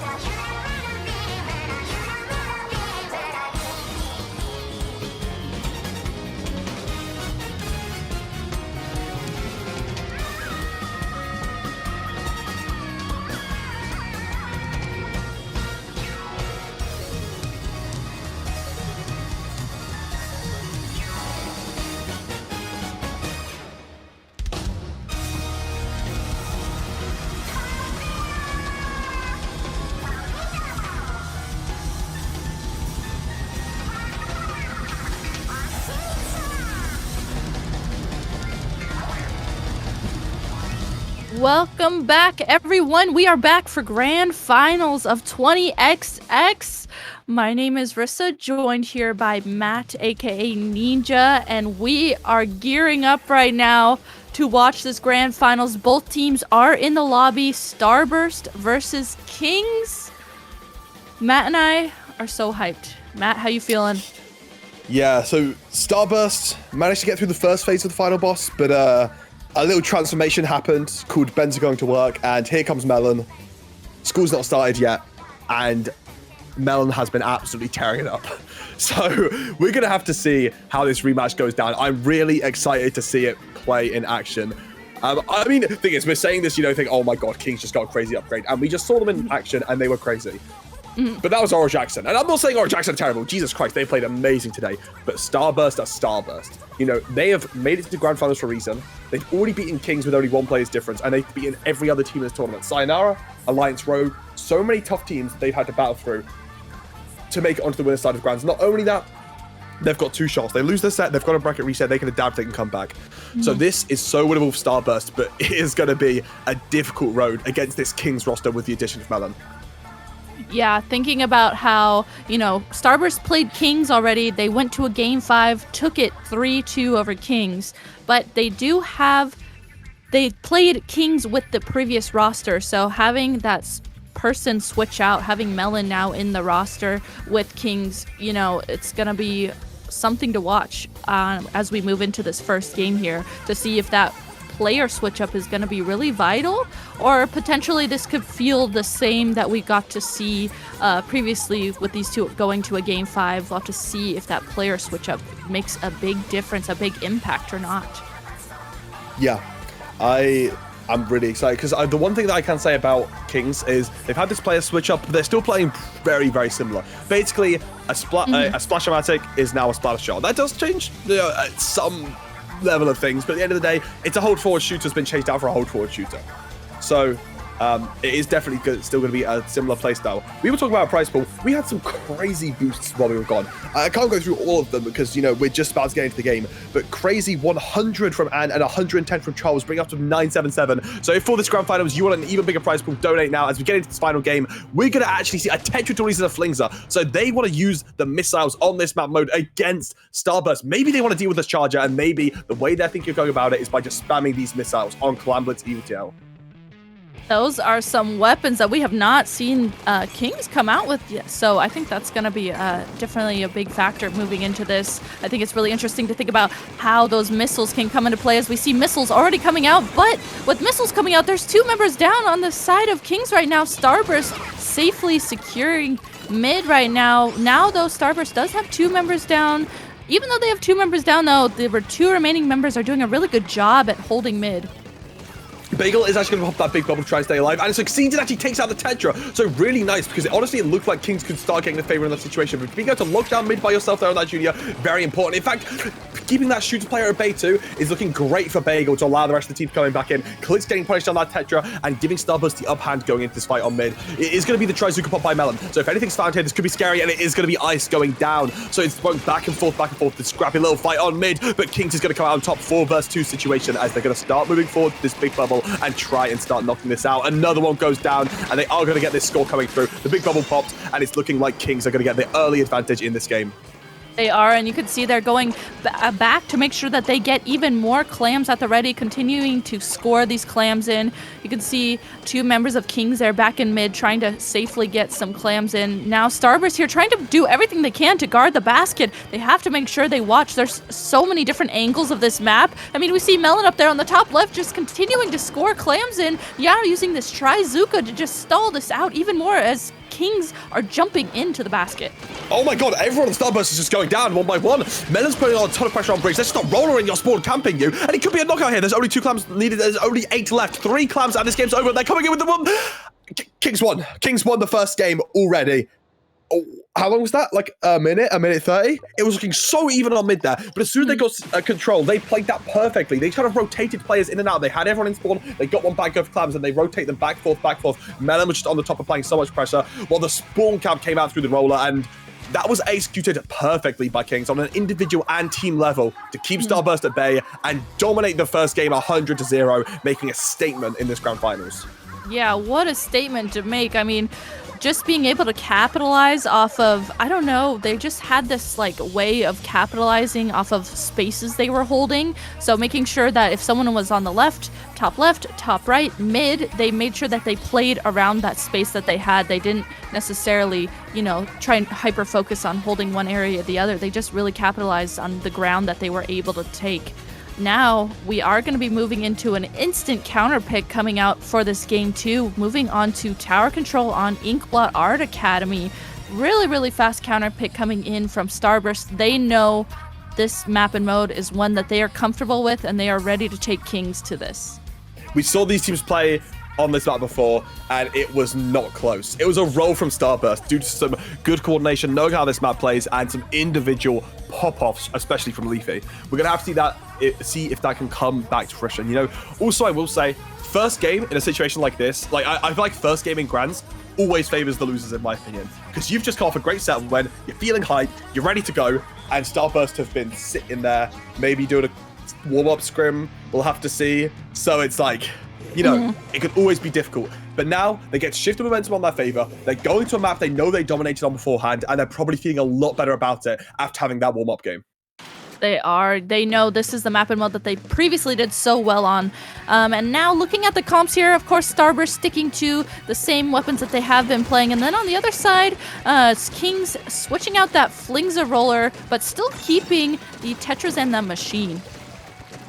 Yeah, the Tetras will be staying, and actually the VJ is really interesting here because they've got all special charge, but actually no, so many things happen at once. It's just Bagel and the VJ being stuck in mid. They will be using the Suck to just try and keep them back as the jump comes through. Oh, a nice cut, but actually a bit too early, but Leaf still gets taken out by the follow-up, but the Tetra does actually end up trading. It's a really close situation in mid, as Melon will actually be taken down on the side, and Starburst can start moving forward. But look, the machine's on the flank, just trying to put some pressure on. Does get everyone low, but everyone survives apart from Ice, pushed up too far on the tower. The Tetras now trying to move into mid and capitalize off this situation, but it will be Bagel just keeping them at bay, keeping alive, and trying to keep this pressure off the plat. But again, Bagel can't help in mid if they're just looking at a Tetra, but they are now going to be moving away, putting the bubble on tower, so doesn't need to be fighting them anymore. As Starburst start trying to move forwards, it's 3v4 scenario, so it's going to be tricky here. I really love that call of, hey, this Tetra's behind us, but let's try and, you know, just start moving the tower. That way maybe the Tetra can come to us. They did start succeeding in doing that, but now there is essentially a complete wipe onto Starburst. Kings just completely collapsed around mid, completely collapsed around tower, and is now getting to this first checkpoint to start pushing it. They are working on, you know, securing the lead, which they do, and using this Trizuka to just stall this out even more as Starburst tries to get in a position to play defense. Two bombs thrown at the same time in a very nice situation to force the death onto the Tetra now, as it's going to be Starburst pushing into mid. The Jet goes down too, and it will be this Vac just putting a lot of pressure on, so Leaf can just run forward and take down everyone. Only Clicks left alive, and Starburst gets finally, you know, a big situation to take control of mid, but Clicks comes down, luckily gets punished. I was really scared of Starburst there, but they are going to take control of the situation and get this tower moving, and in fact take the lead. They've got a booyah bomb ready, so this could be the domination that came out earlier with their big push, but no, Leafy gets taken down. The big instrumental piece from last time won't be there to try and follow up. It's going to have to be Bran picking up the slack. Bran instantly pushing up to where Leafy was into the bats of the other team and is called out, but right now both teams do have 2 members down. Ice pairing up with Leafy here really nicely to use that Ink Vac to make sure that they tried to get a pick on the members that were dropping onto the tower, but now it's a complete wipe onto Starburst. Kings played their defense really nicely. Already Melon pushing up into Starburst bats. Are you kidding me? This aggression is insane, and the teammates following up with that it's insane. Melon running up immediately, but I think definitely getting greedy, especially considering no Ninja Squid, getting taken out immediately and forcing the rest of the team to try and support him, but way too far, gets taken out, and it will be a wipeout leading Starburst to get this push going. They've got the bubble, Trizuka, and we are ready. I'm sure Vac will be short to follow, so it is going to be a nice situation. Ooh, Trizuka getting so close to a pick there, but actually doesn't find anything, but it splits off the members, because you can see the machine has, I'll show you, the Tetra's been forced onto the side by themselves now. It's going to be forced back, and it's allowing Starburst to get all this push. They haven't got any kills with any of their specials, but they managed to get the check off it, because they're just forcing Kings to walk away from tower or die. So they walk away, and now they've got the lead. They do go down, and it looks like this will be a nice defense from Kings, but using all their specials to take the lead is definitely a good situation, especially if it's going to be on that check. Yeah, that was really, really good for Starburst. And you see Bagel here actually staying up. The last member alive, Bagel, got a pick there and just tried to stall out that even more. You know, that was kind of a position where, okay, if they're all around me. I can't necessarily jump out. I mean, I could, but tries to take one down with him. Unfortunately, does go down as well. Now, though, this is King's turn to try and get a push going. They did use that Trizooka, using one of their specials up already. You can see this Vat coming out as well on tower just to secure getting past this first checkpoint. They just need to at least get past the first checkpoint to get any momentum here. The first one's done, and Kings is close to a wipeout as well. Leafy does actually stay alive, so should be able to put some pressure for the second, but this is definitely looking good for Kings. Leafy, though, staying alive is big. The Trizooka will put on a lot of pressure, but doesn't actually find anything in particular. Clinx is going to try and push up this Reef Liner here, and actually helping take out Bagel. It's only Brad and Ice left alive, so the lead will actually be going over to the Kings as Starburst are forced all the way into their spawn. Leafy's dropping on this left side here, and is going to have to try and push onto tower, but it's going to be a difficult fight to take as the machine players push back into mid. But actually, Kings players will be going down, chasing the V-Jet, but there is a jump. I wonder if it's the Tetra. No, oh, it actually is. And will be rolling away from that jump, but no, being taken down, but being stalled out so hard on the side of Starburst. Now you've only got 30 seconds left to make a monstrous pushback, but let's be real, it can happen. We've seen Starburst do it before with a bit of a snowballing and some players going down like this. It can definitely happen with these players of Starburst coordinating together so perfectly, not needing to invest any specials, saving them all this last push. That's really important that they're making sure that they wait to get in a position to utilize their specials. Leafy here trying to use this Trizooka. Booyah Bomb comes out from the side of Kings as Bagel is on the tower with this bubbler. You can see they're doing everything they can. And they have 3 members down on the side of Kings. This could be exactly what they need. Oh my god, the flank from Melon, putting a Trizooka shot, taking out one, actually could be big here, but no, not enough. The players of Starburst do stay alive and stall out just long enough to take the lead and make it a 1-1. What a close game. That really could have gone, like, either way if, like, the Trizooka was just a little bit to the left or if they didn't quite get the push. That was such a close game, but Starburst in the end gets such a great push and played that perfectly. Kings dropping it in the end and not quite keeping themselves together to keep themselves in the lead as it goes now to a 1-1 situation, with Kings being able to pick the next map in the series. Of course, will not be a Clown Blitz though, as they have won on it previously. Ooh, man, that was so close. I could definitely see Kings favoring switching over to Splat Zones, because surprisingly we haven't seen that yet. So that's what would be my guess as we think about this. And the versatility, the weapon comp versatility that Kings has is really interesting, I think, because they can really play into, you know, potentially play into their strengths, or think about what not strengths that Starburst has when it comes to a counter pick, since they can switch around their comp so much. I will say something interesting to note about Kings here is because they won on that first Clan Blitz game, you know, last time they lost on the Clan Blitz game 5, that means they have both TC and Splat Zones open as the counter pick options. I feel like they're going to go zones first, you know, they know they're good on it, they know they're strong on it, but considering how well they did on TC Mako versus both Starburst previously in Winners Finals and Oro Jackson, that could look like a great map for them. So if they're able to take up both those counter picks, no matter how the other game goes, it would result in them getting the grand final set and moving up to bracket reset. So Starburst are going to need to be able to either adapt on the Splat Zones, which they got rolled on before, or the Tower Control Mako, which they struggled on, but it wasn't, you know, as dominant as before. So definitely some sort of change up is going to need to happen. Okay, it looks like we are getting the map coming in here for counter pick, and we will be going to Splat Zones on Museum. So there is that Splat Zones that we were talking about coming in, and this time it's going to be on Museum. Ooh, how you feeling about that, Matt? That's interesting. I wonder what they're going to go for, because last time, of course, they played Wahoo. They played it with the missiles, and they had like the CDs running forwards, and that worked really, really well for them. Here, I'm not really sure what they're going for, because I feel like Charger can be scary here, but again, you can suffocate it. But I don't really think they have a charge play on their side. So maybe, again, they're going for some sort of missile strategy, because they kind of know Starburst haven't been playing it. They won't pull them out. It's something we could use to our advantage if we think it's going to win us the game. So I feel like definitely a Flings is going to come out. The rest of the comp, we're going to have to see around it. Probably a machine, of course. But I definitely expect a Flings to come out from Kings. I think that's a really good, option to think about, especially since it worked out. The missiles in particular felt like they really worked for them in the first game when they did play Flingza versus Starburst. So I could totally see that being something in their pocket. And I think the pairing of missiles Tetra versus Starburst in particular was a really, really good one, because there's just so much going on. You're getting missiled, you're getting a Tetra running at you, you know, that's a lot to focus on. So let's see as we are going to be heading into Game 3 of Grand Finals, Kings versus Starburst. I really want to see this thing come out, but actually no, we're seeing the Explosion come out for the first time today in any of these super top, like, you know, high level top cut matches, and I'm excited to see it. I think this has been a super underplayed weapon, and I can see it being an amazing pick on this map mode. The Cloud being thrown over the mid will put a lot of pressure onto Storm, and I can see how it can be very easy to just stand back on your plat and spam on the zone. So I love this pick from Kings. Let's see if they can capitalize off it, but actually early on, it's going to be Melon going down, and it's going to be Starburst getting the early situation. Despite all that hype from the Explosion, Starburst take it strong early, and they put themselves in a great situation to start setting up for this mid. Ooh, and a really nice Booyah Bomb cancel there. Played out really well for them, completely stopping the momentum that Kings had going into the start of this. You have to be really careful, though, if you're Starburst right now, recognizing that there is that member that dropped on the left side of the zone here. So you can see, I really like the pair up from Leafy and Brand trying to get that flank, but unfortunately Leafy does go down, and now Kings collapsing around the zone, painting the zone with 2 members down on the side of Starburst. This is their moment to cap the zone and give those 41 penalty points over to Starburst. Yep, but Leafy does immediately walk over and take down Melon. So it is going to be a 3v2 situation. The Vac now coming out to stop any sort of pressure that could be coming onto them.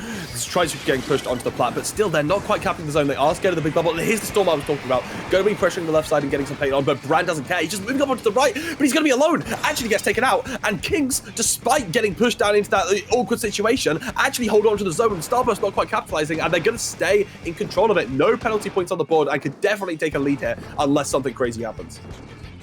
Now, the lead here is actually about to flip onto the side of Kings as it does swap over. And now with both teams having 1 member down, you can see Ice here trying to use this Vac to just help their teammates secure the zone. Now 2 members down on the side of Kings. This is exactly what Starburst needs to be able to push into mid. I love the bubbler usage from Bagel there, making sure that he gets in a position to be able to paint the zone safely. Now Leafy taking on this 1v1 with the machine. It's essentially a trade, but there are 2 members down on the side of Starburst. Bagel, they're having to jump back as the zone is now back in control of Kings. Yep, it's in control of Kings, and it's not just the zone. Look at the yellow on that plat. That would be scary if I'm Starburst walking out of spawn, especially now the machine is going to be pushing up with... In fact, everyone's on that plat. The big bubble too is going to make it scary. And look how scared Starburst are playing. They're all the way back there, and now Leafy gets picked off. They've got 2 specials to try and take this, but they're going to be a member down, and it's getting dangerously low to that knockout point. They're going to have to play in the last second of the game, but luckily a machine gets taken down, so they can start moving forwards now. Brand's scared of this left side, but will probably push up on the right with this impact. They know someone's sharking there, though. Oh, that shark from Melon, that was so good. You can see that the Vac was like right above that, but not necessarily able to get where that Melon was there. And now there's 2 members down on the side of Starburst with only 15 points remaining here. Kings could easily take this, as now Ice gets a really good pick, and Starburst has to just collapse on the zone, do everything they can to just paint it to stall it out. Unfortunately, it wasn't in time for Starburst. Kings is taking the game. Only just contested right after the game has ended. Kings takes it and is now up 2-1. Starburst need 2 games in a row, and that was... I can see why they can't pick that. They knew what they were doing on that map. I really liked the support from the Explosion and the aggression from the rest of their team. It made it really hard and suffocating for Starburst to go down. You know, even that last fight, it looked like they were going to get it. But that shark from Melon played off so well. Even only getting 1 forced the rest of the Starburst to panic, turn around, and suddenly Kings are on top of you. They're killing you, and they've taken the zone. They're going to go up 2-1 now, so Starburst are going to have to take a back-to-back win, and Kings are going to get counter-pick all of those. Yeah, so it's crazy to think about. If Kings wins this next one, then we would be going to a bracket reset. So Starburst, in order to not have a bracket reset happen, Starburst is going to have to win the next 3 games. We are in for a treat, Matt. Yeah, I'm excited for this one. I really want to know what Starburst go to. I feel like it's got to be a Rainmaker because, you know, you can't take TC. You don't want to take zones, I feel like. And yeah, it will actually be a Rainmaker. Rainmaker, where they won earlier, back on Sturgeon Shipyard. And I'm sure they'll be going with the same strategy as before with the Tacticooler. However, we saw Kings play Rainmaker against Oro Jackson. They made an adaptation. They switched over to this, I think it was C-Jet plus... V-Jet. No, C-Jet's fine.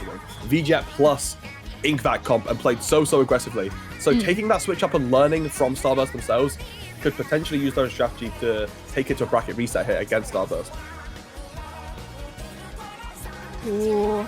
And I mean, Starburst has readied up. I'm sure, like you talked about, Bagel will be back on the end zap, we are guessing. And, you know, Kings here just taking their time. I'm sure they're talking it through, figuring out what they want to do here as they move into this. They know that if they win this game, they will be causing a bracket reset to happen.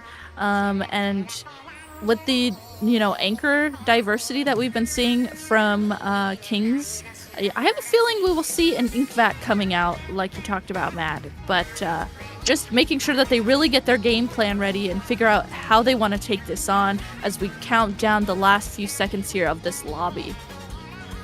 Yep, getting ready to go into this game now. I'm really excited to see how these teams are going to approach this map. I feel like Starburst is going to approach it the same. They did so well before, and the way they played with the ink bag, just I remember that left side push was just, it's still mind-frazzling to me how that all played out, and we're going to get to see it in action again here as we go back into this map mode. We're actually not seeing a repeat from Kings. They're going onto this machine comp from before. No Junior, no Zap with a Tetra. So they are going to be playing full aggression, but without the supportive specials. But of course, same old from Starburst. All they're switching up is Bagel onto the Zap, and they're probably going to go for this initial pop with that double object. So both teams here getting to the Rainmaker. It looks like Kings will be the team that is able to pop the Rainmaker, get that mid control, get that paint control. Now Starburst here playing really carefully, making sure that they don't feed into this paint too much, make sure they play this together, get in a position to get in a mid. Really nice trade coming out from those two members. And now with two members down, this flank though, I did not see this happening. The flank onto ice there was really, really big for Kings, but they do have three members down, essentially complete wipe as Starburst tries to get in a position to start pushing the Rainmaker. Brand being able to space with that cooler was so clean to just watch. But unfortunately, Bagel get taken down, and Leafy too, so it is going to be a 3v4 mid, not quite able to capitalize. But as long as they hold this situation, they can get Leafy back in, they can try and hold it. In fact, the Tetra getting taken down from ice. Very nicely done, but a machine coming up and making a trade once again. It just goes back and forth. You've got to take them out here, and very nicely done. Rainmaker shot does so. The Leafy getting taken down, and they're trying to do something out from Melon, which even though it's not getting the spot itself, it's going to get this Tetra support. So Bagel now can get taken out, and it will be Kings moving into mid and getting control here. Clicks have to refly ready if they need that panic button, but no, we'll just take out Brand without it. And this is Kings going up 4-2 in the mid situation, getting ready for their push. In fact, getting another. Starburst need to chill out. They need to get ready to defend because right now they're going down one by one and they're not ready for what Kings are throwing at them. Yeah, they have to play this defense so carefully. I love that Ice. Ice was already on that top right as the Charger, ready to take on anyone that was coming towards him. He was able to get two members down on the side of Kings and just get in a position to play defense so well for their team. I don't know if Starburst sees them. They don't even need to see. They're just going to take the Rainmaker and rush forward and get to the first checkpoint and almost dunk it. Did they dunk it yet?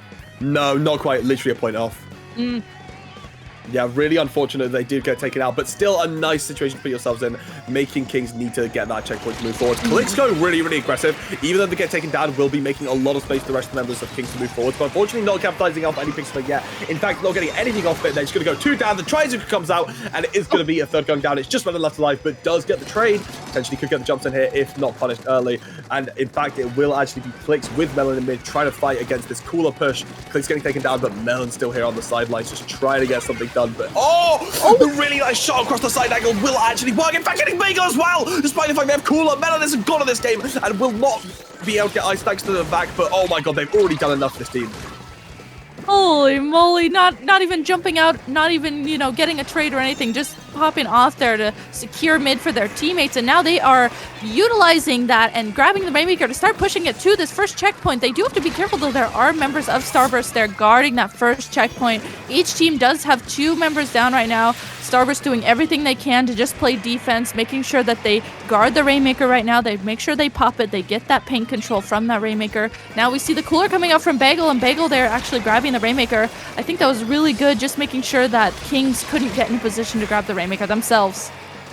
Yeah, even though they could have pushed themselves, they're being pushed all the way back into their spawn and actually get taken out in their spawn. There's only two members of Starburst left alive, although King's being put in that situation too. But this could be really, really tricky for Starburst, who's being forced back over and over. But now actually Leafy dropping, getting a lot of splats, and it's going to be a wipeout as Starburst will be able to move into mid. Still in the lead, actually. It's been looking very King favored in a lot of those scraps, but it is still Starburst coming out on top and going to need to be try and capitalize off of this. You don't want to get picked off by these bombs or by this Tetra running at you, so they're going to play very carefully here on this right side. But a flank from the Tetra, I'm sure they're aware of it. I feel like I saw them look over, but no, it will just be trades coming out as Starburst go down 2, and in fact, another wipeout. Kings are now the ones in control, going to be moving fast to try and secure a lead. Yeah, they are going to have to move really, really fast here if they want to get the lead. Getting this first checkpoint dunked, and now the lead actually swapping over to Kings here by 1 point. Now just a few more points, just jumping the Rainmaker off there just to secure the lead even more, secure those points and make it that much more difficult for Starburst to even get in a position to try and get the lead. So now as we're going into the last 40 seconds of this, Starburst has to be on their offense if they want to get in a position to get the lead. Both teams have one member down as we go to the last 30 seconds of this match. Only Brad and Bagel left alive in mid. They've got to win these fights, but no, Surrounded are going to be taken down. There's only 30 seconds left, and now Starburst effectively need to win like 3 fights in a row. They've got to shut down the push, they've got to make it to a checkpoint, and they've got to break it again and make it another push. This would need to be perfectly played on the side of Starburst to bring it to a game 5, so we're going to have to see if they can do it here with no specials already and no mid control. It really will be a miracle. Ice is now on this top side, just trying to find a pick, but being pressured hard by Clicks. In fact, Leafy goes down into a 3-4 situation, but Bagel pops the cooler. A trade does come through as Clicks is taken down, but Melon wins the fight over Bagel. It's just Ice that's live. Rainmaker too far away, and Kings will be taking it to a bracket reset where Starburst are going to have to win a series to take this tournament. Now it's anyone's game. Kings have come back, they've come with Melon, and they have taken the set 3-1. It's looking very scary if you're Starburst right now, but they've still got a chance after they've warmed up, and they can take it to whatever maps they feel comfortable on for this bracket reset. They, now that they have played this comp versus Kings, Starburst, maybe can take this almost as a mental reset, not only as the bracket reset itself, but as a mental reset. Okay, we still are in this. We still have another best of 5. Don't worry, guys. We can still take this. So this is going to be their moment to just step back, take a breather, think about what they need to do differently when they are fighting Kings, and just think about what they need to do in order to be able to win these games. And that's the great thing about coming from winner side is, in a way, the first set you want to win, you want to get it over and done with, you don't want to put yourself in a difficult situation, but you can give yourself kind of that warm-up set in a sense, Kings have just come off a loser's run. They're feeling great. They're feeling ready to, dominate the final tournament, the final set. And Starburst have been sitting there chilling, waiting for this to start. But now they've had that set, and they looked great on TC. Their Rainmaker game could have definitely gone either way with a couple of different plays. It could definitely be any situation Starburst take with Kings. I'm pretty sure the first map is predetermined, being Rainmaker Hagglefish Market. So this is going to be the mode that Starburst won on previously, but Kings just took now. So it'll be interesting to see who takes it first and who's going to get the first capture pick. Yeah, and thinking about how close, for the longest time, that last game that we just watched on stream on Rainmaker, it felt like it was pretty close most of the game. It could have gone either way. So going back into Rainmaker, I think, is a good starting point, almost just seeing how close these two teams played on Rainmaker and how well they each played it. I think this is going to be a really good starting point to start on Rainmaker in particular. Yeah, especially if you're coming off that game and you're feeling the momentum, that could feel nice for Kings, but at the same time, I feel like it wasn't as a convincing win. Definitely at the end there, it got a bit in their favor, but those mid fights were so close. I'm excited to see how this one plays out. I also feel like you're happy for your Starburst because I don't have a ton of experience on this map myself, but I have a feeling that Charger's got to feel nice here. It feels pretty open. Feels like there's a lot of sight lines for you to look down. So if you're not able to deal with Ice, I could definitely see Ice just having a mental game and letting Starburst really take over. Because, again, one team's got to win on a Rainmaker. If you're the team that wins on Rainmaker first, that could really put you in line for the rest of the games. Totally. So looking at here, we are going into game 1 of this bracket race set, coming off of grand finals. Looking at the comps here, looks like we're staying pretty tried and true to what we've seen from both of these teams. One main switch up that I do see though from Kings is going to be that end zap, so they are going to be able to utilize that cooler and maybe potentially even play even faster than they already have been playing. Yeah, and in fact, I like that. They run for the Rainmaker and they immediately back off because they've got the speed too. So they just want to be in control of that weapon immediately. The zap does go down, but so do 2 of the teammates. Leafy's now going to push up and try and take out this Rainmaker in a difficult situation. Booyah support. And in fact, they're forcing the Rainmaker into their own base. If they get the kill here and pick it up, that's going to be a lot of points already. But okay, the Rainmaker identifying this, running away from the fight and not allowing that to happen.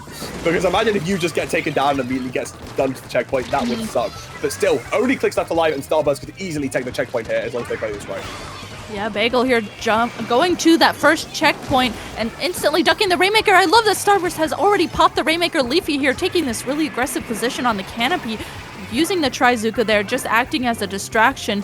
Looks like Starburst, though, is going to opt to not grab the Rainmaker and push it even more, just backing up into mid, recognizing that they do have one member down and that Kings does have all these specials at the ready. So it looks like Starburst just kind of safely backing up, letting Kings use their specials and get in a position to play defense. Yeah, they're going to need to be able to hold it. They do have the back to do so. Being popped out by Ice will actually allow the spawn to happen for the rest of the for the teammates of Kings to go down. It's so hard to push into that back. But actually, Reef Slider is going to help massively. Click's going into the spawn. And with the spawn of their team, now Kings are going to be able to start moving forwards. Really great Booyah, actually. Forces them off the middle of the map. So that's going to slow down the push massively. Kings were in a prime position first, but a perfectly placed Booyah will force out that Rainmaker pusher, and it will allow Starburst to start moving into mid. Brand is just sitting there, putting on so much pressure, adding Crossfire and not allowing the members of Kings to move forwards, and that really, really helped out as they move into 4v2 situation. Cooler being popped, but Brand being taken out by a bomb before it could get any sort of usage, so it will be the rest of Starburst having to try and follow up now. Looks like Leafy here actually grabbed the Rainmaker. Not sure if she meant to necessarily, but having to really commit to that there, and gets taken out by the Trizuka from Melon. Melon here popping the Rainmaker and getting in a position to not grab it necessarily yet. Maybe letting the Rainmaker reset. They do have one member down right now, so it looks like Kings just want to take a breather here, sit in mid, make sure they control this mid area, and let the Rainmaker reset. I don't know if it's a team decision or a Melon decision, but I don't think I've seen that guy pick up the Rainmaker once. Like one time when they're next to it. But either way now, Starburst are actually going to be able to capitalize off that and start taking mid control. They do lose one member of their team, but mostly they are in full control. Get a cooler push going, and they've got the checkpoints, so they're just going to run this hardcore. Just hold W, and it works. They get the picks going, and Bagel just runs right forward to the 3 mark. Oh my lord, and even though they're being taken out, instant respawns, and they're ready to defend, and I mean, at this point, the game is looking secure. As long as they don't choke, Starburst are going to be in the lead for a long, long time. Kings are going to need to pull off a miracle that will take this game. Oh, and there's that really nice snipe from Ice, like you talked about. Charger just being able to utilize the openness of this map in particular. Ice didn't even have to get the higher ground. He just kind of sat back and got that snipe through mid. Now Kings here, recognizing that they do have 2 members down. There are 2 members down on the side of Starburst, getting this first checkpoint. This is a good starting point for Kings to be able to start trying to push the Rainmaker, though, with 2 members down on the side of Kings. Now 3 members, they're going to have to completely regroup in their spawn. Yeah, for sure. And Kings are forced all the way back. The cooler being popped, because at this point you can't afford to pop specials in your spawn just to make sure you hold it. They're going to be able to go into mid and just keep holding on. They do Wait, Clicks is sitting there under the balcony in that little bit of ink that no one is painting, waiting for the right opportunity. I don't know what's going to happen, babe. I'm really excited. She's waiting for the perfect scenario.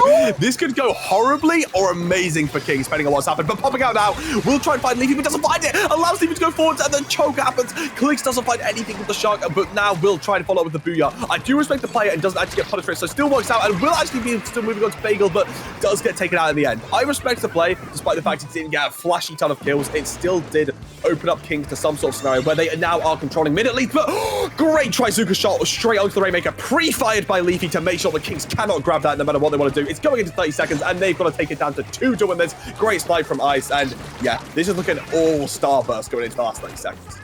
Yeah, there are only 30 seconds remaining of this for Kings to be able to get in a position to even get the lead. So they are just working tirelessly right now to just get the mid control first that they need. And they have to make sure they have specials at the ready to get a push going. So as they start working towards getting the lead, they only have about 5 seconds left going into overtime here. Looks like they are going to get the jump and called out.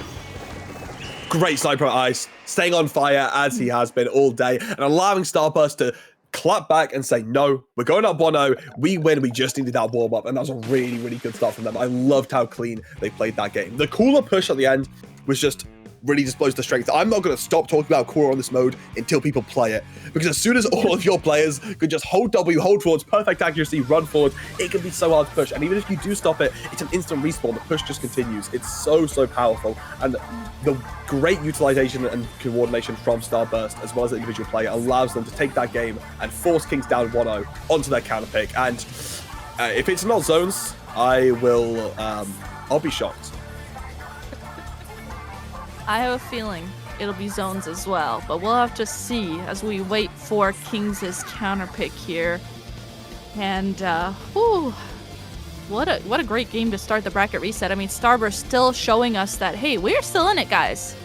We still have 5 games left here to be able to take this, and we are still in it. They are not letting, you know, the win of the last set of versus Kings take them down, and really showing us that they do have the mental and the strength together to be able to still stay in this and potentially win. It could super easily get demotivating if you're on the side of Kings. And, sorry, no, not on the side of Kings, on the side of Starburst. If you're like, wow, this guy that we know is absolutely crazy at the game has just been subbed in, dominated Oro Jackson, 3-1 does touch out of game 5. It would be so easy to let your mentality slip into a losing mindset. But Starburst are experienced players. They don't let that happen to them, and they have a great start to this series. You know, they know that they can win this regardless. I feel like a lot of people might have written them out after that first set, being like, oh, okay, this is a new Kings, it's a new team, they're going to roll. But it's being proven wrong immediately when Starburst have such a clean game like that. And as long as they get the counter picks right, as long as they get the, you know, they keep this momentum going, this could definitely be the tournament for them.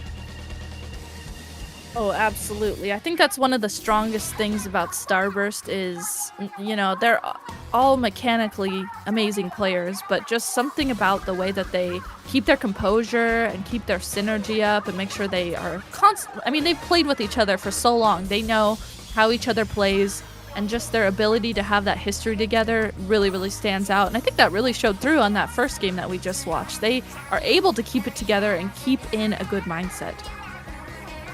100%. King's taking a long time to take this new map mode, but it feels like actually we might be moving over it now. Yep, they're going to be going for Splat Zones on Museum once again. You know, it paid out for them very well before, and hopefully for them, it will again. But, you know, Starburst have played it. Maybe they've adapted. Maybe they worked out what was wrong before, and they're going to be able to come back with a 2-0, which, if you go up 2-0 in bracket reset, that would feel amazing. But it's definitely looking to favor King, because currently they have like a 2-0 result over Starburst in zones only, so. That's a good point. I didn't even think about it. Just like being already so confident, Kings going into this, playing already so well on zones versus Starburst is going to be really good for them.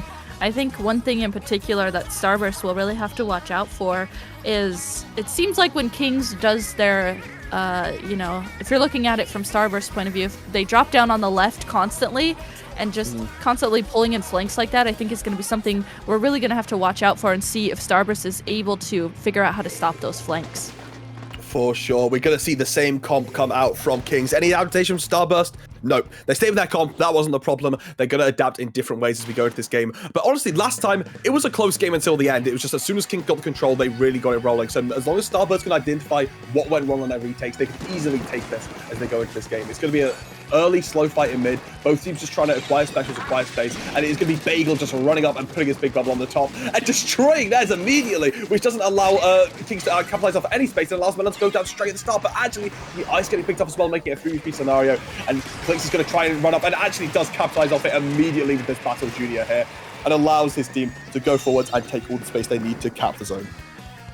They are taking all the space they need. I love the use of the rainstorm too. Just really helps them take space. But Ice there coming out of spawn instantly gets that really, really nice pick on the Explode. That's going to be really, really, really helpful for Starburst not having that Explode there poking at them to be able to come back into the zone. This Trizuka coming out from Kings is definitely teetering the momentum that Starburst needed to be able to come in.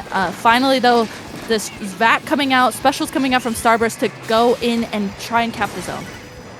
Yeah, and they're going to get that pressure on early, but they do lose Leafy as they try and contest it, and currently they didn't get any flips, they won't get any penalty points. Melon on the side is putting on a ton of pressure and does actually allow Kings to keep this lead. The machine is played so aggro and does only get a trade, but still it's enough for Kings to take control of the zone as we go towards the 20-point mark, and still no penalty points. The Trizuka now forcing everyone backwards, and we've got no time to go backwards. The only option Starburst has is to run into zone with all their specials, but now they've lost Leafy once again. They're going to have to try and make something crazy happen. Big Bubble does get popped, and the zone does start getting contested, but it's not enough pain against the Explosion, the Junior, and all the things that Kings has.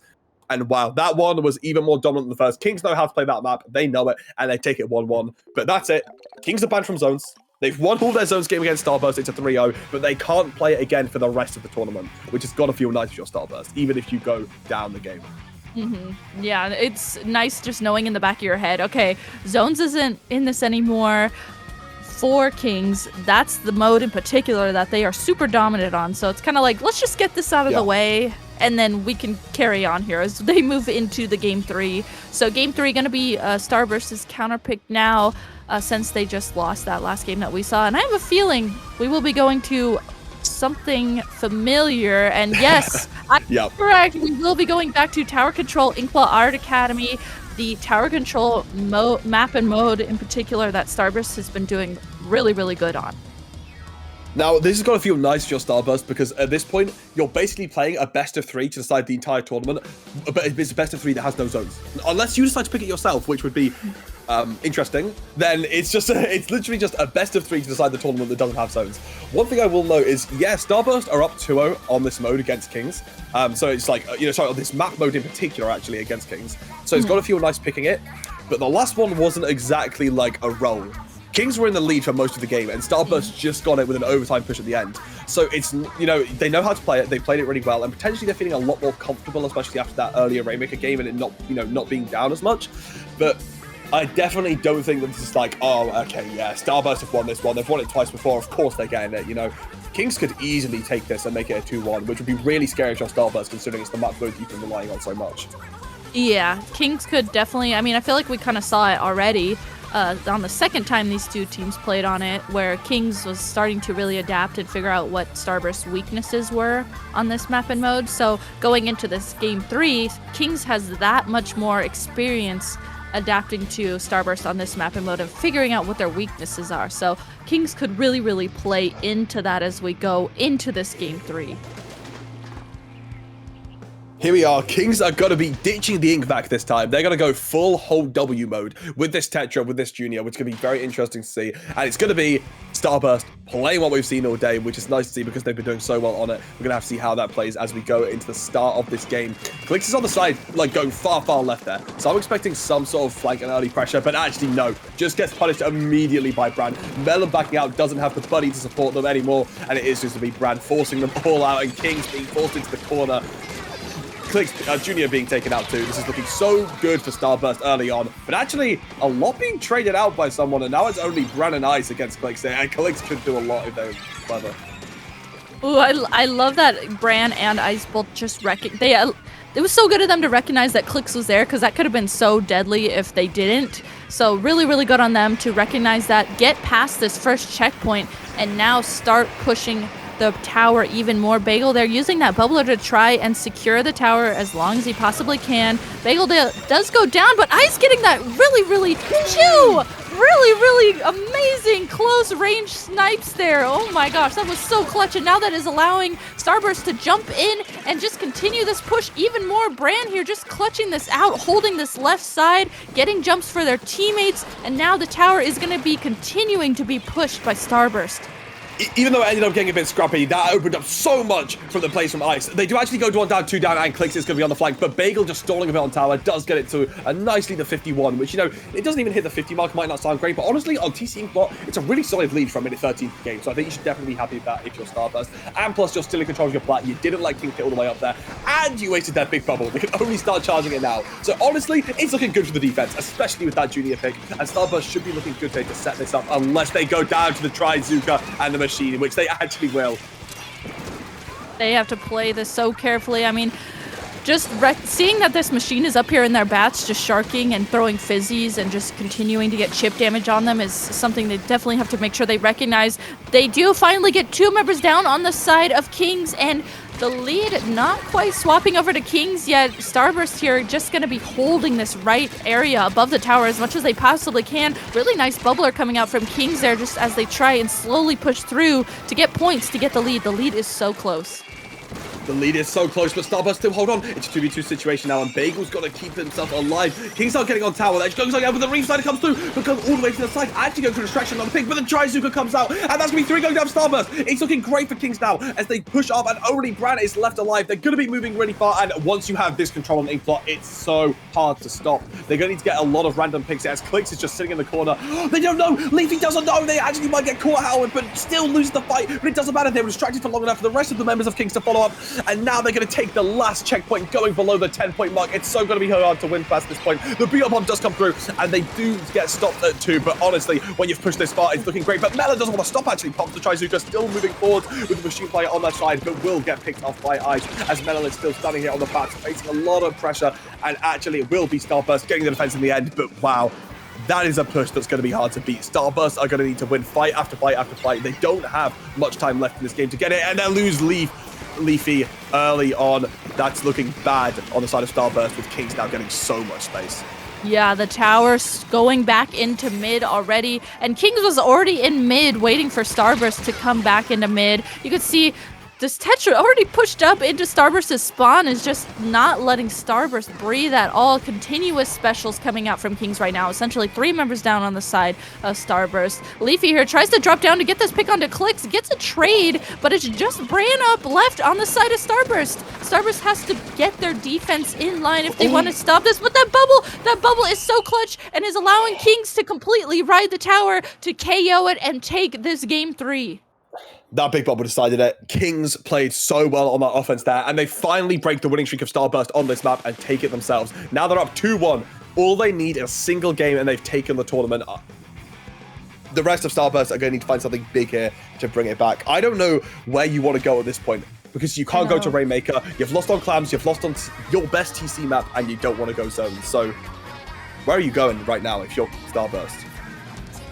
And that's interesting thinking about, I mean, we've got to see Starburst play a couple times already and see some of their counter picks. So are they gonna, you know, it's almost like, okay, should we go to a counter pick that we haven't picked versus Kings? Because it seems like, you know, Kings is just slowly adapting to these counter picks that Starburst is pulling out. So maybe, you know, it's like, do you stick to a counter pick that you know you're comfortable with, or maybe switch to a counter pick that the other team hasn't had time to adapt to playing on versus you? Right. And at this point, maybe you even favor the map over the mode. I don't know if you can go back to maps, because of course you can't go back to modes. But if you could go back to a map you've won on, I say go for Hagglefish. You know, I think that was a really good map for for Starburst.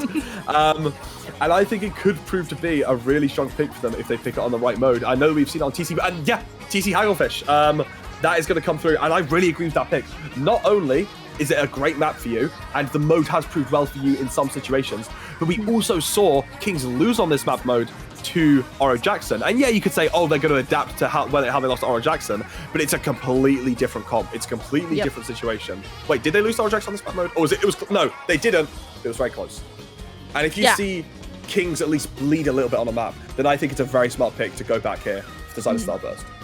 Especially since Starburst in particular hasn't played this team. So I think that's, like I was just highlighting, I think that's going to be a really big factor is, okay, we've seen that Kings has a little bit of a weakness here versus a different team, but also Kings hasn't played us on this map and mode, so they don't have that previous history of knowing how we play in particular on this. So I think this is such a good counter pick for Starburst going into this. So remember, we are on the bracket reset, and if Kings wins this, they will be winning the entire tournament. So it's up to Starburst right now to win this game to be able to stay in the tournament. Full aggro comp, going with what they went before. They don't want the back, they don't want the long range, they just want to go with everything they have. But of course, Starburst staying to this true, and it makes sense. Ice on that charger is going to have to put in work on this map to open things up here, but being pressured out immediately by the Fizzy Bomb and taking out, that is what you want to see if your Kings. In fact, 2 go down. This is such a good start for Kings. Not only do they get rid of the scariest player, Ice, they also get a second, and now they're just going to be able to start rolling forwards as long as they don't get picked off any more members. This machine here just trying to play so carefully around the bubbler, but Ice, I love that Ice recognized that and was like, hey, I'm gonna get this pick. Ice getting another pick on that charger onto someone on the side of Kings, and it's just, right now it's just a bloodbath as the tower has not really pushed any further right now. Starburst doing a really good job at coming back in and making sure that they don't get backed up completely into their spawn. Ice and Bran here just pairing up really nicely to make sure they call out where this Tetra is. Leafy following up on that too. Now getting to the tower, trying to get into mid and play very carefully. There's just constant flanks coming out right now from the side of Kings. Oh my goodness. Melon running all the way into the spawn and only getting a trading out, but forcing them back is so big. Unfortunately, the rest of the team goes down. It's just Bagel and Ice left alive, but they will get this tower rolling now. Even though this looked really King's favorite for a long time, it is actually going to be Starburst getting the main, the first big push. And actually taking out Clicks too will put them in a great situation. The Trizuka, though, does actually take Leafy out, and it will be a 3v3 situation. Ice going down to, Bagel going down to. It's just Brown left alive to try and stall out and stay alive against the members of Kings. He's going to take that 1v1 on the side, does pop the Booyah, but it gets cancelled. So a little staggered spawn there will allow Kings to start get this rolling as they've got that Booyah, they got that bubble, and they're going to get ready. Looks like they are going to use that bubbler to be able to hold the tower as long as they can. And Ice going down, unfortunately, for Starburst. With having one member down on both teams right now, 2 members down now on the side of Kings. I love the collapse there onto Kings there. That's exactly what Starburst needs to be doing. They need to be playing together like that. They need to be pairing up like that. And that's exactly what they did. That's how they need to play to be able to swap the lead here. And the lead is not huge, so Starburst is definitely still in this as they are starting to try and push the tower. I 100% agree, but unfortunately, Kings just got the individual flanks coming through. It feels like Starburst are just one unit that are moving together and getting these perfect defenses, but Kings are just going so chaotic and going in and getting these picks, but it doesn't matter because they're also getting traded out, so it is allowing Starburst to move forwards and keep pushing here. So it's going to be a 2v2 situation. They could definitely pull out the lead. In fact, they probably will, but no! A couple of points beforehand, Kings time it perfectly, take out Leafy, and retake control of the tower. It's got a 4v3 situation now. The Reef side are moving forwards, trying to find some space, but going way too far, not finding anything and getting punished for going a little bit forwards. But actually, the rest of the members of Kings try to capitalize off it and will make it 3v3 situation in the mid as Starburst try and push forwards and not go down to this Trizuka from Melon. Starburst is doing a really good job at, like I previously highlighted, trying to play together, make sure that they call out these flanks together and just group up. It's been kind of a bloodbath back and forth here as these scores are so close. I love this positioning from Ice, able to watch that right-hand flank that is so deadly, though this machine coming around now with Melon also coming around this right-hand flank. And, I mean, the bloodbath continues. Both teams right now do have 2 members down, and the tower just slowly is starting to creep up. Bubbler coming out, jump-ins coming out from Kings as they are working to get past this first checkpoint. That big bubble's still just enough time to make you want to look at tower, but then the rest of Kings just walk forwards, and now you've got the check. That check is a big one to break through. It's really difficult, but this is looking so good for Kings. The Booyah's being held, and they're still in the spawn. They're getting so many points on the board now as they make it the way to the second check already, but the Tetris does go down. Clicks is being taken out, but Ice gets traded out. A big bubble coming through is huge. You could easily get the check here as long as they stall out for long enough. In fact, the Judy goes forwards, tries to get Leafy, but doesn't quite find it. The checkpoint doesn't go down, but Clicks comes through with the jump and actually gets one. Still alive in their spawn. Could definitely put on a ton of pressure on Starburst there. Not careful here, just taking out Ice, but Ice ignoring it, realizing you're in a position where you can kill me. I'm going to go to mid. We know where you're there. Let's just try and move forwards and get some stuff done in mid first. Ice does go down, however, and Leafy does get traded out, so it's looking nice for Kings going into the last 40 seconds of the game. Big ball being popped on the tower by Bagel, does find one, potentially could find the second here on the Junior fight, but actually does get taken down, so will be Kings getting in control of mid to the end of the game. Now looking at the timer, we only have about 30 seconds left of this match, and with Kings having so much map control right now, Starburst is really going to have to group up and figure out how to play into this into the last 20 seconds of this. They are slowly getting into mid. They do have 2 specials at the ready, though unfortunately with Leafy going down, this might be the opening that Kings needs to make sure that they secure this. Specials coming out from both sides, a complete wipe onto Starburst as Kings takes mid, takes the tower, and just holds this area. It's not looking good for Starburst as we are going into the last 2 seconds of this. Leafy tries to grid on the tower just to secure this, but King is right there to just secure the tower and take the set completely 3-1 over Starburst and win the entire tournament. That's it. With 2-3-1s, they come back, they make the small losers run after losing in winners finals. They get their revenge, and Kings are on top once again. They've won 20XX, one of the big first majors, potentially I'd say the first online major of Splatoon 3. Congratulations to them, but what a series we had. That was brilliantly played by that team. I mean, Starburst put up a great fight, but Kings were just too strong once they came back with their new form in Grand Finals. Oh, absolutely. Kings, like, really had it together. They really were... It almost seemed like we saw a progression of watching them throughout our commentary set, of just watching them get the progression of figuring out what they need to do to collapse onto the teams they were playing against. And I feel like we really saw that versus Starburst. And they just they went with that momentum when they had it, and they capitalized on that so well. Yeah, 100% correct. I love not just seeing the adaptations in playstyle, but also just pure weapon picks. You know, learning about the cooler on Rainmaker, pulling out some Tetra, it really, really worked out for them. And once they found their footing, they were unstoppable by any team. But still, a great showing by everyone today. I mean, this is like one of the most stacked tournaments, not just, you know, in Splat 3, I mean, obviously, but that we've had over the Splatoon series in the last few months.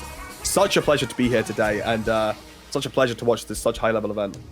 Yeah, it's been a while in the Splatoon community since we've had a tournament happen of this caliber, and it's so cool to be able to be here and have this hype going and be a part of it. So definitely awesome seeing all these teams and players come out today for this tournament.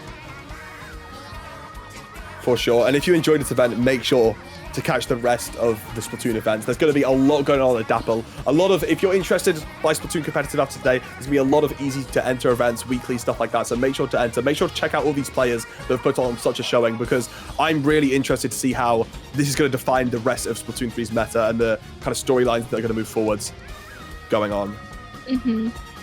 And I just want to, okay, I'm going to try and kind of like speed run these donations. We got quite a few donations here. So for the prize pool. So we got $25 from Prosper, and then we got a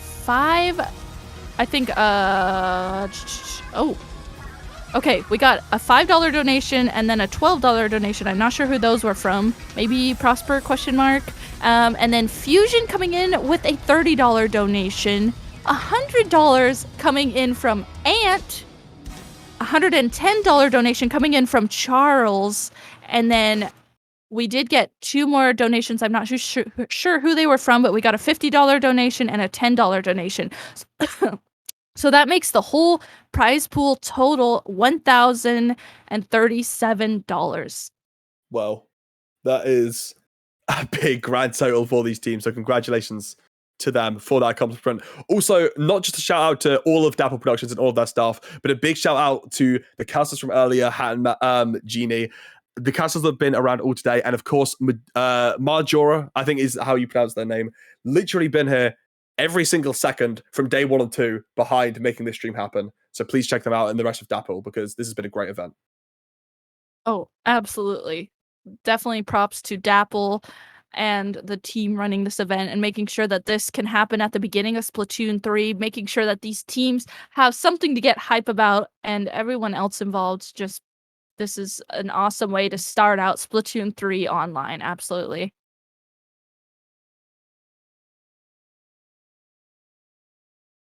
All right, awesome. I think we are going to be going now, but thank you everyone for checking this out. Please check out everyone involved, and I think we are going to be going over for a raid. It's so stick around for a second if you want to see more Splatoon 3 content generally from the content creator side. We're just looking at what's going on. Pause champ. Pause jump. Yeah.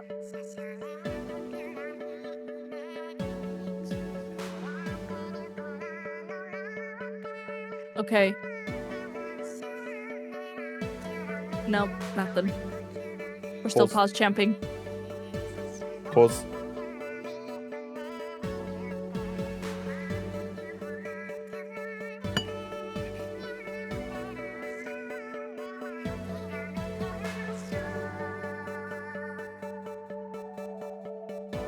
Okay, we are gonna be ending the stream here.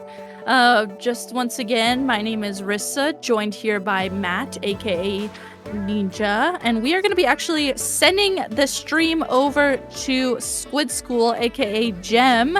So definitely shout out to Gem when you guys get over there. But that's going to be it, us from the stream here for Dapple Productions. Thank you so much, everyone, for tuning in and watching this tournament with us. I hope everyone has a good rest of their day, night, or afternoon. Yeah, thank you very much, everyone, and we'll see you in the next event. Goodbye.